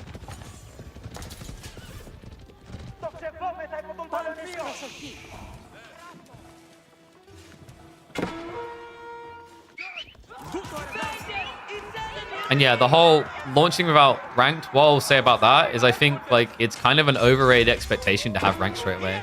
Deadlock didn't have ranked straight away. But I don't know, I think there's an expectation around ranked modes is kind of unreasonable. It's not always as necessary as you think when a game first launches.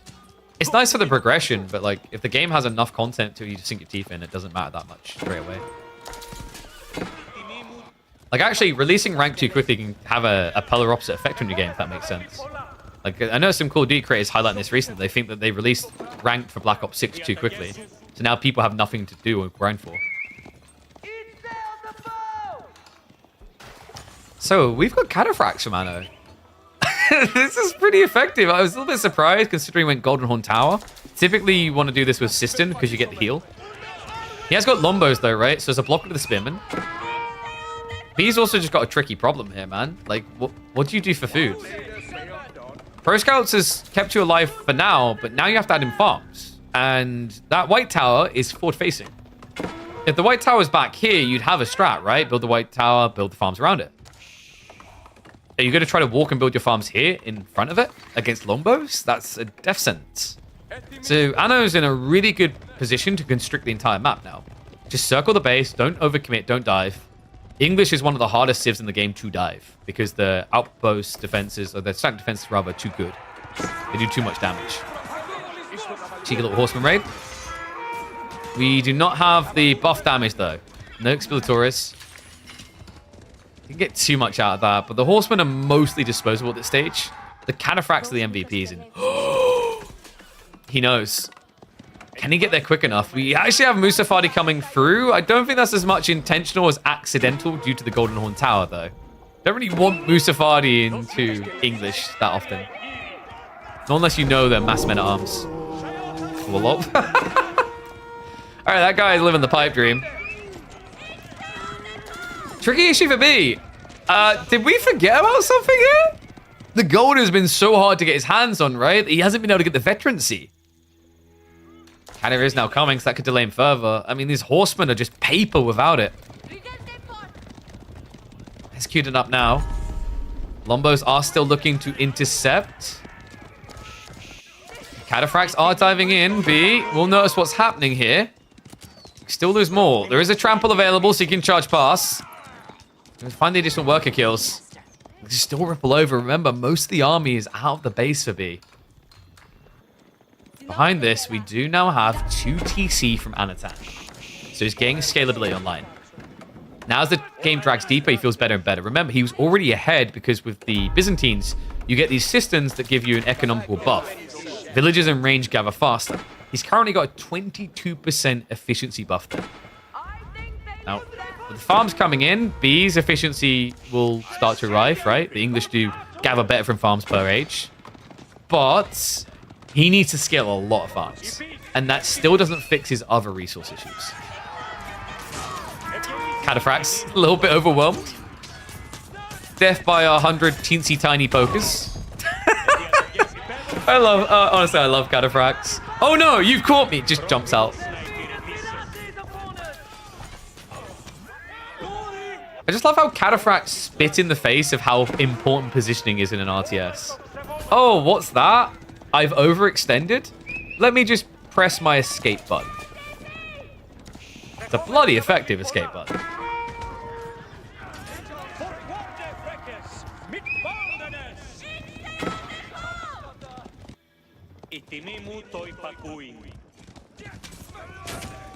Farms are coming in, but the Cataphracts are sneaking in again. We don't have much in the way of olive groves. That's one thing that's going to be a bit weirder in this game for Anno. He didn't have that natural value of scaling them, because usually with the Grand Winery, you get such a good buff off them, you build groves early. So instead, he's playing risky on the map. B is going to try to punish that. Does see the villagers gathering. Akratoy is going to get activated. Good read there.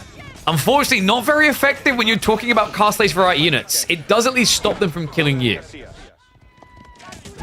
Now Lombo's arriving as well, so he's looking for the burn through. Got quite a commitment over here. Remember, this is the only gold gathering that B has right now. He's kind of stuck scaling only horsemen at this base.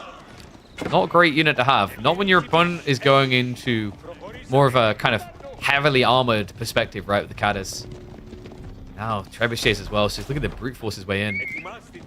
I mean, Anno looks like he's full control of this game, right? Like, I haven't seen B do anything substantial that's put him ahead, or even put him back in contest here. It's going to be 5 relics for Anno. That's going to be a lot of olive oil, by the way. Oh, wait, no, sorry, he didn't have the Grand Wine. It's going to be a lot of gold, which means he just keeps pumping Caddis. Έτοιμοι στρατιώτες. Διαταγές. Κατακέλευση νυν πιέου. Spearwall can stop it, but yeah, so the trample ability for Cataphracts, it just allows you to charge 3 units. And you are correct that Spearman can work sometimes, but it's not always reliable. You have to really be paying attention. I always call these great support units. It's interesting because we've got a game where they're actually a frontline, but a lot of the time their best role is as a support unit for raiding and then also for sniping siege. Because unlike normal cavalry, they can just run straight through all the enemy units to reach that siege. But he has to be wishing he had such a unit right now because the trebuchet pressure is starting to stack up. We have some raid attempts, but that is a lot of cataphracts. I think B just lost this game due to a lack of gold. It's crazy as well. He did have options, but the longbow pump meant none of them felt secure for him, right? And in some ways, having a react horseman is good there, right? Because, oh, wow, you're blocking my gold with longbows. I can afford horsemen. The issue is Anno just had the next layers ready. Musafadi actually kind of proving beneficial. The mass play into cataphracts uncounted, right? Because your opponent has longbows, you have to answer that before going spearman, which means you don't have a solution. What do? Do you do crossbows? Once again, that's going to be gold. I just think Anno played this really well, holding B hostage off of gold. I think this is why also Age of Empires 4 is a lot more riveting to watch these days, is players in general have got better at punishing each other for not using the map when necessary. This game was lost for B because he couldn't sneak his way onto gold. Because instead of Anno just taking a chill pill after getting his 5 relics, he's continued the pressure. He's not allowing that comeback window that we would have seen in the meta even as early as like 1.5 years ago. And now it's beginning to crumble. White tower down. Horsemen are going to sally forth, but there's 14 cataphracts waiting to play. Only 5 of them here right now. Musafadi are going to reinforce. He goes after the trebuchets. Great, but the white tower's already down. On top of that, it's not even hitting the right targets here. Gets a few of the trebs finally. Second wave of horsemen is coming in. They finally ignore the cataphracts, but it's too little too late. Game 1 will be an opening win for the reigning champion. And he executed that really bloody well. The maps in this tournament feel way more open and worth to risk for resources. Yeah, and I think we kind of intentionally target that. We try to find a balance where it's not just obtusely whoever apes harder wins. But the point is, and what makes for good RTS balance, in my opinion anyway, is, especially for a game like this, is that you have to do something to get something. We've had metas before where that's never been true. I'm glad to say we're moving to a point where that's not the case. I think the relic of that bygone time currently is the Pro Scouts meta, where like you do have to do something, but also it's very easy to get. But once again, overall, like the game has improved miles over the last few years.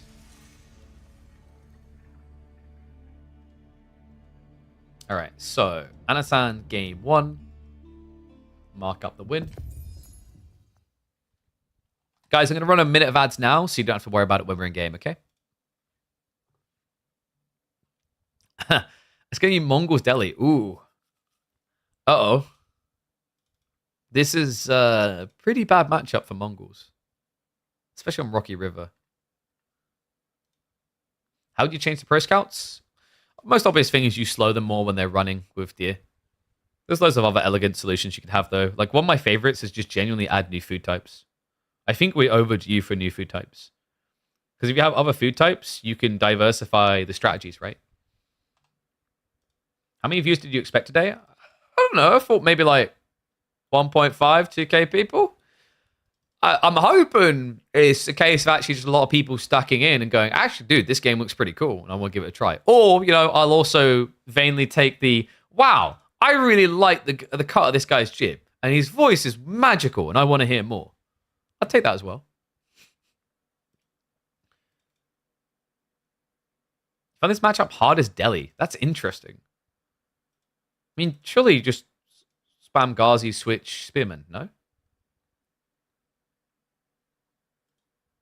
That would have been my thought anyway. Should we get predictions up? Let me get started.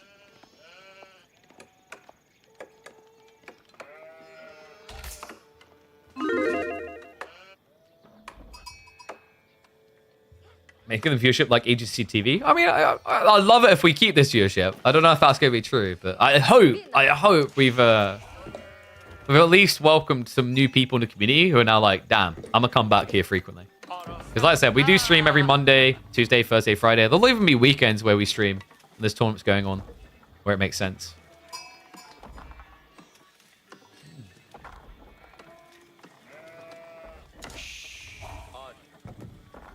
You're not getting ads? I think certain countries don't. I don't know what's going on with the ad program.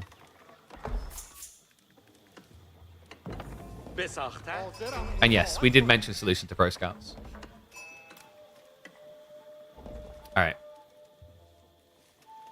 Oh, wait. Sorry. We have to score the wrong way around. Let me fix that. So we actually have one of the pro players in chat saying he's not sure what to do as the Delhi here to win. If anyone in the Midweek Masters could show you the way, it has to be Anachad, also known as Anno Rising in 2025. This man seems to know no limits. He's on the verge, on the cusp of climbing Mount Olympus and slaying gods. I think people would agree, and he doesn't mind me saying demigod level. He hasn't reached the credence, the success of, say, Vortex, Beastie, and Marine Lord on S-tier tournaments, but he's a player that's been in the running. I realistically think, actually, if it was for different groups, B would have probably made it into the top 8 quite easily. Let's see if he can show us the way of the Mongols. I think this is a matchup that, for me, historically, Delhi have looked good in. Maybe recent times it's changing. Definitely on a map like this with the silver trees for trading could be a different case. I don't think we're going to see that here, though. Not with Ghazi on the menu for the Delhi. They just have one of the best horseman units to counter you. And what is up? Lost my belief. Appreciate it for the Prime sub, mate. Remember, guys, those Prime subs are free, so smash them in. We're still going to be live for at least another 3 hours, I believe. So plenty of content to catch.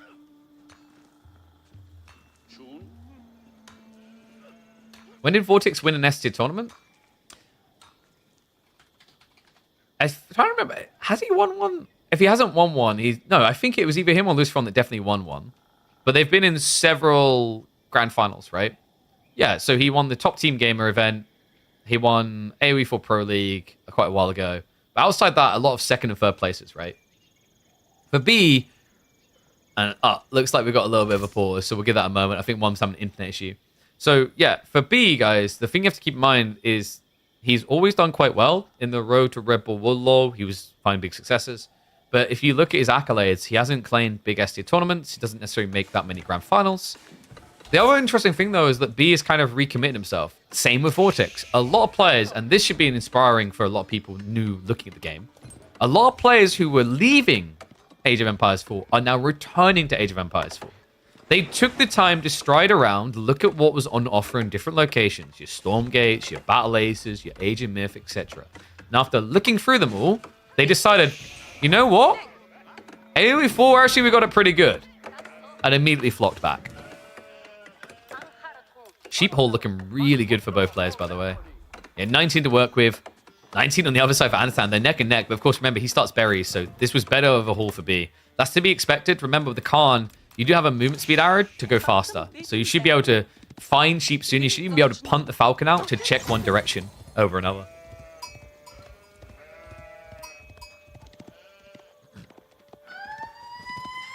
I don't like the idea of someone saying B's a choker. I'll take the bait and I'll address that. I don't think B is a choker. B is an innovator. The reason why you see B do very well in the early phases of tournaments and then potentially fall flat later is the surprise factor. He's an incubator. He goes in and he finds strategies and he innovates. However, people who iterate and adjust can make big strides against you there. There's the shock factor of the first reveal. And actually, we saw this, right? B versus Vortex the first time around, 5-game series. Second time in the EGC tournament, it was a 3-0 wash. What was the difference? Fundamentally, the difference was that B had revealed his hand and Vortex had solved it. So we see this from B all the time. He opens games with completely different build orders consistently. You just don't really know what you're up against. However, when you get to the absolute highest level and you've seen the hand, when you know the signs to look for in the early opening play, as top players will, like Anatan, Vortex, etc., they tend to just count you out quick. So I think that would be my counter argument to that. It's not that B is bad, per se. It's that he's I don't want to say over the creative. I don't want him to change. I love that creativity. But it's almost like he needs even more branches to the creations so that his play can't be read and countered after seeing it once.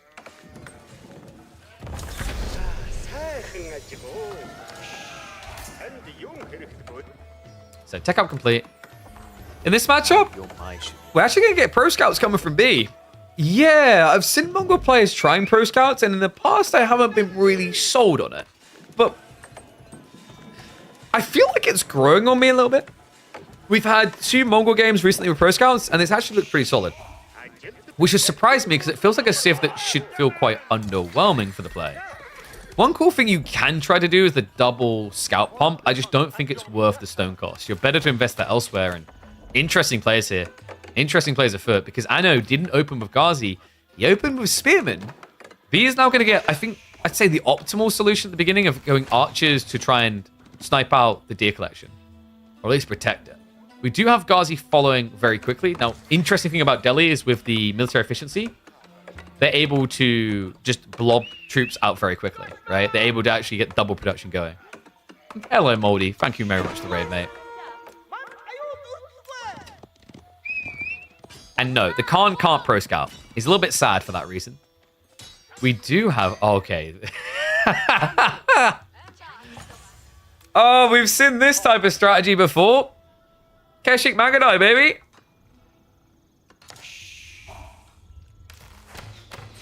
This has become quite popular at the moment, actually, and for good reason. We're in a Pro Scouts meta, right? The weird part is usually it's better to counter rapid Pro Scouting. Delhi don't rapidly Pro Scout. You're rapidly Pro Scouting. They're doing those slowly. So building Magadai here can feel a little bit funky. Have to be very careful about your micro as well. They're so easy to lose in the early phases. And remember, he will have the Yam, he will have the movement speed arrow. So it should be very hard for Ghazi to catch him. He even baits him in!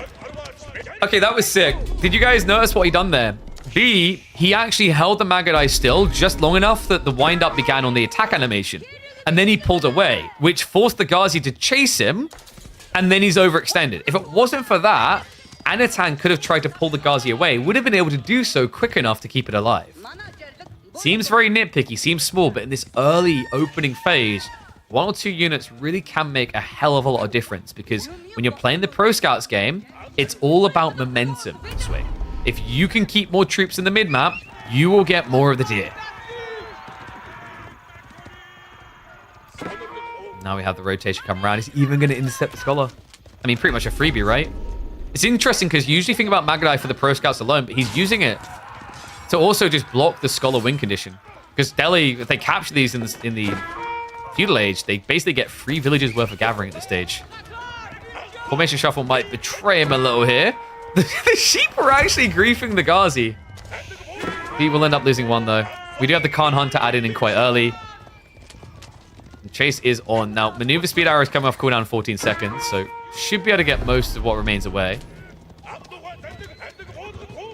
Kind of feels like he needs the body blocks, and yes, he gets in there. B. Beautifully done. Tries to buy the time, but unfortunately, Ghazi are notably quicker than Magadai. So we'll still lose them.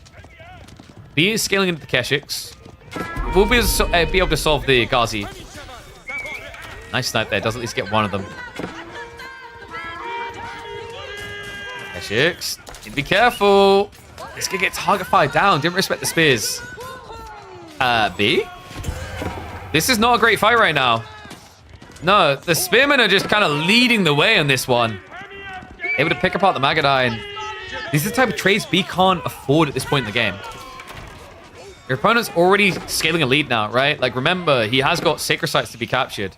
Looks like we have got archers to at least intercept, but with 2 of them already locked in, that's 6 villages worth of gathering extra.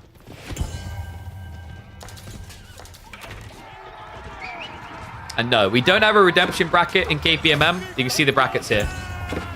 For good reason, we use open scheduling to be more inviting to players being able to play whenever they can.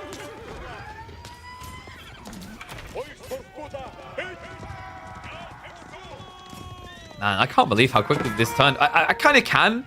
This is the thing about Magadai. These mobile cav archers are really dangerous in the right circumstance, but super situational.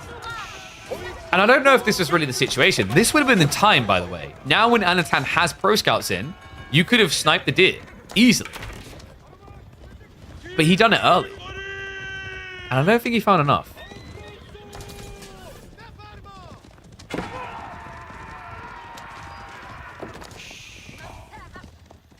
On top of that, I know, look at him go, man. Castle Age, and then all the way to the moon, right? Ghazi are faster than Horsemen? Well, not faster, the same speed.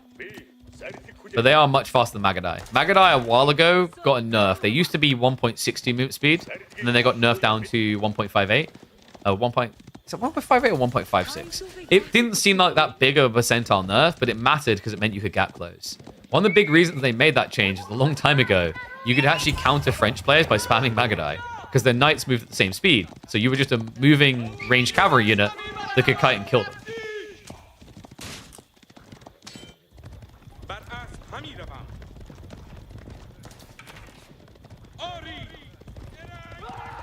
Here you go. See? 1.88. You thought Ghazi are faster? It's probably something to do with the animation. Like, for example, if you watch an Order of the Dragon Gilded Knight, because they're bigger than normal knights, they technically look like they're moving slower. But they're actually the same speed. So I think it's something to do with the size, because Ghazi do look a little bit bigger than Horsemen. So it's probably like an optical illusion in that regard. Is Horseman the fastest unit in the game? No, that would be, by default, would be Yuan Raiders. Yuan Raiders have 2 movement speed by default.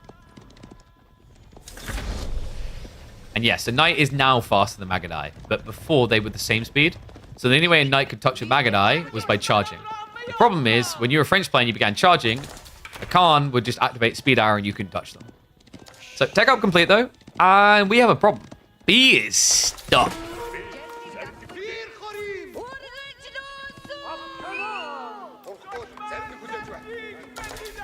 You might be asking how stuck? Like, we're talking pretty absurd levels at this stage. I think it'd be fair to say, you know those type of music artists that make the same love song just in different remixes 15 times over? Almost like a Nickelback for sorrowful people. He's that stuck. He has to win some big fights to even try to contest. Ghazi, you'd think that Keshix would just outright wipe Ghazi. It's not true. They do reasonably well. Like, one-on-one, sure, the Keshik will win that fight. But as you scale it, as you blob it, it becomes problematic because the thing is, even if you have the same cost into Keshix and Ghazi, if someone's microing Ghazi away, you'll never be able to get that final hit.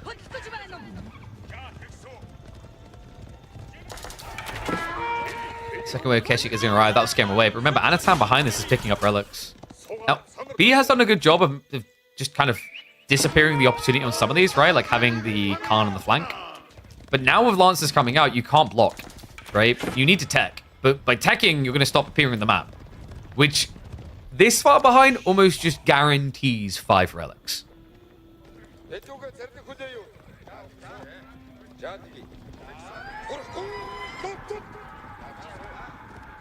Yuan Raiders are hard locked behind a landmark and 1k resources? Sure, but I wouldn't say that makes them irrelevant. If you get the late game, I still think Yuan Raiders are being slept on quite a bit for Shushi. Insanely powerful unit. B barely got any gear. He's got enough to stay alive for the time being, but this is like a fundamental issue in Mongols. They do feel a bit funky for the Pro Scouts play. And I say this as someone who's just praising them for the last 2 games. That's why I was kind of shocked that it worked so well today.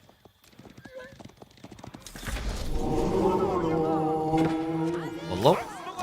Not gonna work out. But Anno has got the other 2 relics coming home, so it's gonna be 4 relic play for him. He just still doesn't have an age up. There is a small window of opportunity here, folks. B has 1 play. It's Archer Blob into Kurotai and go. It's a very powerful time if you can thread it. To make it better, Anno is building spears, which enables the play. In fact, to make it better, Alatan looks like he's going for that Imperial play. This is insanely greedy. It's crazy. I think if Anno just played the Age, B's dead. But this is giving an opening. This game is close to over, but definitely not decided yet. The one risk for B is if Anatan reinvests into War Elephants, he has no solution. His entire army is countered by War Elephants.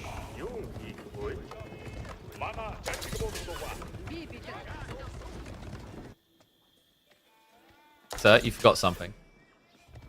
Oh, yep, don't mind me. I was just checking that you're watching, KP. Yep, we see you.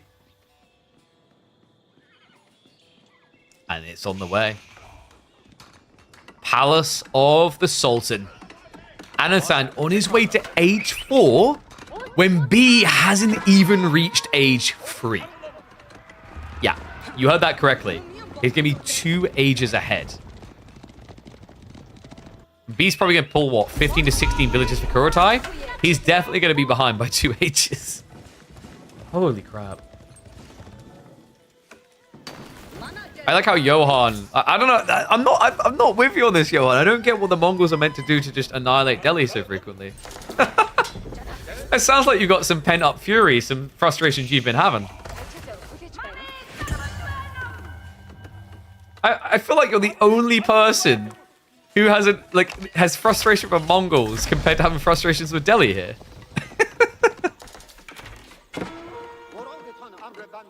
All right, 1s if you hate Mongols more, 2s if you hate Delhi in the current meta.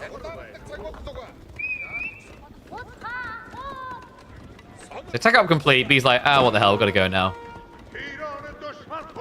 If I asked you guys a year ago, you'd probably say Mongols. But in the current meta, yeah, that is a lot of 2s.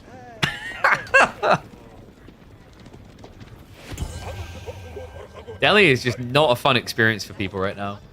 I think especially for the average player, because the average player's game length is probably 10 minutes longer than pro level play, I feel like, on pubs at least. And that's an important detail to keep in mind, right? Because like what that means is you're probably seeing the Imperial Age play from Delhi more, which is insane, right? Because once they hit Imperial Age, they have the ability to queue up well over 10,000 resources of techs and get them for free over time. Time which reduces the more scholars they have.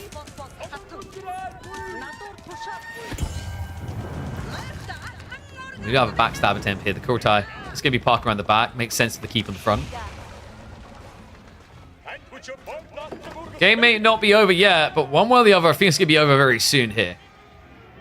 Anathan's eco isn't infallible, right? Like, he's only got 57. If he loses 30 villagers, guns. Getting 30 villager kills is a challenge here, though. And we mentioned this. The perfect counter is War Elephants. He literally has nothing for this. He's adding spears now, but they're not here. He doesn't even have the yam. That's at least on the way. I mean, here's the thing. You'd think, oh yeah, like 10 spears to kill an elephant. That's good. No, you need a lot of spearmen. Because ever since they added War Elephant splash damage, these things have been absurd. 850 HP and headbutts in front of it for 50 damage. It's not even remotely reasonable for a unit that only costs 750 resources. And guys, it's about to get a lot more tanky in here. Yep, you're seeing that correctly. Armored beasts in a minute and a half. Biology's also been queued up for 5 minutes away. Oh, God. Do or die for B. He has to know he's all in here as well. He's going to try to go for the dive. Villagers are going to garrison successfully. Do have the Sultan's elite tower elephants coming out. Love the pull of the relics here. I know. Is he thinking about using them? No, he's just looking to garrison them somewhere safer. Makes sense. You don't want to try to wall onto mass archers. Now keep in mind... Okay. And that's what we think of the Mongols against Delhi. Didn't even try for the fight. Oh, God. So let's try to think about this from Beast POV. Like, what did he think was coming out here to have picked Mongols? I don't think Mongols beat HRE. Did he really think Anno was going to do Malians on Rocky? I think the Mongols can be an incredible pick to get a one-up in the right circumstance in the draft. I just don't think that circumstance was earned here, right? Like, this is the thing. Like, for anyone who's like new to the game, we're talking very advanced stuff here. Like, there's an elegant dance around drafting and the way you leverage picks that can almost make any civ in the game relevant. It's all about executing the draft and how you utilize these picks, because you're not going to get OP pick 1, 3, 4, 5, 6, right? It's very unlikely against a high-level player. Like Anno here, he got OP pick HRE, OP pick Byzantine, OP pick Delhi. You know, like if what is truly OP there is HRE, right? That's the main one. Biz sometimes seen that way. B didn't get nothing. He got Chinese, which is the best Civ available there, right? But how you do that dance, how you utilize is important. And where it can get polarizing is when we're in a best of 7, not all these Civs are going to get seen. If the series goes beyond 4 games, as in is not just a 4-0, we do a redraft. So he's going to whip out his strongest Civ, but Anatan, I think, has a solution here. We've seen this matchup go both ways in EGC's S-tier tournament recently. It's Chinese versus HRE.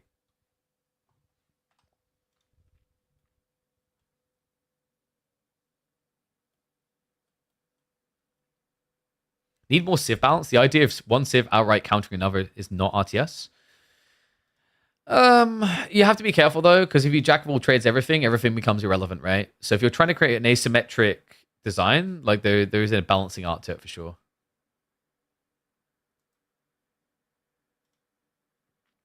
I think most Civs have like reasonable options. There are just a few hard counters that feel impossible.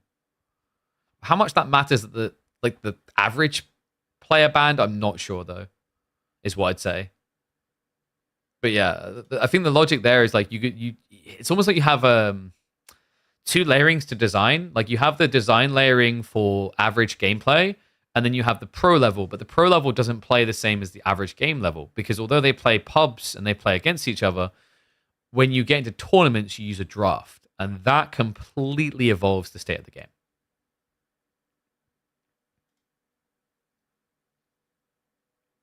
All right. I forgot to run ads. Oops. Do you guys want a minute of ads now at the start, or? Because I don't know when they're going to play. We'll start predictions as well. All right, I'll run a minute of ads now.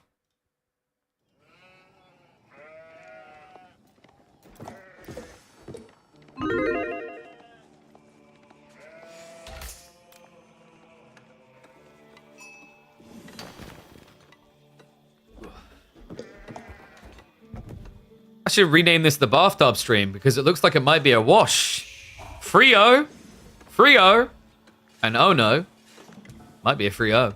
Anatan leading by 2. HRE up against Chinese. A matchup that seems to be going both ways, but I have a feeling like executed at the absolute upper level, HRE can have a notable edge here. And with these two in the arena, there's a slight difference to imagine that could come out. These are 2 of the players that will use Mind Work the most. Usually with HRE, the feudal landmark choice is very linear because better resources equal good.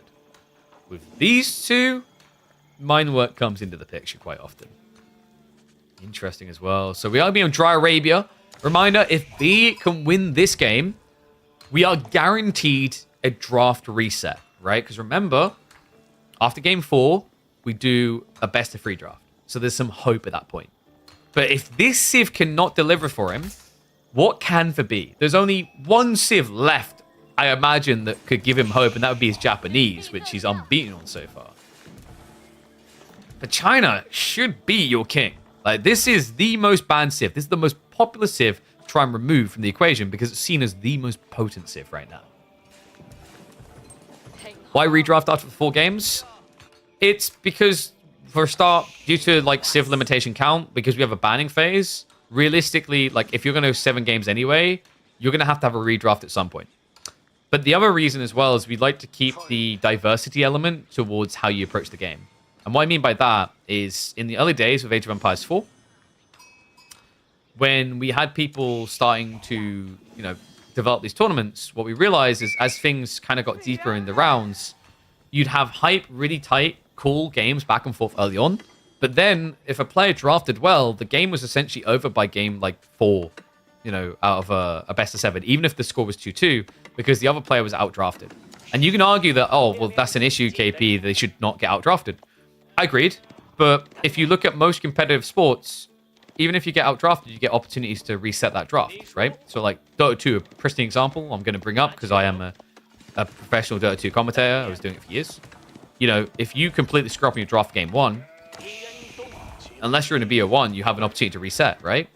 You have game 2, maybe even game 3. But in Age of Empires 4, if you allow every draft, especially in longer series, to be no reset redraft, what you create is a dynamic where you've almost just crowned a king based on potentially one mistake. Now, admittedly, it's one thing to draft and outdraft your opponent. It's another to then leverage and execute that draft correctly. But the whole point was that we were just seeing very sour outcomes at the end. It also meant that at the highest level, if you built a 2-0 lead, I'd love someone to pull statistics on this, but I feel like it was a 90% chance you'd won in the best of 7. Because what would happen is in game 3, your opponent knew you had to use your strongest civ. And what they would do is, in some cases, they would intentionally throw away a trash civ. So the clearest example I can think of this in my mind was Vortex versus Marine Lord in an early game of Mongolian Heights, an early tournament where Mongols was OP. He forced Vortex to use Mongols, and Marine Lord used the worst civ in the game at the time, which was Abbasids. He tossed it away, and it completely ruined any recovery arc for Vortex. The rest of the games were kind of just known at that stage. So, deep kind of explanation, but hopefully that gives some insights. We didn't have much to focus on here because it wasn't the Dark Age Spearman spam. Instead, we had them both going up to Age 2, and they are now going to be playing for the deer. Both of them. Of course, B is going to be a bit quicker, courtesy of the supervision.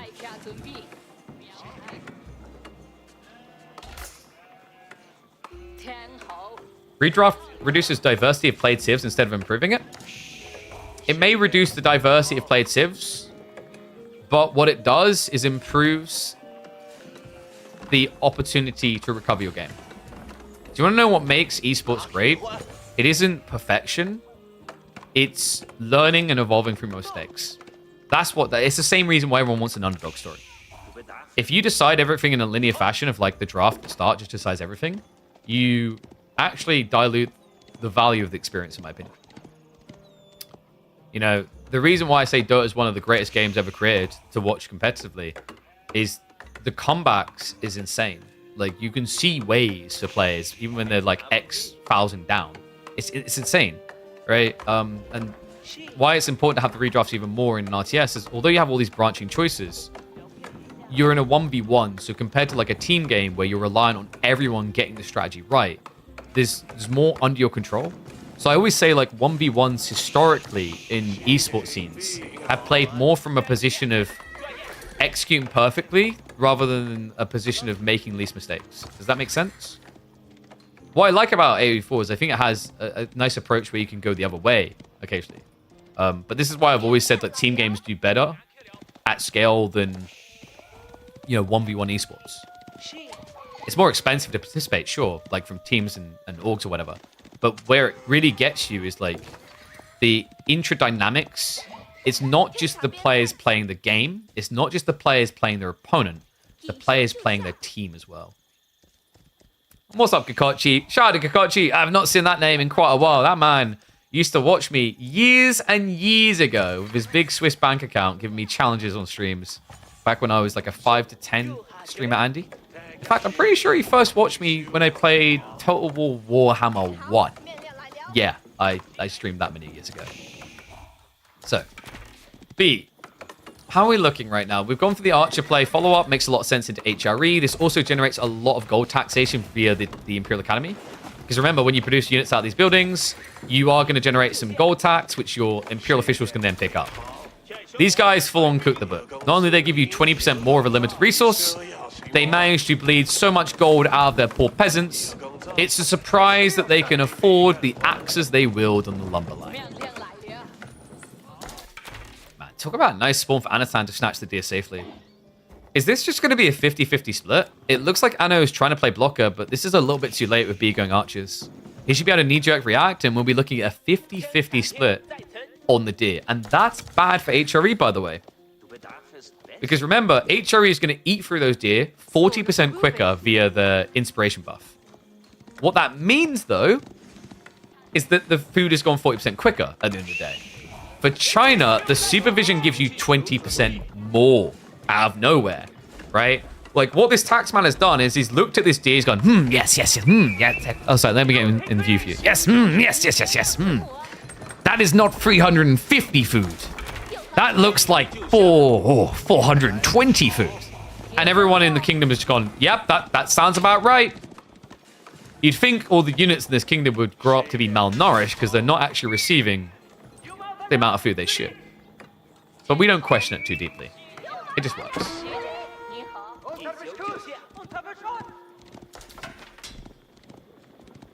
You watched me when I was still young and sexy. Ah, yes. Time has been cruel to me. I grew a beard to hide my fatness. And then I cast 8 hours a day because... I don't know if you guys know this. It's kind of crazy. Maybe it's just me because I'm a little bit too energetic. Casting is a very good way of burning calories.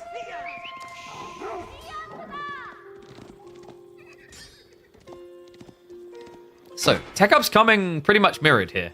Yes, Anatan started sooner, but the reason he's going to catch up isn't because he's got 2 more workers on it, as much as it is the fact that China just builds quicker. So they're neck and neck for this, but the cool thing that B can now do, and he should be rushing the taxation for it, is drop a monastery and supervise to get his monks out super fast. Anno has the correct read here. He's prepping prelates before the age up, as you can out of the TC, so he's in position to pick relics up straight away. In fact, where... Oh...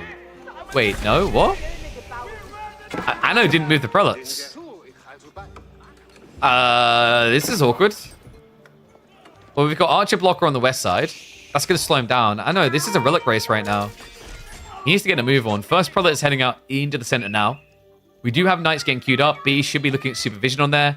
So yeah, Lancers are going to be coming out every 14 seconds, which is insane. Why Clock Tower?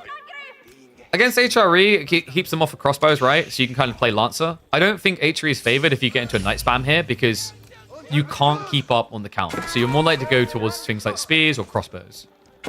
So knobs can have value. I also think in some ways, like, although people started off being obsessed with the Imperial Palace build, the Pro Scouts meta has kind of made it better to play Clock Tower again, if you think about it. Because unless you're really careless with your scouts, you should have several of them. So even without the Imperial Palace taking all the vision, you have a landmark choice, you still have all the vision from your scouts, which we're seeing here. Okay. Good initial clashes here. B definitely has military edge.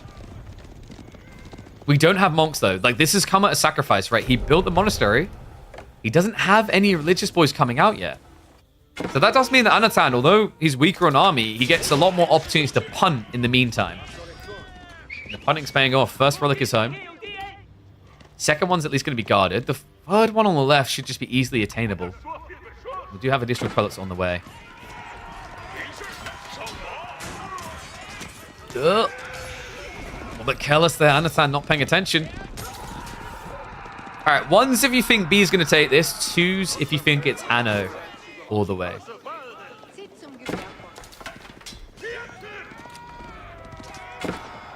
Speaking of Annos, what do you guys think?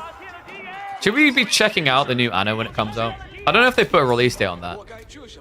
I do love the Roman period. One of my favorite strategy games as a kid was Caesar 3. I actually had a lot of favorite strategy games. That was one of them.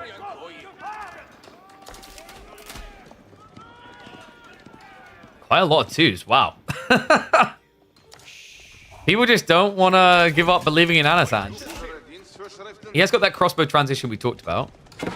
But remember, the more he does this, the better Nestades look. That raid on the backside. Ooh, chip damage is adding up. It's now a free villager lead for Anatan. He doesn't have the farms, though, remember. We haven't got that transition yet. He's actually just shoved out onto the berries instead. Why even make archers? Aren't you going to do better? You can do better, but they're going to cost you, remember? To get into Zhug, you have to spend an extra 600 resources. He didn't want to do that. And switching into Zhug and Castle Age, especially when you have to pay an extra 600 resources, feels a bit weird.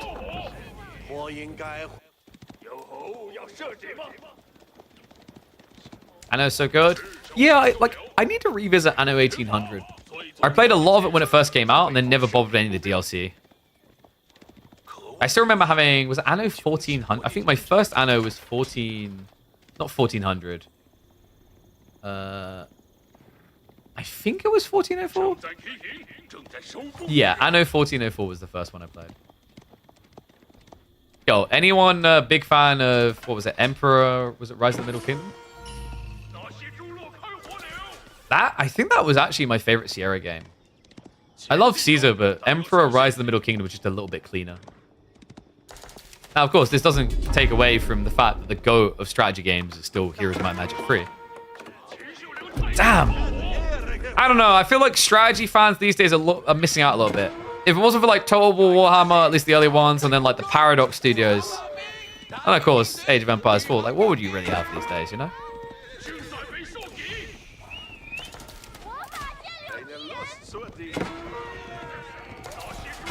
I know. It looks like B's got a little bit scared here. He tried to switch infantry. He's a bit pinned. Now, he has taken relics away. This should actually end up being a 3-2 split in favor of B. If he can sneak it, but oh, he gets seen.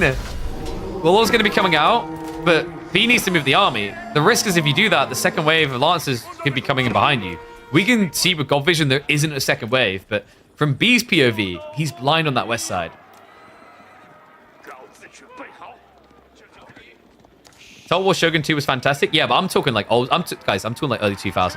You know, like Cossacks, the best Command and Conquers like Red Alert 2, Empire's Earth. Yep. They also had that follow-up one that wasn't as good. Can't remember the name of it. Played it though. All the same. The Heroes of Might and Magic games. Total Annihilation. Warcraft. Oh, the list goes on. Empire's Dawn of the Modern World. That was the one. Yeah, a little bit of a flop. Rise of Nations. Honestly, you know what? I'm going to say it. I think Rise of Nations 2 gets a bit too much flack. Very different game, but pretty decent. That was the one where you had Da Vinci as a civ. Oh, no Da Vinci here. The closest we can do to art is having that Lancer basically paint with the entrails of the Prelate. That relic is... well, let's just say we're seeing more wars over that religious relic than you'd see in the Middle East over a certain city. It looks like, in the end, though, China will be number one. Anatan's going to have to hunker down. We do at least have walls coming in. Farm transition is underway. This is a steady pacing when you play as HRE, whereas for China, it's a rush. But here's the thing. He never got Song.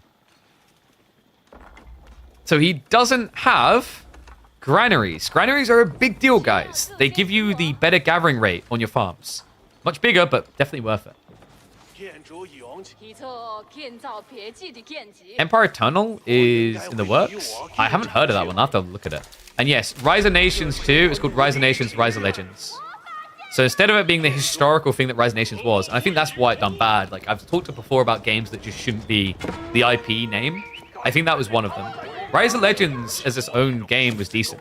It's just everyone expects historical, you know, play for the ages games, and this was sci-fi / fantasy, where you had like these sand people that were like crystallic, and you had the Da Vinci people that were like clockwork creatures. Still a good game though. I don't think you can get it anywhere online. If I remember correctly, you might only be able to get it by disc copy. Oh, reminds me of another one. Remember, guys, Lord of the Rings, Battle for Middle Earth.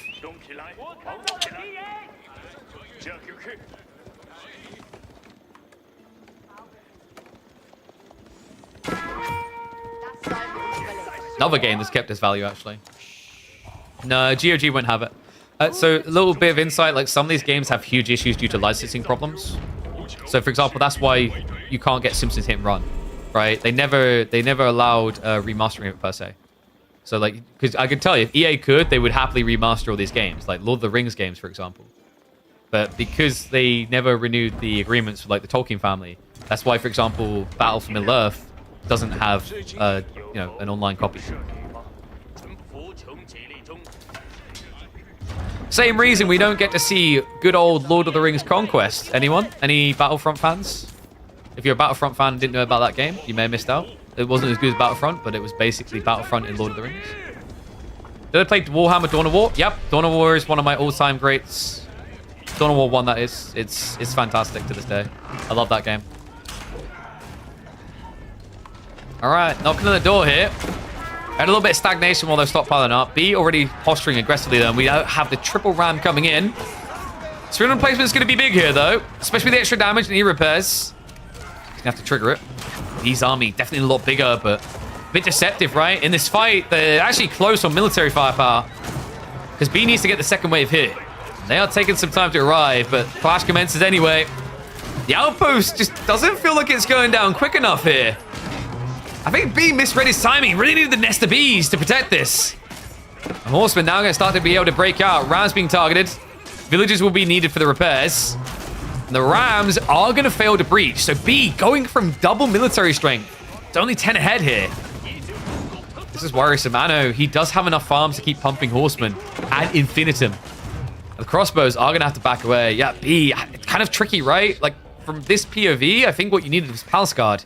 Frontline of Palace Guard makes a lot of sense against Horseman Archers. Instead, you kind of gave the ideal fight over to Anatan to defend. Archers with the spears, and then Horsemen to reign supreme against crossbows. Aliens versus Predators Extinction? Ooh, I don't know if I played that one. Wait, is that the one I think? No, I never played that one. The AVP that I did play that was underrated as all hell was the asymmetrical freeway deathmatch game. Do you guys remember that one on like PS3? So I still to this day don't know how I done it, but I'm going to just brag and say the sickest alien player you've ever seen. I don't know how I didn't get motion sickness and confused jumping wall to wall, but I was a psychopath when I was playing as those alien scum. Star Wars Empires at War? Absolute classic. How about Galactic Battlegrounds? We're on an Age of Empires game. If you guys have not played Star Wars Galactic Battlegrounds, you've missed out. Imagine Age of Empires 2 in Star Wars.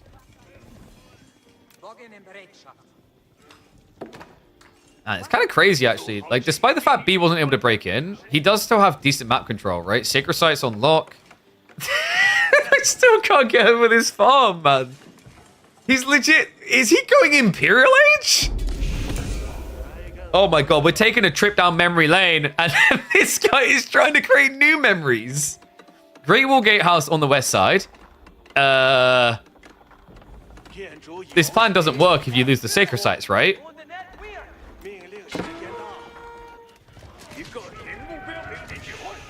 I am baffled, man. 8 farm Chinese Imperial. When do you ever see... Oh, dude. This guy is just full of so many wild strategies. Okay, so he did see it in time. Does block the Horseman from decapping. And now he sees it. He's like, wait, we've been fighting for like the last fight. But how have you got the farms to afford this? And then he rides in the back. He's like, all right, time to punish those farmers. Until all of a sudden he pauses and goes, wait. That's it? That's your grand farm plan? 8 farms for Imperial Age. Unbelievable. Look at that. Anatan has idled out 100% of B's Imperial Age farm economy. Yeah, for those new to AoE 4, usually when someone's in Imperial Age, you're probably expecting like 25, 30 farms at least, especially for China. Then you scale up to 45, 50, sometimes 60. All right, like Anatan over here is in 3rd Age, and he has 29 farms already. He's wild, man. Like, 21 minutes in Imperial Age, no Song Dynasty, so no granaries, which are what you need to make farms efficient. He's playing limited resources on the berries. He has secured an 8k gold, but, I mean, you've already decapped the Sacred Site. I'm not sure how B's meant to win this from this position. It's a long road, for sure. It's not going to be a quick victory.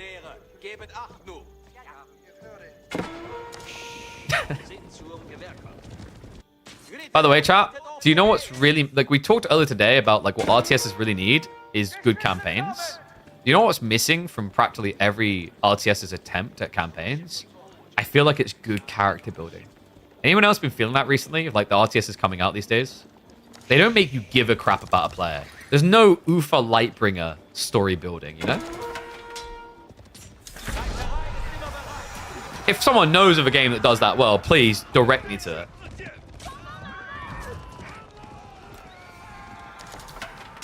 I still can't believe it. Like, surely this has to be mass mech build.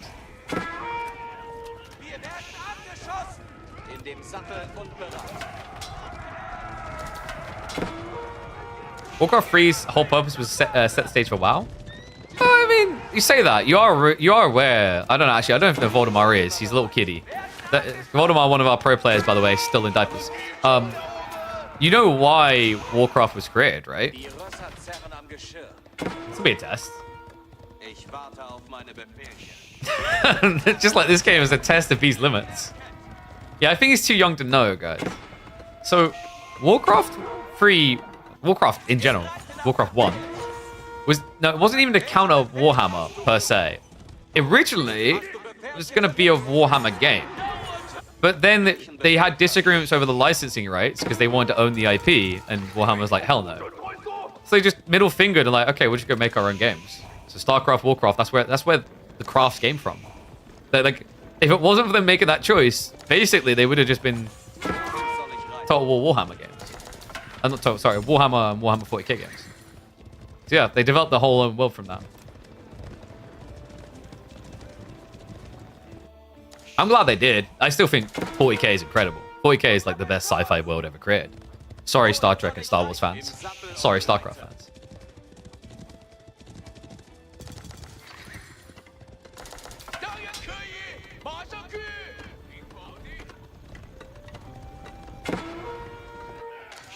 So, we finally have Barbican at 24 minutes in. 2 TC as well, because he had to, right? Like, his opponent went Song. His opponent went Pal Suave, rather. So remember, this is 3 TCs in 1. So his opponent has 4 town centers of production. Like, B has to make this transition. But it's not a good position right now, guys. We have breakthroughs on the tree line. We have horsemen flooding in. Mass infantry behind this. I mean, I know he's going to take a chill pill for the time being.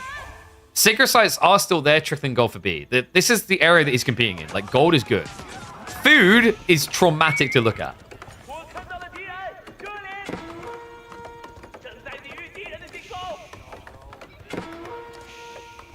Yo, you know what is an experience, by the way, guys? Command & Conquer 1 on a PS1. How many people knew that was a thing? I'm kind of curious. Like, I played that so much as a kid, and the amount of people go, that game wasn't on PlayStation 1. I'm like, it was. It damn well was. I can still hear the Wilhelm screams. Like, what was that? Ah! I'm not going to try and do it. To do it properly, I'd probably ruin people's ears. That sounded more like a parrot doing a Wilhelm scream. We finally have a granary to go alongside those tiny farms.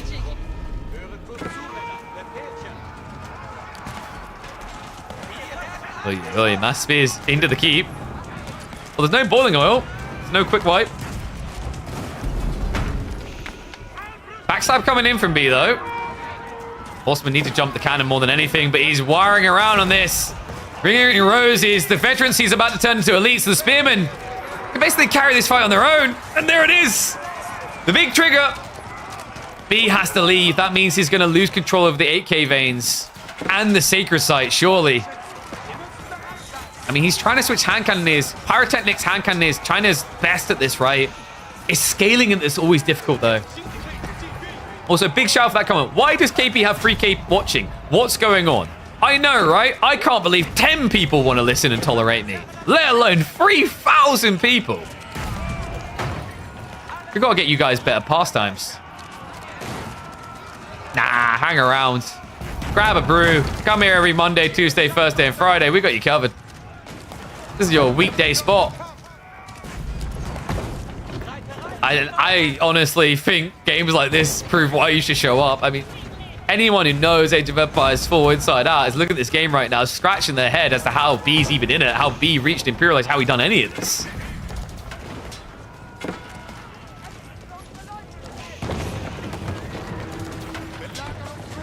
Dean, I mean, the good news for him is he's so far forward on the map, this isn't just GG the game. The bad news is it might GG it in 5 minutes. Anatan has got a substantial eco lead. He's now got gold access. B in theory with mass hand cannoneers is Gucci here.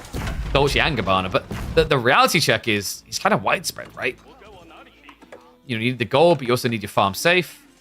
That could lead to a bit of exposure here, especially with Anno spamming horsemen.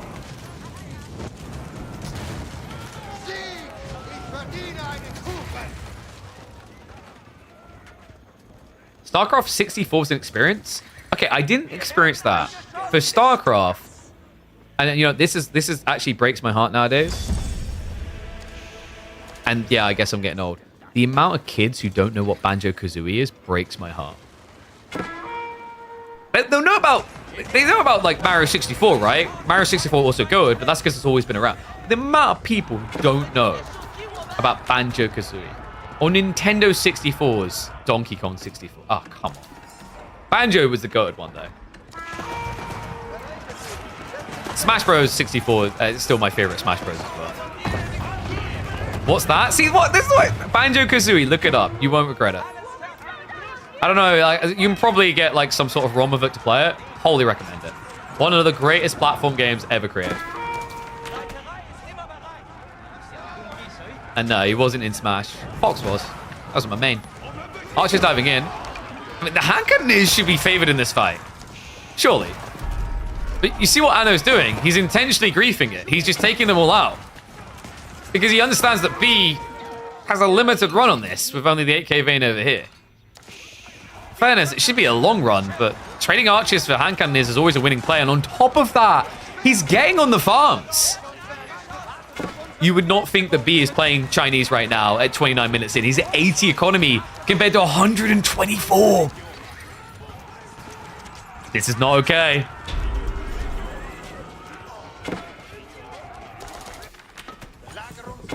Keep drops now coming in of his own. Sacred Slice also getting locked in for additional gold trickle. And we do have biology on the way. Now, for B, I don't think we have a university, let alone Tex Haven, no? At least I didn't glance one earlier.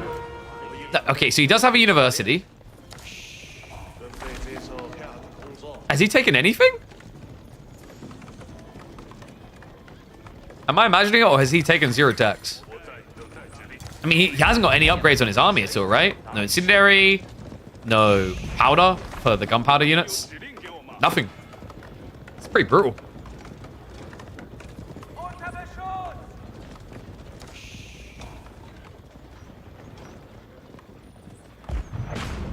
Oh, that's true. Yeah, he has got chemistry for free, right? Wait, no. Yeah, he's got chem for free, but that's, like, remember, it's different. It doesn't affect his hand cannon. Got changed a while ago. That's coming in. Looks like he's going to try to target the Culverins. Well played, B. Will he stop his opponent from brute forcing into the base? It feels like what we're seeing is the flailing of a dying man, right? Like, we haven't seen him make a move in the last few minutes. It's been like, wow, GG. That's really slowed the game down and gotten something out of it. You could argue he's slowing the game down, but he's not getting anything beneficial out of these players currently. Should be taking his unique upgrades for the villager drop-off. Yeah, I mean, he's going to get at least the 4% from being a song, right? But usually Ancient Techniques was a lot better by being a Yuan. He's still missing Yuan. When was I born? 93. Would you also like my mother's maiden name and my favorite color?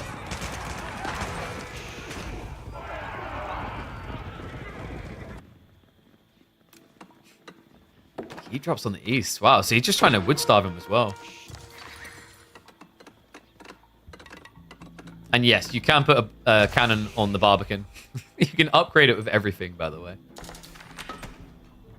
Social duties. No, stop. Yeah, so 69, 69, 69. 420Y. There you go. That's my social. Horseman in again. Okay, how many times are we going to go through this before he's just dead? I feel like we've been here before. Shivs are out, so it looks like he better protect himself, but behind this, we're seeing more permanent gains. Anatan is creeping his way across Dry Arabia, like the Germans across Europe at the start of World War II. Like, it's very reminiscent of that type of dominant role here. A little bit different, right? He's not getting the immediate surrender and taking everything over, but he's getting gains after gains after gains. Hand cannon is of his own now coming in. And the problem is B's are better, but like, Anno just has so many more to queue up, right? So B has to be very careful. He's got a fragile state. He can't afford to lose any. Not with his gold income being about to plummet, right? Down to 1.7k. Meanwhile, look at Anno. 2.3 here, another 4k over here. 4k. Actually, oh, I guess B could force more gold. The problem simply is raw villager count. He can't afford to put more on there.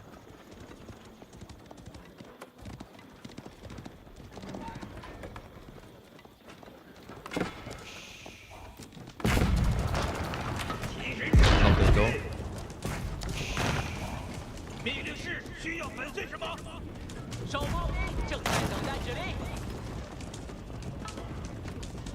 You know, I'm kind of sitting here thinking, would it be interesting to see, like, Age of Empires mechanics skinned into a Warhammer game now? This is what that talk about Galactic Battlegrounds has got me thinking now. I'm a sucker for Warhammer. I'll always take more games. Ankan is... Oh, no. He's wasting time on the Horseman. Zano intentionally firing on the right units here. He's got to start backing up. Now, he does have the marching drills, remember, so he moves quicker than the enemy gunners. Horseman wasting a lot of time on the wrong units here. He has at least got biology. No elite army tactics, so no buffed up damage to the spears. But he's still not dead yet. Anno just seems to remain ahead on hand cannoniers, though. Becoming a little bit problematic.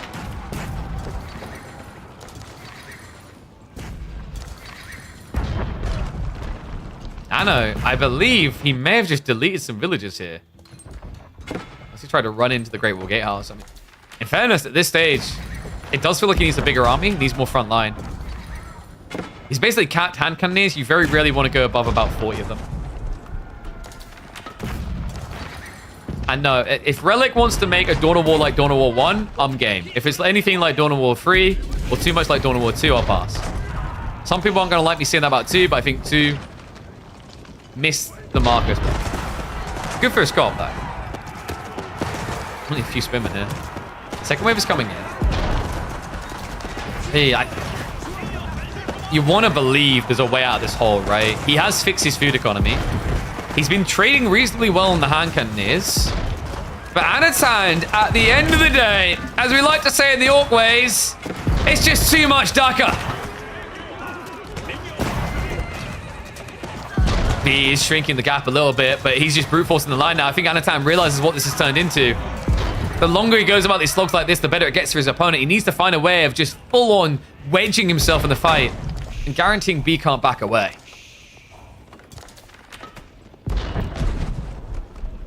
Dawn of War 1 is probably the best RTS I remember as a kid. Dude, it's incredible.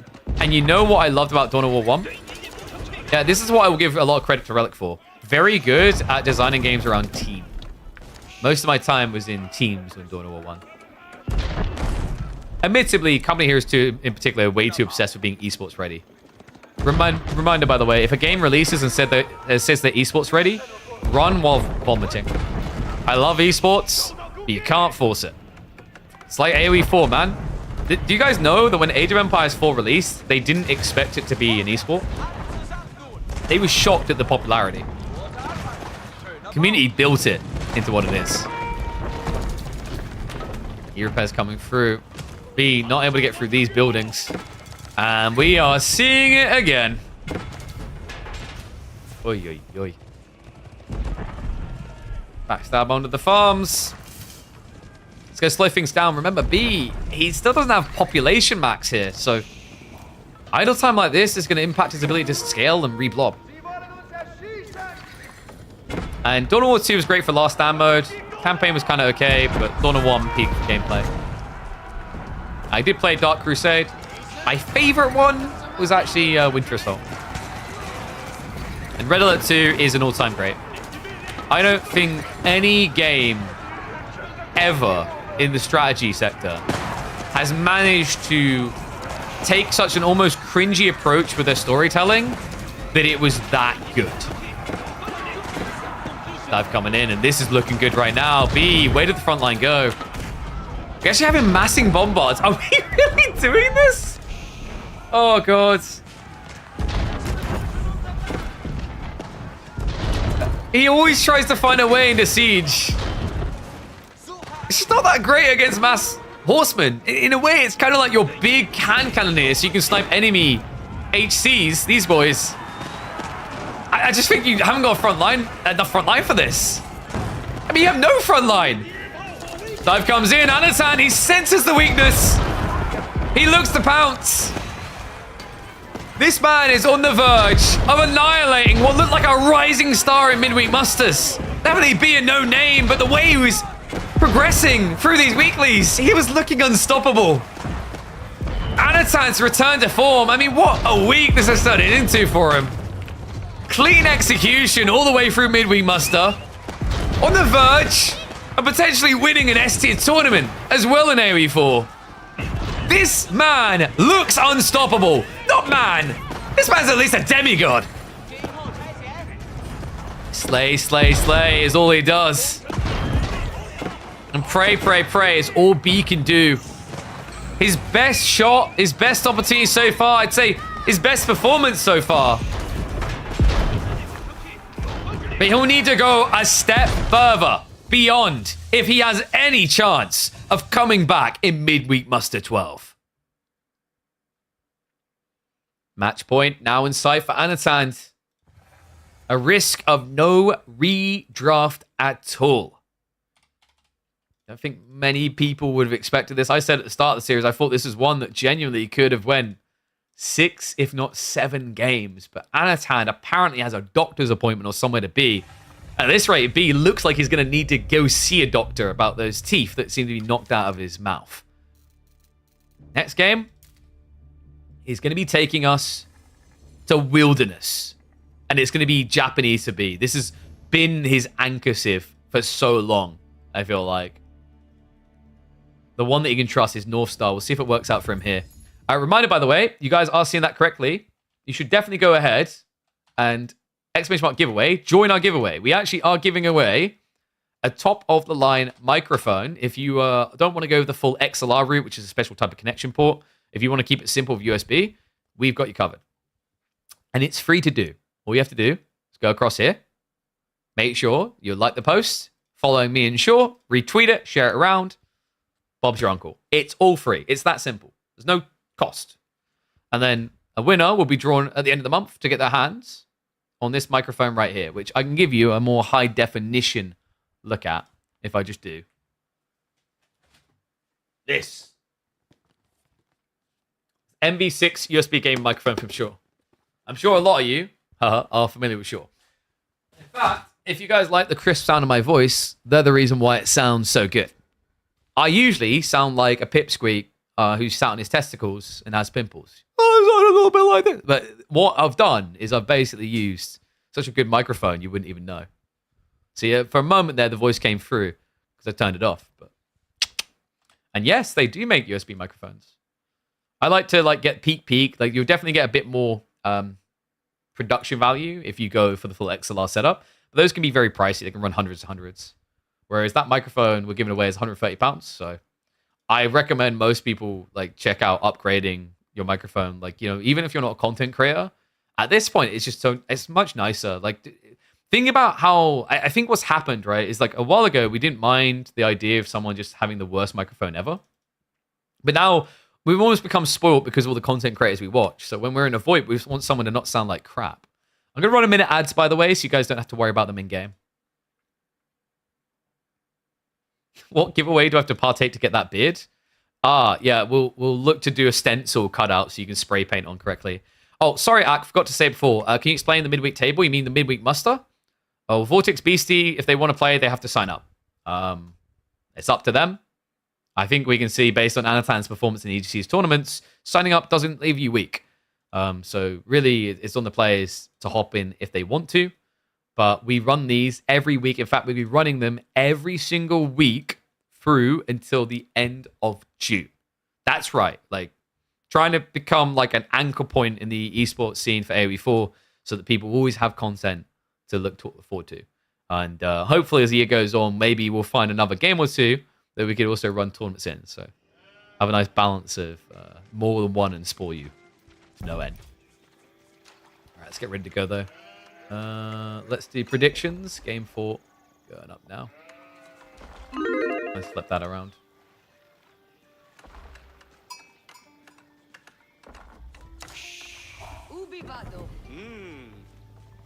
Start to think immediately about the old COD VoIP, right? That's the example I use where someone's yelling about your mum, and I always used to say back then, can you please stop deep throating your microphone? Because they'd have it too close to their mouth.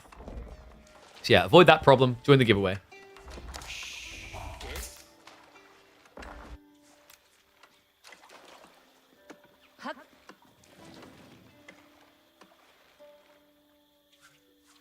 Ladies and gents, it's getting out of control here. B. You would not expect to see this. He's 3-0 down. Fox's Anatan apparently has an appointment that he needs to make. He is not wasting any time at all. We head into map number 4. Potential final game of this grand finals. French for Anno up against B's Japanese on Wilderness, a map that has got the shoreline fishing, the deep water fish far, far away. An interesting matchup, actually. In some maps, you would definitely favor French here because if the game goes late enough. Japan sucks. They don't have crossbows. However, on a map like this, there is the potency, the potential to end the game swift enough that you could lean Japanese. All comes down to those opening plays, though. Where can Anatan pressure? What damage can he achieve? Because you're expected to be the aggressor here as the French. For Japan, greedy mother duckers always only want one thing. They want to be up in Castle Age, thriving off knights. That takes some effort to reach. And I believe that effort will begin with a Coca Township. Yeah, so interesting choice here. I actually don't mind this. I've talked about this before. Like, the idea of ninjas against knights isn't terrible. You can make it work with micro because when one knight comes in, let's say you have free shinobi, you just tank the charge, Shunshin behind the other two with a blink, and then you swap aggro to kill. Top of that, there is the potential for something like adding in, say, your own horseman. Logic being the horseman tank the knight hits, and then they counter the archer player that you expect French to go for. But even more than that, the crafty thing you can do here is sneaking unnoticed. So remember, the shinobi, they have a bunch of abilities we'll go over when we get to age 2, but you have ways of getting into your opponent's economy unnoticed, unharassed. Is everyone's anticipation for the new feudal changes for Japan? I'm not sure exactly what they're going to go for. One change that I did say would be quite interesting is if you could basically get an upgrade for farmhouses, you know, your houses which are also mill drop-offs, that would almost be kind of like the Ottoman's Madrasa, where they could spawn a berry bush every X seconds. You have to balance it right so it's not OP. Give us Onobigisha Dark Age? Yeah, that would break the game, Crackety. That legitimately, if you actually think about the possibilities there, that genuinely would break the game. Onobigisha rushes would just be the easiest cheese imaginable.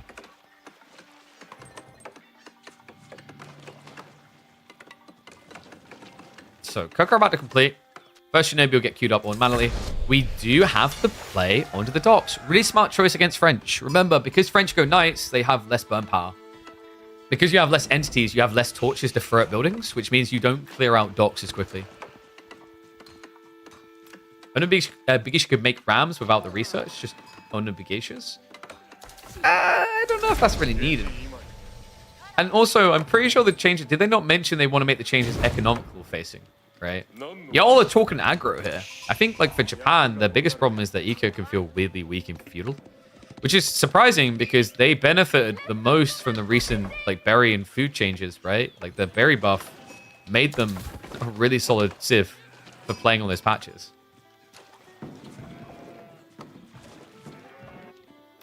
So, Shinobi. Let's talk about why they get to sneak in. Anno's producing knights. If you use the spy and you disguise yourself as an enemy villager, the A-click moves of the knights won't see you. On top of that, the other thing that's super sick about Shinobi, they're very good at spying. Look at the vision. And then look at this blind goose. Yeah, this duck may have put his helmet on a bit too tight. You don't really see much with knights. So this means that you can kind of just play the evasion game. Sneak by like an unseen ship in the night. Speaking of that knight, it looks like B's going to directly contest it. He pulls back to defend. Smart choice. He hasn't built into an outpost yet. In fact, we're not going to see him do it. We're seeing the Shinobi spam build. I love that we've been seeing players do this more. B has been at the forefront of like innovating this type of builds. After the buffs, I still really maintain Shinobi is one of the most giga-busted units when you leverage it for feudal pressure. It's a very healthy part of the comp. The thing that I think people slept on with Shinobi is it breaks the counter dynamic. The counter dynamic, for those wondering, for those new to the scene, We haven't talked about it so far, maybe before, because we've had so much to talk about in the games. There is a basic triangle at the core of Age of Empires 4. That core, at least in Feudal, is typically archers beat spears, spears beat cavalry, cavalry beats archers. Now, there are things that expand beyond that. You've got the interaction between like men-at-arms and crossbows, but it keeps the same. Typically, it's like archers beat infantry, infantry beat cav, cav beat archers. A historical one that has been beckoned upon many different strategy games across the years. But these things break it entirely. And you'll see it the moment they touch those knights. Like, it's absolutely ridiculous. They hit for 25 damage, they heal. So they ruin spears, they ruin horsemen. The only way you can count these absolutely is archers, but the problem you run into is the mobility, the utility of abilities that can disable production buildings, and also the blink to allow them to remaneuver makes them crazily strong. The limitation, why these things aren't seen as broken entirely, is you have to choose a specific landmark, and you can only get 3 a minute. And they're 100 resources each. Judge coming in. Another Shinshin. That's staggered. Okay, we've got more Shinobi on the way. Things are getting a little bit discombobulated, Fanasan, right? I do think that B needs to add in Horsemen. This is getting a bit greedy. Oh, no! Okay, so that began looking like a good trade, but then the second wave has just made it very Anatan favored here. I don't like this for B. The only thing that's a positive is this is keeping all attention on land. He has got fishing scaling. But the lack of just, say, of stables and 2 horsemen. Can they not be attackmen in Vil form? They can, but you have to click on them. So you can't just use A clicking, attack clicking with the hotkey. They get ignored by that behavior. So you have to notice them and go for them. Now, that sounds OP and really micro-intensive. The other way you can deal with them is the scout. Scout, outpost, tower, primary TC, these will all reveal the spies. So you can't just run anywhere, per se. They do have limitations, but used well, this is... I think this unit has more utility than any other unit in AoE4, by far. You have to use it well.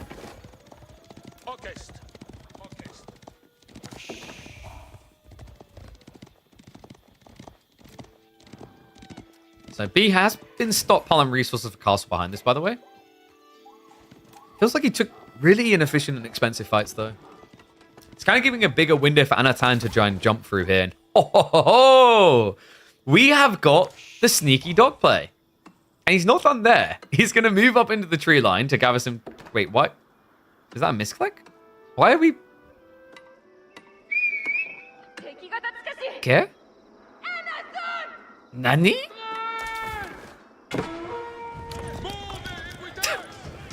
That's a very intriguing lumber camp placement. But he's going to eat the crap out of that straggler tree if a wolf doesn't murder him. Oh, no. I'm not questioning the play to keep the villager out here. I'm questioning why the hell we put it here and not here with all the trees. You know what it is? She got so fit and able walking across the map, he doesn't want her to now get lazy. So having to walk back and forth to that lumber camp is going to keep her in good shape. Also, good guy Anatan is thinking about the wildlife. If you place these human structures too close to the forest, it's going to scare the wildlife. What a great guy. I have to be careful, actually, because we have a lot of people who haven't seen Age of Empires 4 before watching. They're like, whoa, this game has, like, wildlife that exists in the tree. No. Calm down. No. We're memeing a bit. It's a very inefficient lumber camp placement.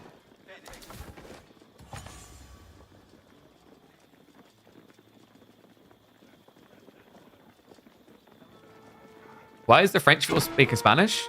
Probably because of the timeline. It's probably sounding partially Spanish because of the intermingling of borders in certain time periods. So for those new to Age of Empires, one really cool innovative thing you'll find is that as you age up, the dialect of your peoples changes. The archers, knights, etc., the villagers in particular, the dialect slightly changes to equate to a new age, a new language, essentially.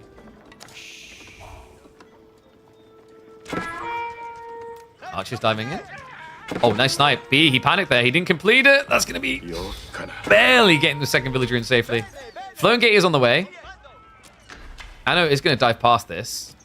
Presumably he's looking for the food gathering, but isn't going to work out. And remember, B is still gathering on the other side, so he's not really that pressured at this play. Guys, we might have the most competitive looking game out of B so far. He has a solid plan. He has a solid timing. Anatand, he's going to try to deal with this. Demo ship play comes in, though. Gets the wipe on the dock. The fishing boats get chased away. Okay, so Anno now on water is a problem here. This is all developing very subtly in the south side. B, he has to seek the land economy. Now, with this age up, Mounted Samurai are king here. Anatan needs to bypass into castle now. Starting to save up. We do have Shinobi getting blocked on the backside. Fishing should get shut down. Damn. I mean, I should have seen that. My bad. I'm a bit hungry. We've been live for almost 6 hours. That kind of caught me off guard. I was surprised that scaled that quickly. It seemed very subtle out of Anno. Already has saved his bacon here, right? B, with that type of economy, would have rolled over the map. Now there's a window vault. We do have Mount Samurai plus Onimusha to come. This is going to give you the better knights as well as the penetration to kill, right? You basically got mobile crossbowmen as Japanese. Mount Samurai beat French knights pretty easily because of the deflective armor. It stops the French knights from getting a damage buff that they need off of charging.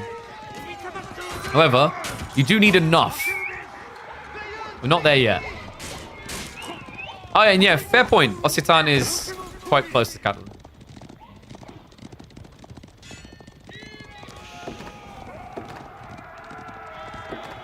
I don't know. What's the choice going to be here? Surely not Royal Institute. Guildhall, but then you have to play a survival game, right? Yeah, so Guildhall it is. So his goal is to try and offset the pressure from B. We actually have you. Oh my god, this is such a B-type build. Vortex and Lucifron got really big on doing this as well before Lucifron obviously retired and before Vortex took his break. Especially on 4 lakes, actually. We'd regularly see them do Mount Samurai into Yumi. The Yumi, by the way, remember, these are very cheap versions of standard archers. They cost less, they have less firepower, but they're much better for blobbing.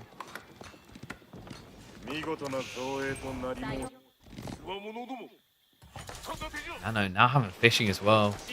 I wonder if we're going to see B try to sneak back out. He's going for relics. We do have one already home. Second one to be grabbed. Third one actually could have been walled by this villager for mana if he wants to.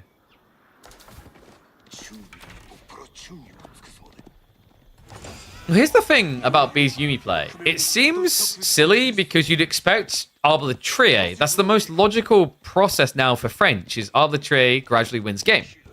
Because they counter Mount Samurai, crossbows is kind of king at the moment in the meta, and Japanese don't have a crossbow. But he's building spears.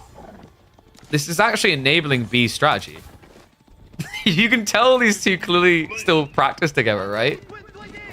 Because it reeks of, we've played this out and this is what we concluded. And it's almost like B is then just trying to go a step ahead.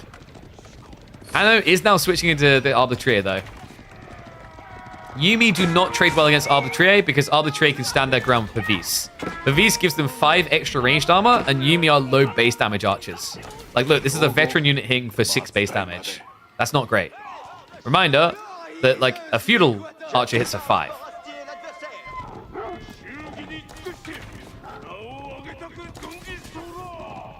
The good news for B is, obviously, he does have the option to go Onimusha instead. The bad news is, Onimusha don't feel that great into Arbre Trier either. Like, most of your options don't feel good into Arbre Trier. I'm trying to think if there is a civ in the game that is more hard counted by Arbre Trier than Japanese, and I'm coming up dry. Because remember, that's the crossbow unit for the French, but it also has some unique perks, right? So it has the Pavis drop, which gives it 5 ranged armor and extra range. The other big deal is if you go, for example, Onobugisha for the Japanese, which is the light, fast attacking infantry, Gambuson's ruins you. You just tickle. It's actually ridiculous.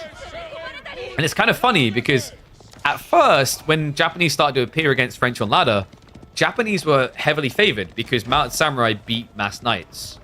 But as players have got better at just switching into ranged crossbows as French, they've realized very quickly that Japan are the ones in trouble. They're the ones that have to do something big. B. It's kind of lacking on food. He does still have the deer on the back. Deer on the forward as well. Remember, though, this is one of the tricky things about going Coca. Your alternative, the Kura, does give you farms for free, which means your food transition is easier. And food transition is kind of key if you want to go for anything other than Yumi. We'll scare him away. Villagers are not being touched. What a nice guy. Wonder if Anno just comes out for the... Ooh. Okay, he's going for the relic. Definitely worth sending a villager out at this stage. Just inflate your fishing more, right? Another thing that puts B on the clock here is that Anatan went for the guild hall. Reminder, the guild hall is going to scale resources over the minutes, right? It's basically just like having a savings account. You have more in there, you save more, you make more. So if B goes too long without getting any advantage here, Anatan is just going to pull the resources and immediately go to the next stage. Nice on the back, able to do some damage.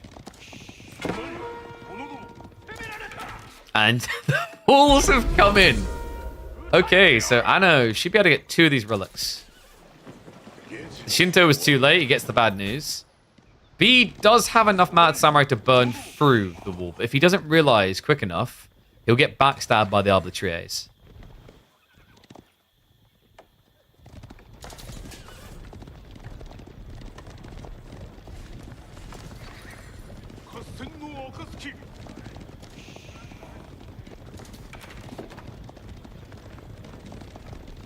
Alright, 1s if you think Anatan's going to win. 2s if you think B's going to take it.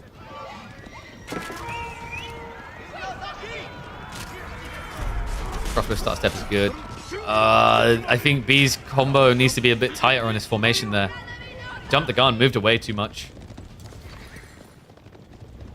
Oh, and freeze if you think the EA need to hurry up and make that Red Alert 2 remaster. God damn, I want that game so badly.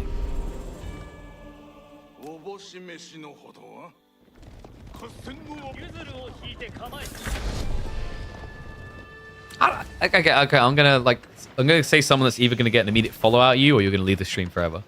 I think Generals is overrated. Red Alert 2 is better. It's not that Generals is a bad game, I just think Red Alert 2 is that good.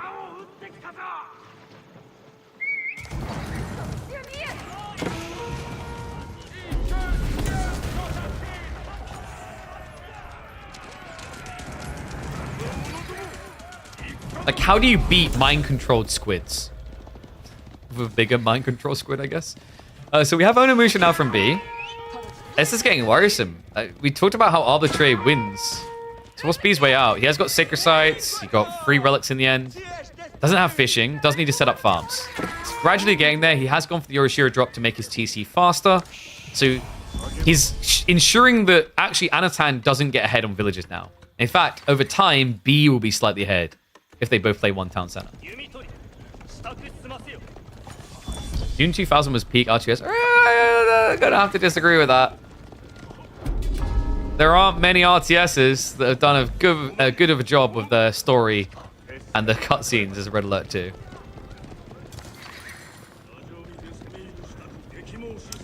Dune Battle for... what was it? Emperor Battle for Dune was an interesting one. The 3D one with the sandworms. Wasn't that great, though. Total Annihilation is by far the most advanced RTS to ever release at the time it released. Total Annihilation was easily 10 years ahead of the RTS development cycle. They were doing things that wouldn't be happening until, like, Warcraft 3.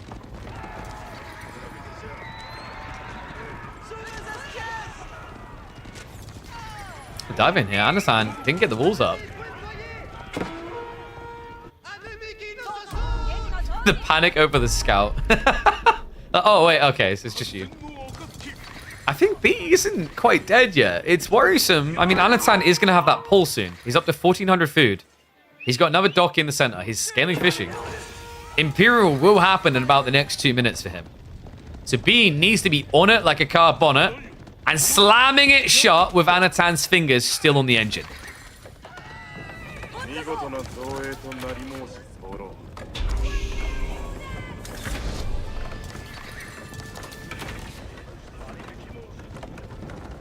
Lord of the Rings Battle for Middle-earth. I'm still not sure which one I like more, 1 or 2. I felt 1 was better from the hero perspective, but 2 from the overall RTS mechanics. No?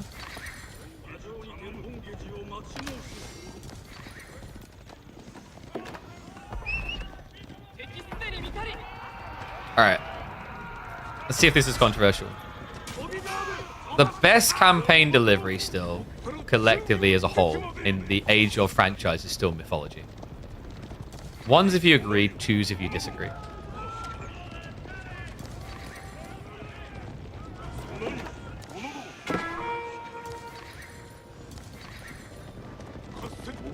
I've got to give it to him. Because I think, like, Age of Empires is very good at these historical battles, right? It's very hard to character develop historical events. I'd love to see it done more. I think the Sons of Ascent campaign for Age of Empires 4 done a better job of, like, making you care about the story of the characters. Hello? Well, he kind of wishes he had his Buddhist monk to the damage buff right now. We do have a successful burn down the dock. Sacred Sight's timer is ticking, but Anatan's at that point, guys. The guild hall is waiting to be opened. It's a unique savings account that's been getting compound interest for the last 10 years at 10% savings. Anna is ready to go big. Wait. He pulled it out. Oh, no. Oh, my God. I thought he still had it. Anatan, he already used the food. So if he loses this fight, he has no easy way out of this. Good pushback. It's just Arbitrary left over. Horsemen have been laid in, though. Smart read by B. He's got a lot of horsemen coming. Where did this man find the food? Out of nowhere. Without fishing, without Kura. B has found the food to vomit out the horsemen to try and break in. Problem is, Arbitrary still have a lot of melee armor. 8 of this damage being mitigated. And the Pavis is carrying this fight. The Yumi are doing nothing. He's pretty much chucking himself into a meat grinder, the likes you've never seen since the Yuri's Revenge campaign playthrough. I'll tell you what, those Hollywooders were idiots. They just kept jumping in carelessly. Has to run away. Anatan might not have his age 4, but he stays alive.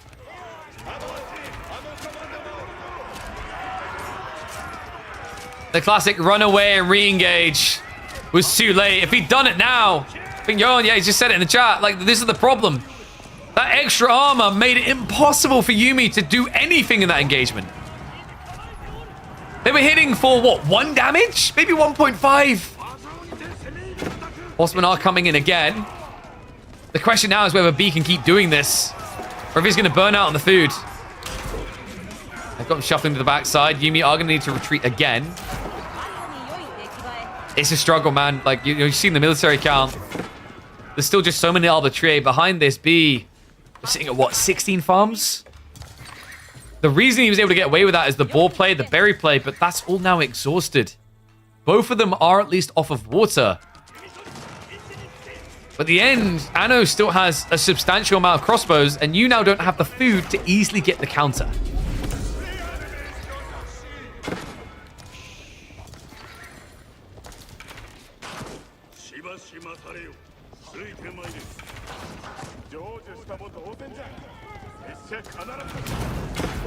Villagers here. Oh my god.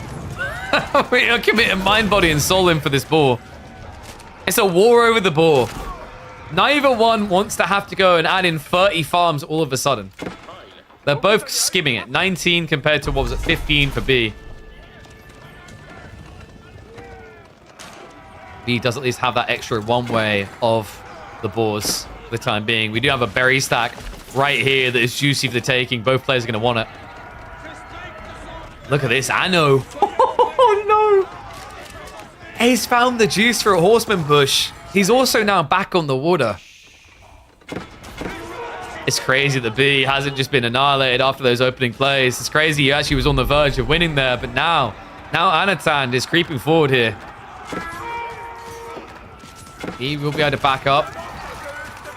Problem is he able to break through? If you can't break through, it feels like this goes one way.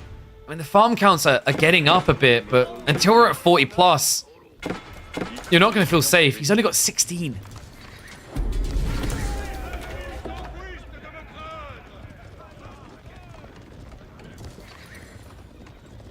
AoE 1 on MSN zone. Okay, so I didn't have internet as a kid that early. I got internet around when the PlayStation 3 came out. So yeah, Rainbow Six, Vegas, my first shooter experience. Incredible game to this day. Very proud of my consistent top 10 on the ladders. At MSN, I just didn't play AoE 1. That was before then. Guild Wars 1, absolutely go game. I still stand by that being one of the greatest MMOs ever released.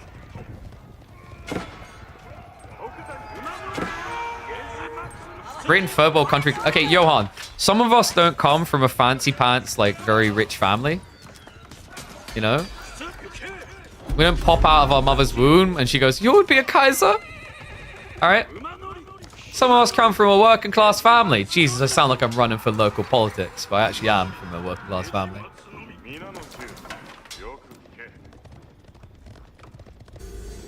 I'm still shocked my parents bought me Nintendo 64 games when I was a kid. Those things were not cheap. I think if you adjusted for inflation nowadays, Nintendo 64 games were like £120. It's insane. This is insane. You got enough time to go back for it again. Red pass on the way. I mean, this would feel like GG if you let it go up. You have to stop it. He's diving in. The villagers! He pulls 30! Can he get through, though, is the real question. It looks like it. The front line's evaporating, but the Yuumi need to target this down. 75 health per villagers. It needs to start now if he wants to stop it. Horseman just not getting through the arbitrary quite quick enough here. More villagers are being pulled. Anatan refusing to be denied. And it looks like there's no hope for him stopping it. Red Palace up. Anno, with over a 20 eco lead now, is in the next stage. Be hunker down, son, because there's about to be a cold night in hell.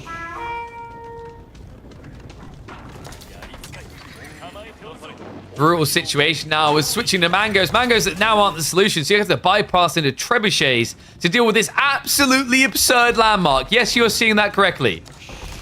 If you shoot wood hard enough, you beat it. There's probably a dirty innuendo in there, but if your mind finds it, that's your fault. Horseman now riding out. He's going to maybe at least be able to stop the docks.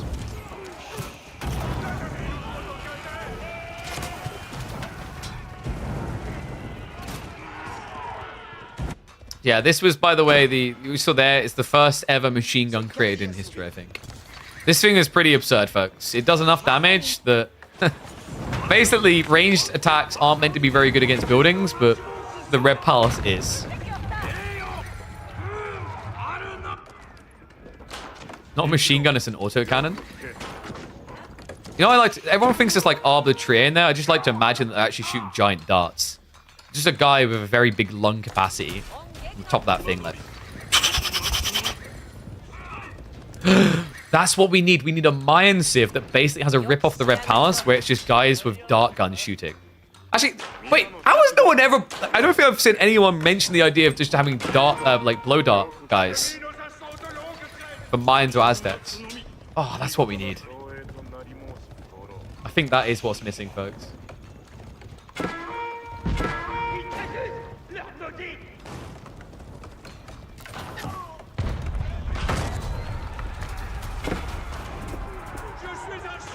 I know, now with Sacred Site's locked in. I mean, what is the way out now for B? This kind of looks a little bit hard stuck. I've got Trebs moving up. He's eating into the Red Pass, right? It takes so much time though. Wait, what? He's actually diving it. This is insane. This is taboo. You just don't do this. This thing will Gatling gun down an army. Okay, so he bypasses. It looks like he wants the decap to buy time. But his food income isn't great. And the Treb's left unguarded.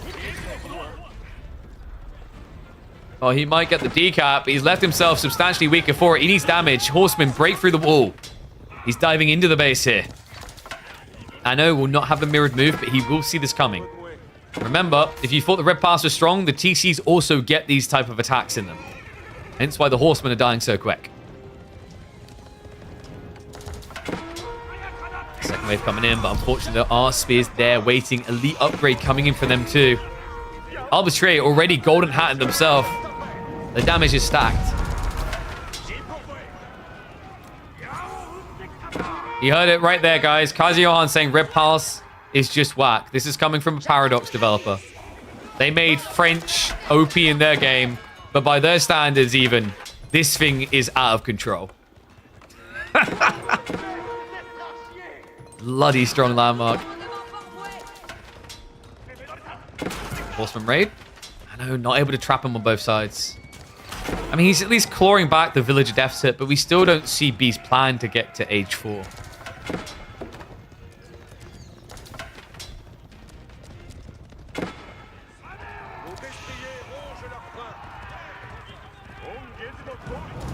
Feels like the fatigue of this game state is starting to lean in, right? Not the fatigue of the player, it's just more Japanese at this stage feel probably the weakest.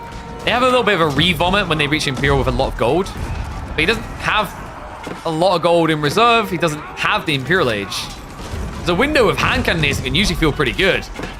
It's just so difficult to reach these days.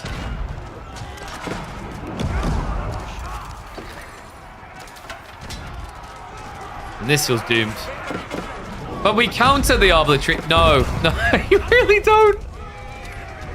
The mangonels aren't clearing it quick enough either. Spearman now having to commit in. This is his final stand, surely. Yumi going to try from the side. Mangonels being dove onto. The repair crew is trying to do their best. But their best just doesn't feel good enough here.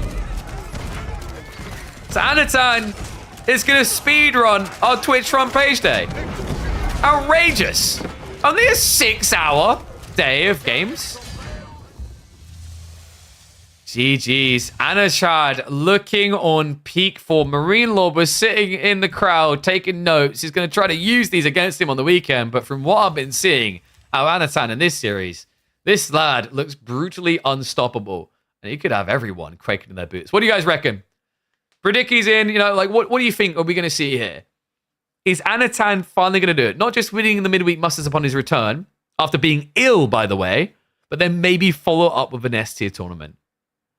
I mean, once upon a time, it would have sounded crazy, far-fetched, impossible, but the man we're seeing right now has never looked so powerful, and I look forward to seeing him in the next chapter. I know, Chad. I know, Chad. What a ledge. 4-0 it is. Good lord. Heart says Anachad, brain says Marine Lord. Right? Yeah. It's definitely... I mean, Marine Lord is the obvious one, right? Granted. But I don't know, man. What I saw today was pretty damn impressive. Nothing weak about it, per se. Well, my thoughts are, do we keep rocking? Be a shame to go offline so soon.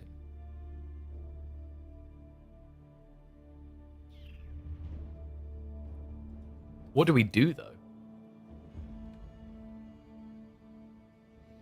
Well, what you need to do first of all, guys, is I would recommend exclamation mark giveaway.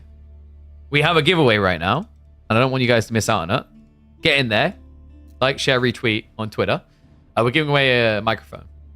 So, reminder to people, definitely do that. Road to Conk free, not happening. Not yet. Remember what the promise was. We do a Road to Conk series. Once our average exceeds 750 across at least a month. It was a good stream today. Don't mean we're there yet. Load up the game? Dude, I've always got the game loaded up. What do you mean? Sitting right there. Look at it. Just right there. Wow. Oh, blimey. I'm wondering if we keep going. What would we do, though? Do we have enough people for free-for-alls? The problem is I'm hungry. I am quite peckish. We have been going for 6 hours already.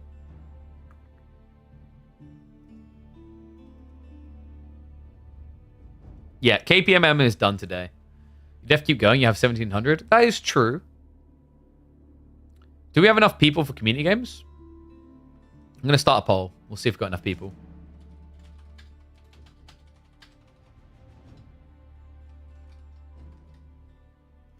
For some free-for-all gaming. I guess I'll snack on a protein bar while I wait for your answers. Ugh.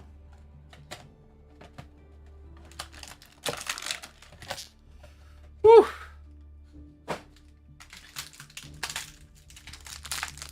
Yeah, if people aren't hanging around though, hopefully you did enjoy this preview into Age of Empires 4. Make sure you follow the channel because we have got these now through the end of June. And hopefully other tournament types to come of Age of Empires 4 and other varieties. So plenty of reasons to keep on tuning in. Loves a protein bar? Mate, I need it. It's quick and easy. Like your mum. Okay.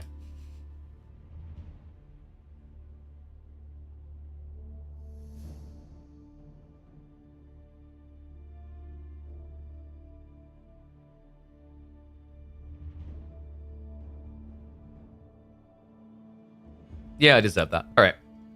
Looks like we've got enough people for free-for-alls. So, let's set up the game.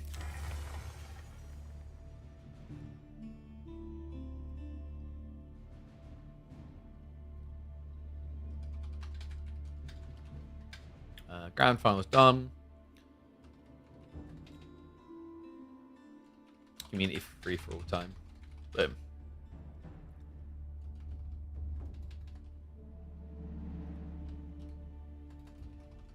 So guys, we do some interesting, if you know around here, we do some interesting free-for-all formats. We basically create some quirky modes for people to play. Today, let's do, what should we do? Game mode wise, I guess we can go with,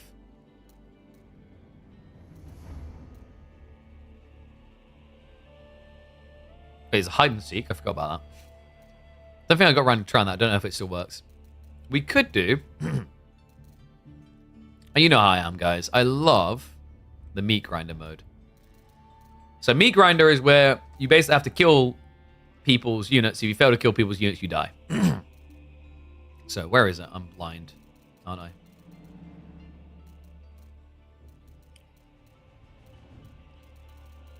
Am I blind? Or was it a tuning pack? No, it wasn't a tuning pack because we done it with the speed modifier.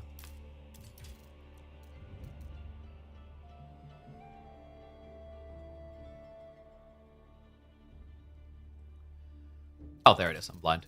So, guys, where this works is every X minutes, someone dies based on who killed the least units. So it's kind of like the RTS experience you've been watching so far today, but pushes people into attacking each other instead of just camping and letting other people kill each other. So we'll do first Elim, let's say 12 minutes, and then an Elim afterwards every 4 minutes. And we'll reset points at each elimination. So, double villager start. Reveal on Elim. We'll eliminate tied players.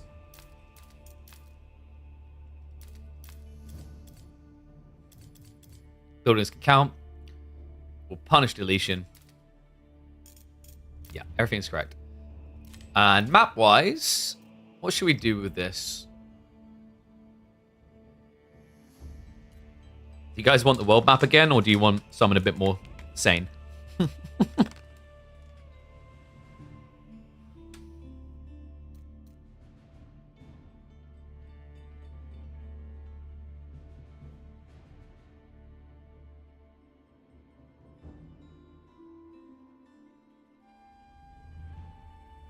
How do you download new maps and mods? There is a mod section right here. Come in here, you can download them. So meme map should be fun. So you guys don't want the world map? Okay. Should do something a bit uncomfortable. Let's go with...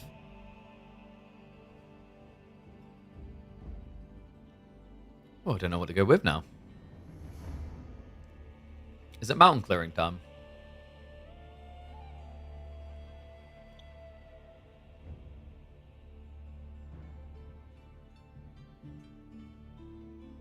I mean, do you guys want Nomad? Or do you want... Like, what do you want?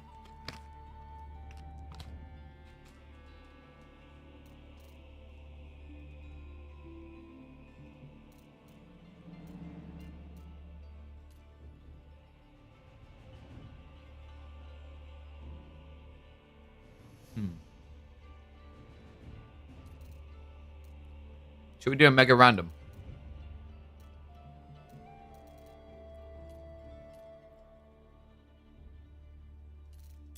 Let's do a land mega random. Screw it. I mean, usually I don't like it because the maps are too big, but you guys have to go kill each other or you die anyway. So, it's going to be called KillerPigeon's game. 10 of you voted yes, so we should definitely have a stacked lobby almost straight away. I'm going to open the lobby in a second, just double checking everything's right. We're going to use something called the Make It Quick 1.25x tuning pack. What this means is that basically the simulation speed is quicker. Everything is quicker, right? When you build your TC, you need to click all the buttons in the side menu to speed up your villagers, speed up your production, everything. So, just a reminder of that when you get in the game. I'm going to open it up now in 3, 2, 1. Go, go, go, go, go. Get joining. Go, go, go. Go, go, go, go, go. He was waiting. Straight away.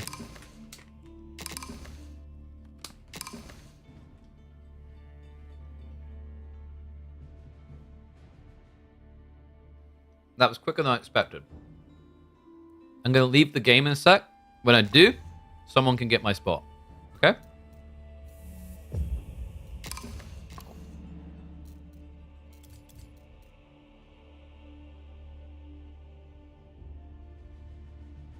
Attack the blue player. Okay, there's one more spot up for grabs. In 3, 2, 1. Get it!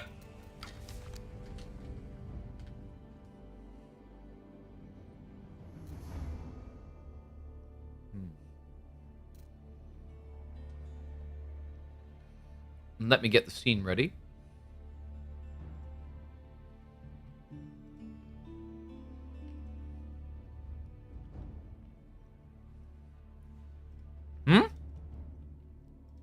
Wait. It reset the settings?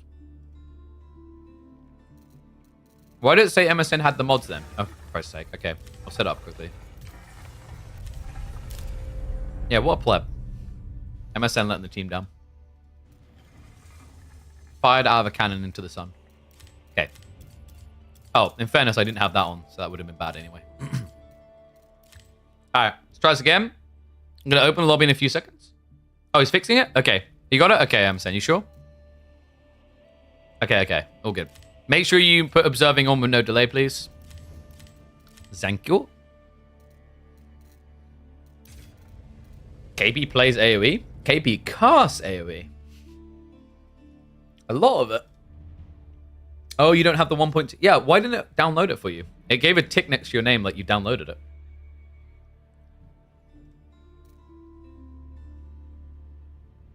I mean, it's kind of going to defeat the point if we don't have the 1.2. If you don't have the 1.25, it's going to be... Because you can't download a mod while still in the lobby. I'm just going to remake the lobby. It's quicker, trust me. Guys, like, yeah, bail on that lobby. I'll remake it. Trust me, it will be quicker. Because I don't think you can, like, add a mod without remaking the lobby anyway. So you're missing that. We need to make it quick. Oh, you got it? Okay. So make it quick. Should be on 1.25x. Then first E limit 12 minutes. And then 4 every 4 minutes afterwards. That should work. Everybody... Okay, yeah, I'm just going to make it then. Fine. Oh, and you guys want Nomad, didn't you? There we go. Fantastic. So, Conquest is also on, so you can blow people's buildings up, but, like, honestly, it's kind of pointless. Trust me. Quite often pointless. All right, open the lobby in 3, 2, 1. I'm going to go Japanese Spring, because it's pretty. Oh, you want to see the... Wait, the victory screen is back on my CPU. So someone just changed background, which means it's actually going to change off of it. I guess it's going to become... You see that? A little dragon. A little dragon boy. Look at him. God, he's so happy. Okay, so I'm going to leave in a second. There'll be room for one more person. Looks like everyone's got the mods. They should have the mods anyway. I'm going to leave now. There'll be room for one person. Look for KillerPigeon's game. Reminder, we are playing the meat grinder mob, which means you have to go kill people's units. You'll see a little scoreboard. If you're the lowest person, when the timer goes to 0, you die. Okay? So, leaving now. Go, go, go, go. Go, go, go, go, go. Get in there. And smart lad, your links. Exclamation mark giveaway. Go through there and check out the giveaway. You can join it. You can get your hands, or the winner of will get their hands on the MV6 game microphone from Shure. It's Shure, so you know it's top peak quality when it comes to the audio. Who won the finale? Finale was won by Anatand. 4-0, actually. A little bit quicker than we expected.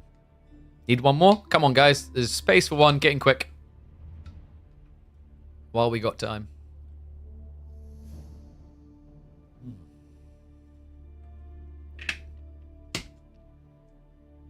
Oh, sorry. Is it called Sorry, it'll be called EBC. I forgot to change the name. That's why. Yeah. My bad. I keep forgetting. If you don't change the default name, it will do weird things. Has it got the detail? Has it got the correct things on it still? It'll be... Oh, it looks like whoever it is sorted. I keep forgetting. You have to change the name of the lobby or it freaks out. We full? Fantastic. Meat grinder meta, Night Civs OP? Can be. So I think the biggest tip I can give to you guys that are going to be playing that, scout. You need to figure out where people are, because sometimes with sim players lose because they focus, eliminate one player right next to them, and then it ends up being a mistake because you've left yourself with nothing to farm for points. So you just get wiped out the next round. But you watch the finale? YouTube has the VODs. You can definitely check on there. Alright, but they should be getting ready. We should be getting the game shortly. Oof.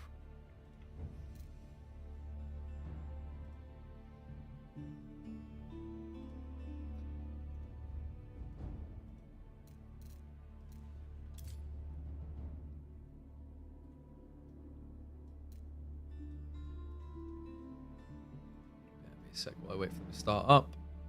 Need to double check some because I'm getting bumped in the background.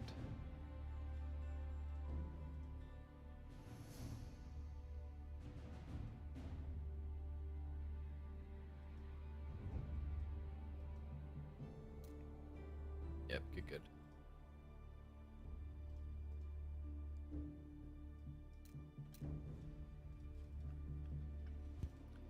Oof.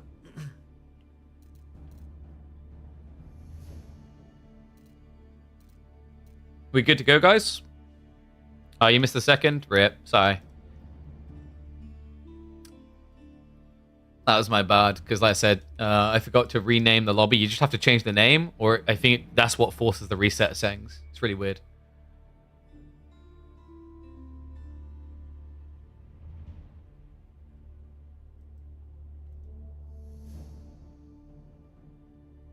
One of the players download the mod? God damn! Using those dial-up connections? You mean they haven't downloaded it in 2 seconds?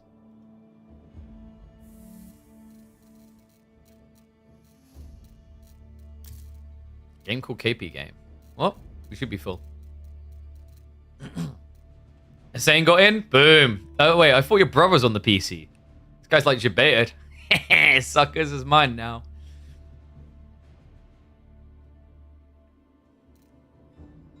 And yes, the finale has already been played. You can check the VODs, check them on YouTube, and they will have both semi-finals and grand finals.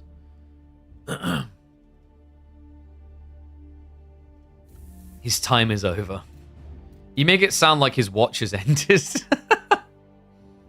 Wait, we crashed? Why did we crash? Oh, come on, guys. I'm a hungry boy. Try again. Okay. I'm making it quick.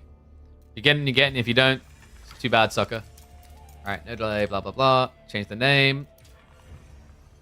Just FFA, blah, blah. Meat grinder. That's what you're looking for. That's what it's going to be called. Everything is set correctly. Opening access to the lobby in 3, 2, 1.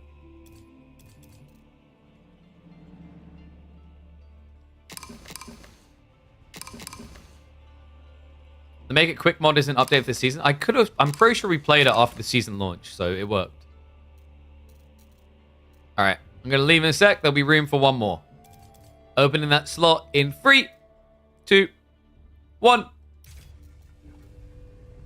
Go. Do it. Do it. Do it now.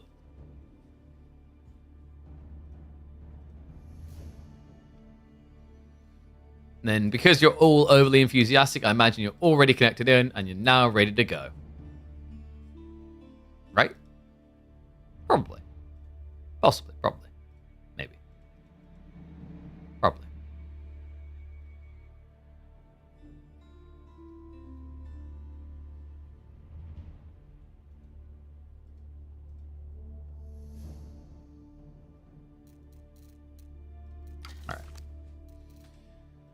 Oh, I don't know if we'll have time for multiples. We'll see. But we'll see how this one goes. Because, like, I might have to go eat and whatnot. Got MSN 0. Poogers. It's about to get spicy. A little bit sweaty. You know, like, you're having a good gaming session. You know it's intense when you go to pull away from your chair and you just hear, like, almost a ripping of Velcro noise as you try to get out, you know?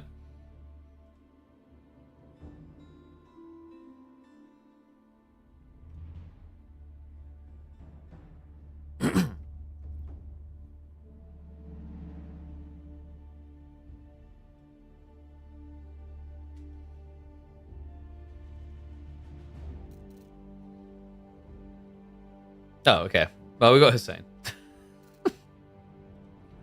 Cowards. I just want my goddamn games. Let's roll it. Keeps crashing. What? I think I know what it is. And I don't think it's... I do not think it's the mod. I think it's the Land Mega... Is Land Mega Random a default?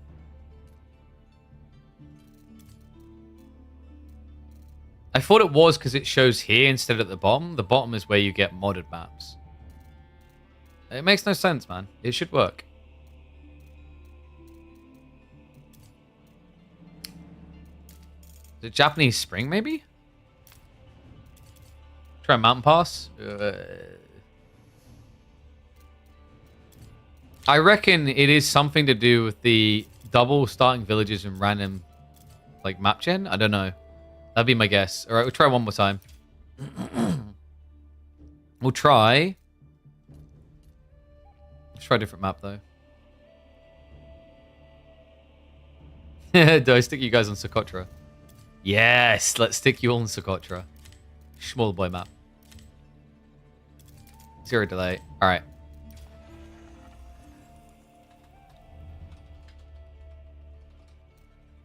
All right. Open the lobby in 3, 2, 1.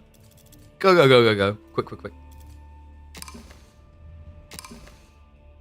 How long you can create a game? I don't know. I think like we've got a mod that just hasn't been updated is what we're suspicious of. Hope not. Be ashamed to kind of like end the game without at least end the stream without at least doing one. All right, guys. I'm going to leave the lobby in... Oh, wait. Let's download the mods for that guy. All right, let's leave the lobby. It's going to open up one slot for someone to get in 3, 2, 1, go. Hate Socotra? I mean, dude, you may hate Socotra, but you're playing Socotra on an 8-player size map. So it's quite big still. And beneficial for the mod as well. So you at least have multiple targets in range to try and kill.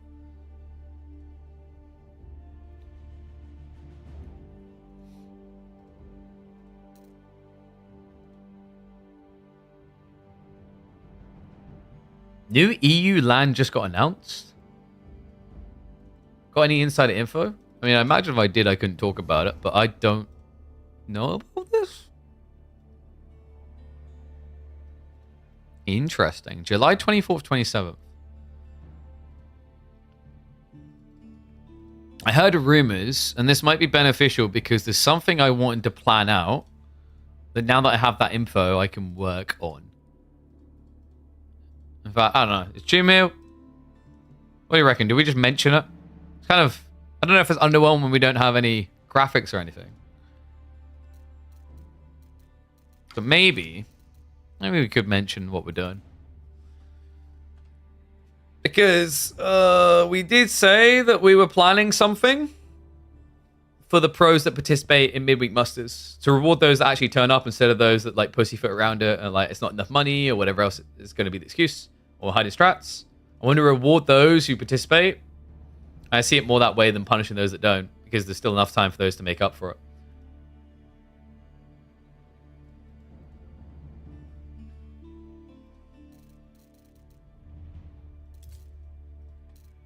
Crash again? Okay, it's not happening. GG, it's not happening. But unfortunately, it's not going to happen then. But we can end the stream on a positive. I don't have graphics ready because I was still waiting on these details to be able to plan out what we were going to do. But here you go. We do it in style. We do it in the goalies ways. One, use that giveaway. But here we go. Ready?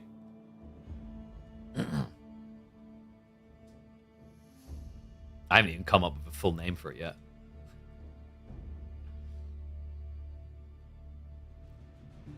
KPM.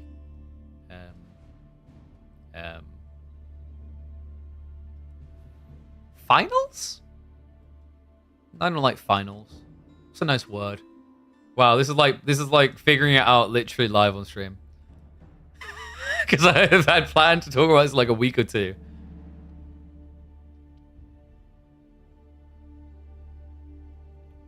Master Clash. Is that too much of a...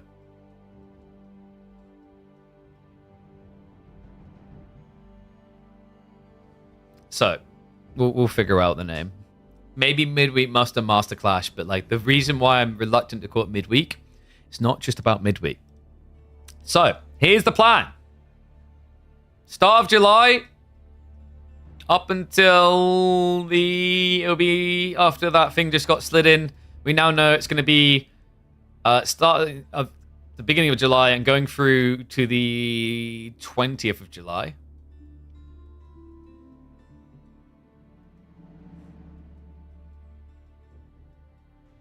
This at least makes it memorable. It's happening live. 1st of July to the 20th, we are going to have the KPMN Master Clash. So this is what I was hyping up, I was teasing, I was alluding to. This is going to be a tournament series broken down into 2 categories. We are going to have the Masters and the Apprentices. And the Apprentices, we're going to spoil you with content, chat. Oh god, dude, this is so cussed. I bet Chim and Nakame are watching from the sideline facepalming right now. You guys wanted more inclusion? I've got it for you. So, figuring out the exact number, but we're likely looking at between 16 to 24 players in total to be invited to Masters. Masters will play out across the weekends. So, the current format we're exploring is that the way this is going to work is the first week, throughout the week, there will be basically like qualifying phase where players will clash to try and make it in. So we'll start that from I'm trying to remember the exact dates. June the 27th.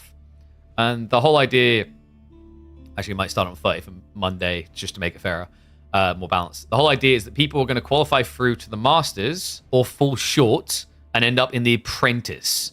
So the rest of the people. So even if you're like, someone's been signing up but hasn't been making it through or whatever, this could be for you. The whole idea with this is that the Masters phase, although the first week is going to be played out to decide if you're in the Masters, when the weekend hits, the Masters will play on weekends. God, this is terrible handwriting. Yep, that says weekends.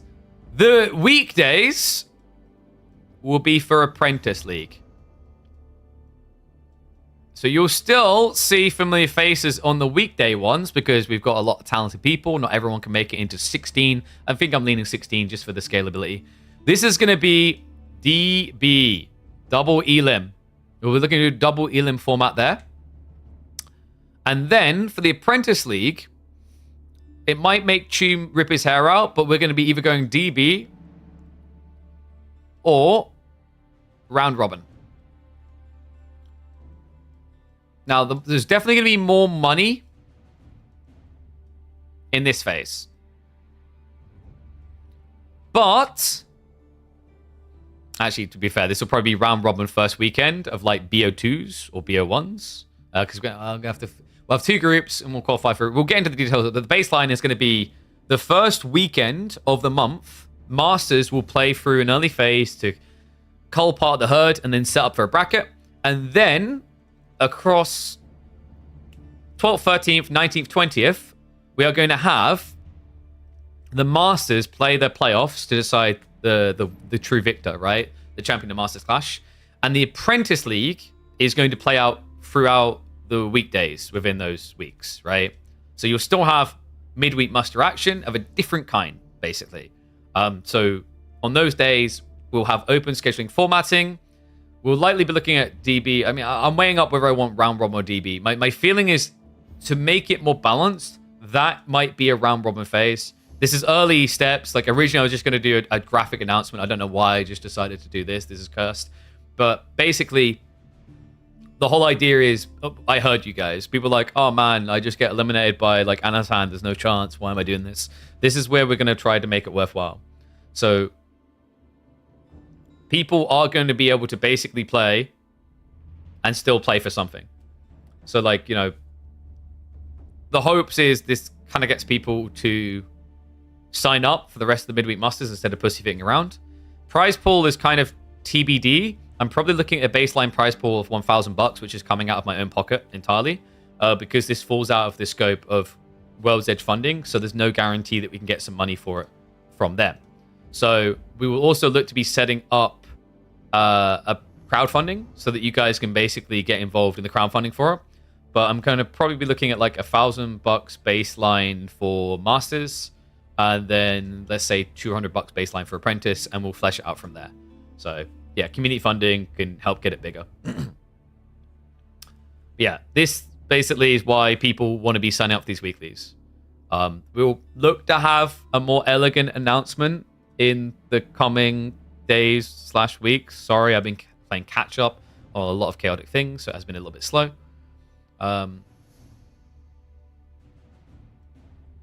we'll figure out naming conventions. Like, this is just kind of a placeholder name. But yeah, we'll have something a bit more elegant in announcements. But the point is, I figured screw it. We just kept getting delayed because of all kinds of things. But we are going to be having something to follow KPMM, basically. Something that is like to build from KPMM, and that people will benefit from playing the weeklies. They'll not just get the $300 on offer every single week that we've been having going through, but they'll then have something bigger price pool oriented. We'll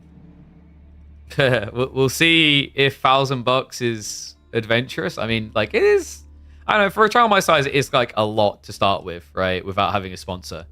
But hopefully we'll be able to get some people involved. Hopefully some community members, 1 or 2 people already voiced a desire to, like, you know, give a little someone extra onto prize pooling and help, like, you know, scale these up. So fingers crossed that we get that, and more people kind of join in on that side.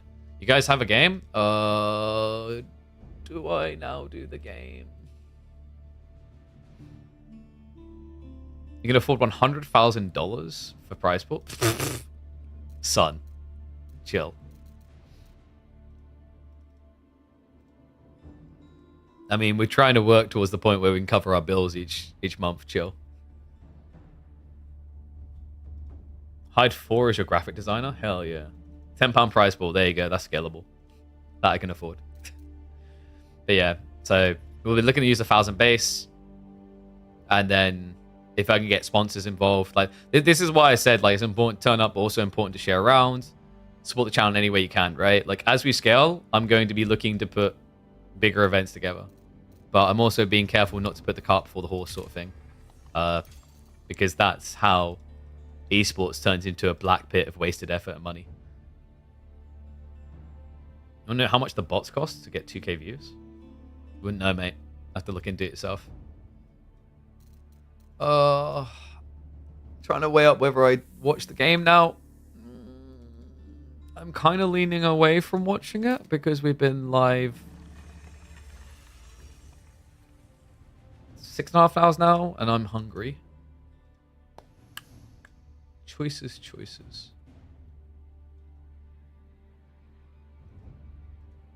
Screw it.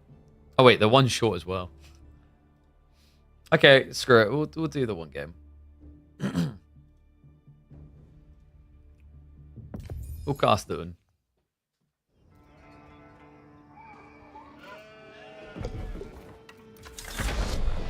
Speed it up.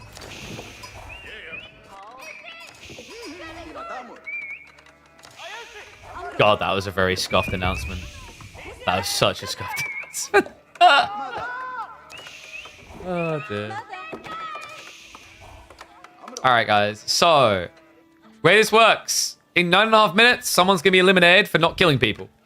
So, with this mode, the way it works, you basically have to ensure you have actually murdered enough of someone else for you to not be the lowest on the kill value, because we eliminate the weakest player. It's a very cool mod at keeping people from just camping and doing nothing, which is really important in free-for-all environments, because otherwise people just don't participate. They basically sit in a corner laughing while everyone murders each other, and then they come in and win an Imperial. This is going to be mountain clearing, so I guess they had an issue with the map that they were trying to use, but they got it to work. Admittedly, we couldn't have the 8. We got 7 people in. So the way this is going to work out, I think they put it as 4 minutes. So first elimination comes in at, 12 minutes? And then there'll be 5 additional elims afterwards. So it should be, 32 minutes long in total.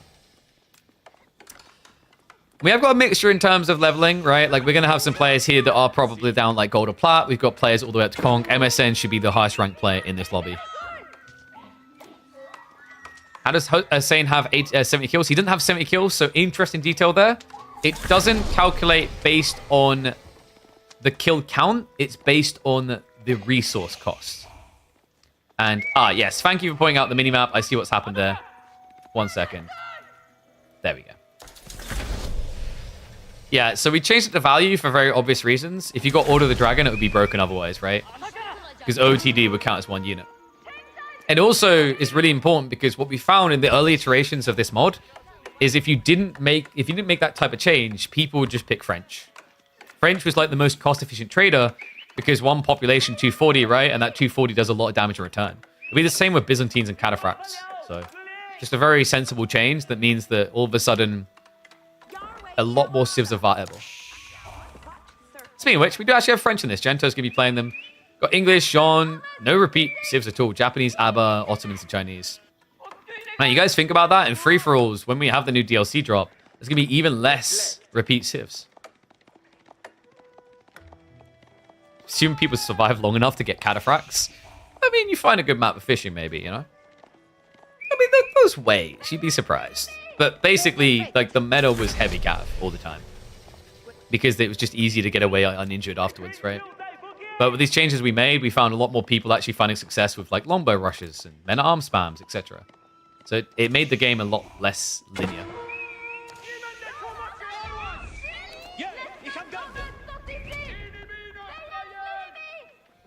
Alright. Fun game is figuring out who's going to be eliminated first. Got good raids in from Gento. Fablop is not having a fun time. Fablop has a track record of getting eliminated very swift in very embarrassing ways. He's going to be fun this time, though, because it looks like the night dives did actually get punished. Yeah, he lost one over here. So you see what I mean? Like, in the old version, that night kill was worth 1 point. Same as a spearman. Same as a villager. Same as a scout. But here, it's a lofty amount of resources for him. Or rather, a lofty amount of score. He's going to be safe, but this is exactly what you should want to do strategically. Is you don't want to outright kill him. You want to do enough damage that you are safe. And then you can come farm him later. But when you come and farm him later, you're doing so from a valuable position in that you are too strong for him to fight directly.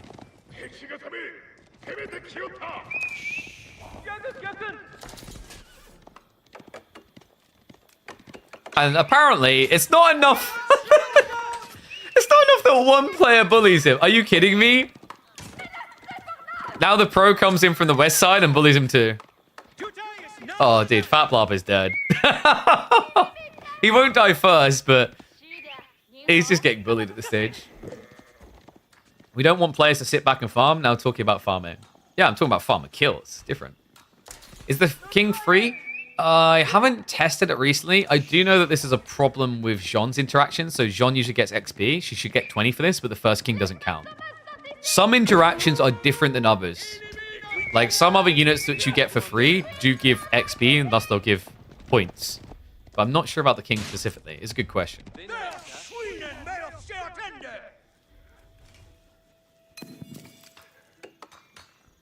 So should we do like a quick rank check on some of these guys? Nameless King, how high are they?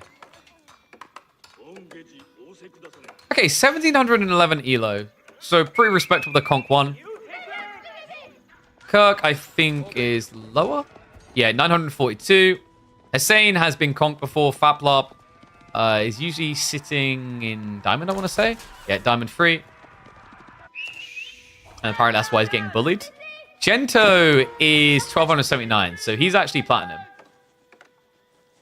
So MSN should be favored. I'm a little bit surprised he's not getting targeted yet. Gento is just riding around like a beast attacking everyone. The classic. This is pretty much what French will usually try to do in this game mode. Because the whole idea is if you micro it well, you don't lose any knights, right? But you can just keep finding easy entries because the whole idea is like, you know, if you milk a cow too long, you're not going to get milk, you're probably getting blood, right? Bit gruesome, but you get the picture that we're painting here. If you keep beating on the same player again and again and again, it's going to become harder to get any points out of them.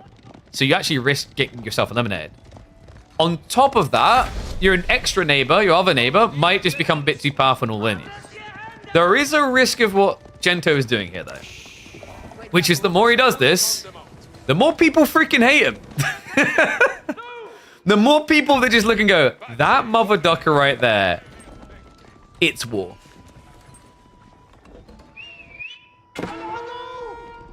It's just an incentive structure to not kill anyone and just small units. Well, you could say that, but the trade-off is like if you see your value is low, because they can see each other's values, you know when you're safe and when you're not, right? So you have to be aware of that. It's all about balancing and tempering your timings, and this is kind of crazy. Blocker on the TC going up. Fablop is going to be safe. He's just trying to be a nuisance now. He wants his revenge. MSN is just in chill mode. We do have some spam and diving in. It looks like actually Age 3 has been reached by Purple, and we do even have Pass Guard now on the way. I think the blank player is meant to be high rank, right? I don't know if anyone can check his profile.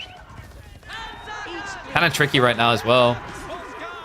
MSN, he's stuck in H2. He really just thought he'd be able to do the good old horseman strat, where you raid, tickle away your opponents, but no. Timing may be off here. PG can theoretically win this. Really, you just want to be going Spearman.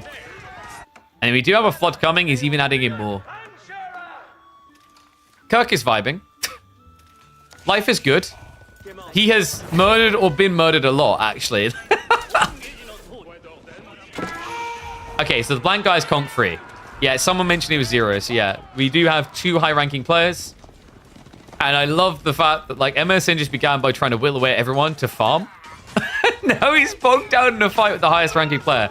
This is what I love about free-for-alls, by the way, and why I always welcome people who aren't just the absolute highest rank to join in on these. We've had plenty of free-for-alls where it hasn't been won by, you know, the Gigastat conquer free person, right? Because the logic is, if you're conk free, everyone's going to target you or be worried about you at least.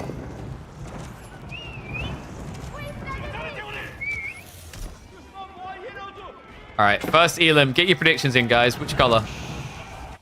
Hussein's been very quiet, but he has reached Castle Age. He's kind of threading a needle here. He's only got spears. He needs desperately to find some kills. The best thing you can kind of do is just find something a bit exposed and throw away for a bad trade. Because if it's like a bad fight, your opponent's going to want to take it. And if he takes it, you can basically get points out of the fight. will shove in towards MSN. Meanwhile, Faplop is dancing around the center of the map. What kind of damage did we actually get onto Gento here? 52 workers, Faplop's a 36, so basically nothing. And okay, smart by saying, he says, okay, your farms can't run away. And this is very crafty because MSN is safe, right? You can see he's not facing elimination. So trading out with him isn't putting you in a position where you just die, right? What would be bad if Hussein went for a fight with Faplop? Because it's not about contesting the person who's ready to be eliminated with you. It's about racing them at this early phase. Tech up comes through from MSN. Got a backstab at the Horseman, but that's a perfect fight for the Swimmer to try and take here. Faplop, wait, why are we backing away? Faplop. Wait, why is he not in? So, do you even math?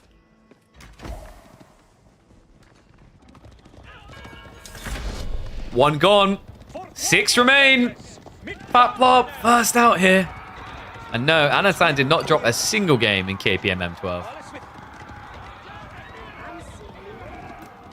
Okay, so 6 remain. MSN, he's already going to get a favorable opening here, taking out the Springles.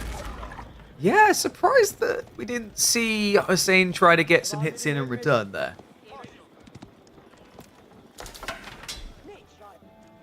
Looks like actually we have purple extending north side. Smart choice. The best way to play this game mode, like we said, you don't want to eliminate your neighbor straight away. Right? So for example, if he tried to, and let's say successfully took out MSN, he then has more distance to run for the next target. You want to kind of balance the pressure.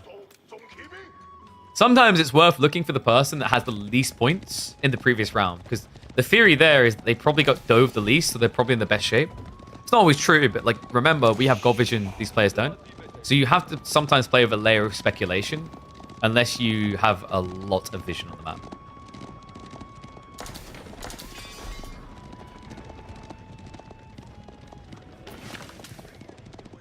You got bullied? Dude. As soon as one was done, the other one was just having a hit on you. Beastie practicing today? Don't know. I'm not Beastie's schedule. Maybe he's practicing offline. Clever lad.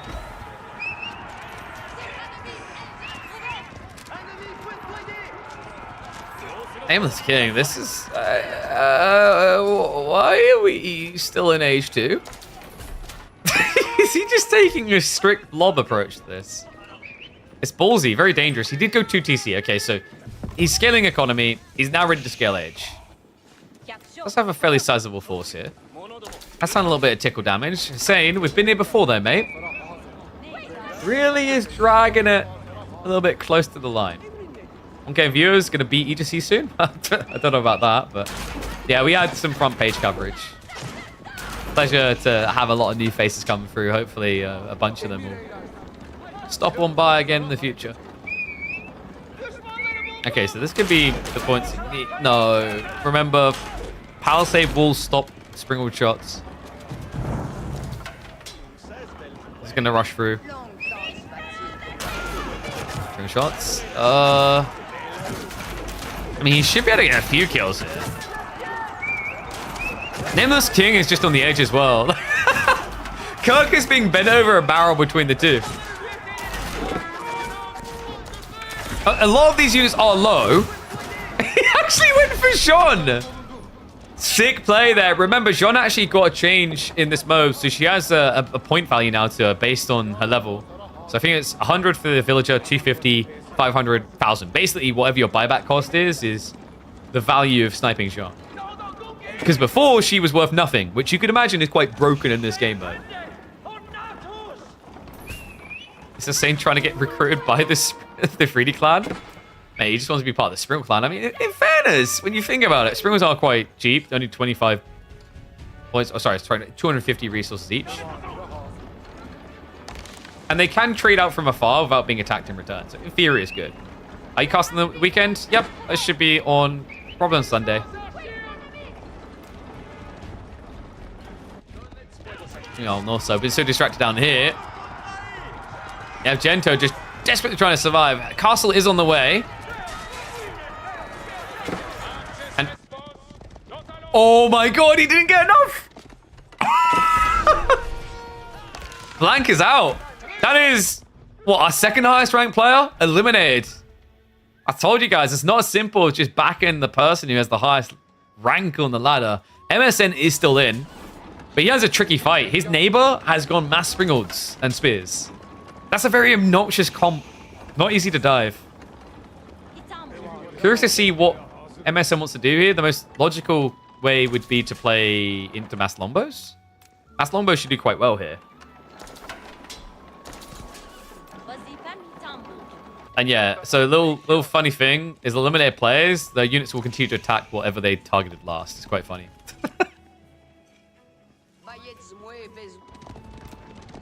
And wait, is MSN really legitimately... We have mass sprinkled from MSN as well. Well, he does need to farm some points, so... Cavalry is at least going to march out. Good little clash to find. Nameless King has had the relics coming home. Of course, you do start with something close to you, right? So, all on the center. Force MSN away temporarily. Got plenty of points out of that, but probably not enough at this stage to feel completely content. Let's go keep diving. Meanwhile, Gento wants a piece of that Japanese ass too. Hopping in the base. I mean, Nameless King, where's the army? Wait, what happened to the army? It's all gone. This man had like 20 Yumi, 30 spears at one point. Just all disappeared. Ball coming in, Gento. We'll be able to pull away. Won't be taking the bait here. By the way, wait, that's... I just processed. It's been a long straight. That's not greens. What is happening in his base? This is ridiculous. Hussein is doing things, by the way, while all this is going on. He's full ratatouilleing. While Yellow's army is away, he's snuck in the back. I mean, villagers are easier to kill than military, right? Nice. This farm is just 300 sprinkle shots away from dead. Army's reacting now, but that's a lot of sprinkles. What is this strategy? Oh my god. A lot of damage on the first flurry already. Hussein has spent way too much time watching 3D replays. Even Jean. Jean gets counted by Springles, guys. There you go. We have all the info now. 1 minute away from the next elimination. Nameless King. His head is on the shock and block here. He needs pink to give him a few more kills. Wait, MSN? Oh my god, he's in desperation mode right now. Green, if he keeps getting full like this, this is going to be tight. 30 seconds to go. Wall not up yet. Spearman. Need to take out a few more knights here. MSN. He knows what's about to happen. He's panic rushing. Warlord comes through. Means the Spearmen do get ignored long enough. Nameless King. Is he about to make a name for himself? It's looking like it. There's no knights left. Dive into the base. MSN needs that big glorious fight. But this ain't it. It's horsemen and mass spears. 5 seconds remaining. MSN. Both conks out. 4 remain. I warned you guys, we do free-for-alls different. Just because you're higher rank does not mean your ass is gonna ground the rest of the lobby to dirt. Gento, Kirk, Nameless, Hussein, all that's left. And this is insane. I'm starting to actually lean Hussein favored here. Hussein, he just has the great bombard play in the castle age, mass springles, mass mangoes. It's just full siege. In theory, Japan probably has the best chance of taking this down. They should be able to zerg a lot of troops, but it doesn't really have the economy to do it. They've only got 53 workers.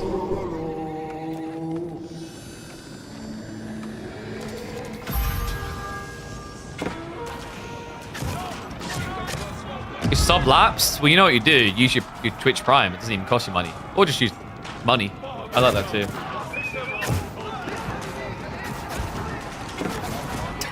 Uh-oh. Oh, Kirk just gave a little bit of a safety wagon to Hussein. I don't know, man. This is looking like it's Gento versus Hussein. Now, in theory, Raw Bloodline Knights should be able to beat the Mass Springle strat, but the problem is there's a lot of spears as well. And I mean a lot.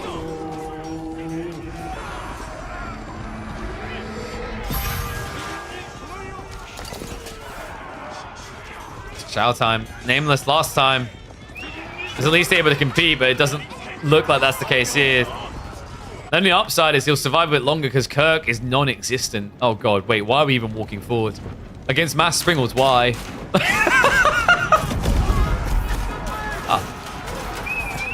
Sure, bud. You give it a shot. Oh my god. Nameless.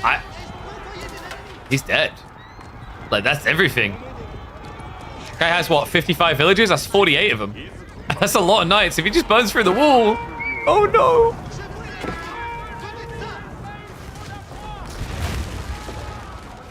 Well, you might want a quick wall.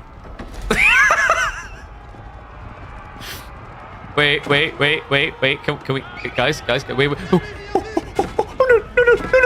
More workers. Oh, no. Good luck, have fun in the next game because you're done here. Oh, Nameless King. He's pinned himself in a corner. He's trying to juke him. He's like, if I can just make it back to the wall. Just back to the wall. I've almost got him. Okay, yeah. He takes the villa. Get the stone wall. Come on. This is your moment, Nameless King. Come on. Okay, dude. He's just clearly given up. He's like, this is existence now. I'll make a podium, baby. Kirk's more dead than me. That's all that matters. Oh, my God. The second wave. Oh, that's just merciless. Unbelievable. If only he'd gone for the restone wall. I mean, he's probably still dead, right? But yeah, it would have been prison. So I guess not. Yeah, no, it wouldn't have even been a successful imprisonment. Well, Gento's definitely safe into the final three. Oh my dear God.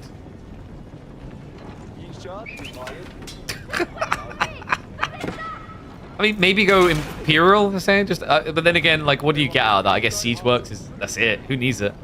You've already got your army. So, Kirk out. 4th place. 3 remain. 2 to be elimed.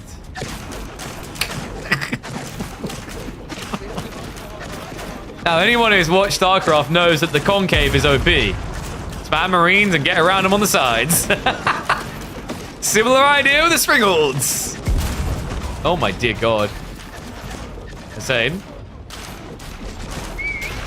All shot triggers are really good in him. I've heard. I just haven't had a chance to really see it in action. Springald shots are coming for Root. This is gonna be ridiculous. The Knights. They just run right past the spears. Nah, that's it, man. Gento's won this. How do you come back from this loss? Hussein, the entire army. Look at the destroyed value. No one is left to contest this beast.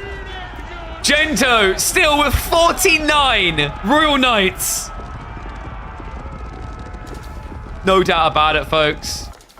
Nameless King is a nameless peasant in this game now. Hussein's the only one who needs to be pinned. From there, it's going to be cards closed and an easy peasy big boy win for Gento. I keep telling you guys, the free-for-all they give you on the ladder is a pile of turd. All right, can we just agree now? Is this not more entertaining? This is brilliant. Oh. I was sweating for a bit there. I was like, oh no, meat grinder mod has been ruined by mass springelding. We're safe. I think it's fair to say, chat, we're safe. Whew. Had me worried for a second. I think the lads are just trying not to be that person that GG's, like, you know, early. Because it does ruin things where, like, for example, it can eliminate an extra player in a weird way. But, like, at this stage, they don't know. But I think we can see very clearly that this is... I don't know how Gento loses this. Oh, wait, that might be the way. No, we're fine. Just walk away. Guys, that's the most OP strategy, walking away. You'll be like, I'm walking away. And then you realize what you become. You're just a pop singer. Miss Kurt getting killed. It was pretty underwhelming. He just kind of died. He disappeared into the ether. He wasn't able to fight. We didn't even look at it, really. He was just gone. Oh, wait. Well, low. Oh, he baits him in. He baits him in. I respect the attempt. It was a good idea. Yep, that's true. In fairness, Kirk, he did outdo 2 Conqueror ranked players. What more do we need to say?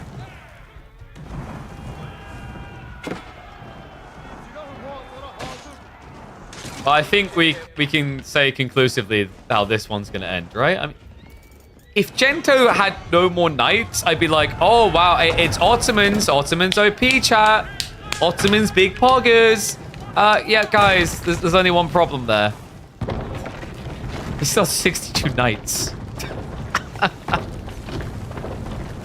And that's going to be just the back-to-back Elim, right? Yep. Target the landmark. So there you go, guys. Nothing left to stop the beast, Gento. Oh, dear. GG's. Next time, I won't get eliminated first. You kind of have a track record of it happening, if I'm being honest with you. Ottoman trash. Whoa. They got 2nd place. Chill. The gold Kren, right? Kren, the man, the myth, the legend. The beast, the unstoppable. Ah, blimey. But guys, I think we're going to get ready to wind down. And we'll end this stream now. Wait, is Banjo free on Xbox Game Pass? Wait, what are you about? What are you talking about, Willis? I wish. They don't have the rights because it's Nintendo. Yeah, YouTube, I'm going to love you and leave you. We should be live tomorrow because KPMM 13 starts. That's right. We're less than 24 hours away from KPMM 13 beginning. So we'll go live. Should be live as long as nothing comes up because there was someone I needed to attend to, but I think it should be fine. So check here for 3 p.m. CET. Sorry, 4 p.m. CET. Yeah, so 3 p.m. UK time. We should definitely be live by then if we're going to be. But the goal is to go live. I just have a few things to check on the back because I've got a bunch of messages flooding through, but I think I should be able to get through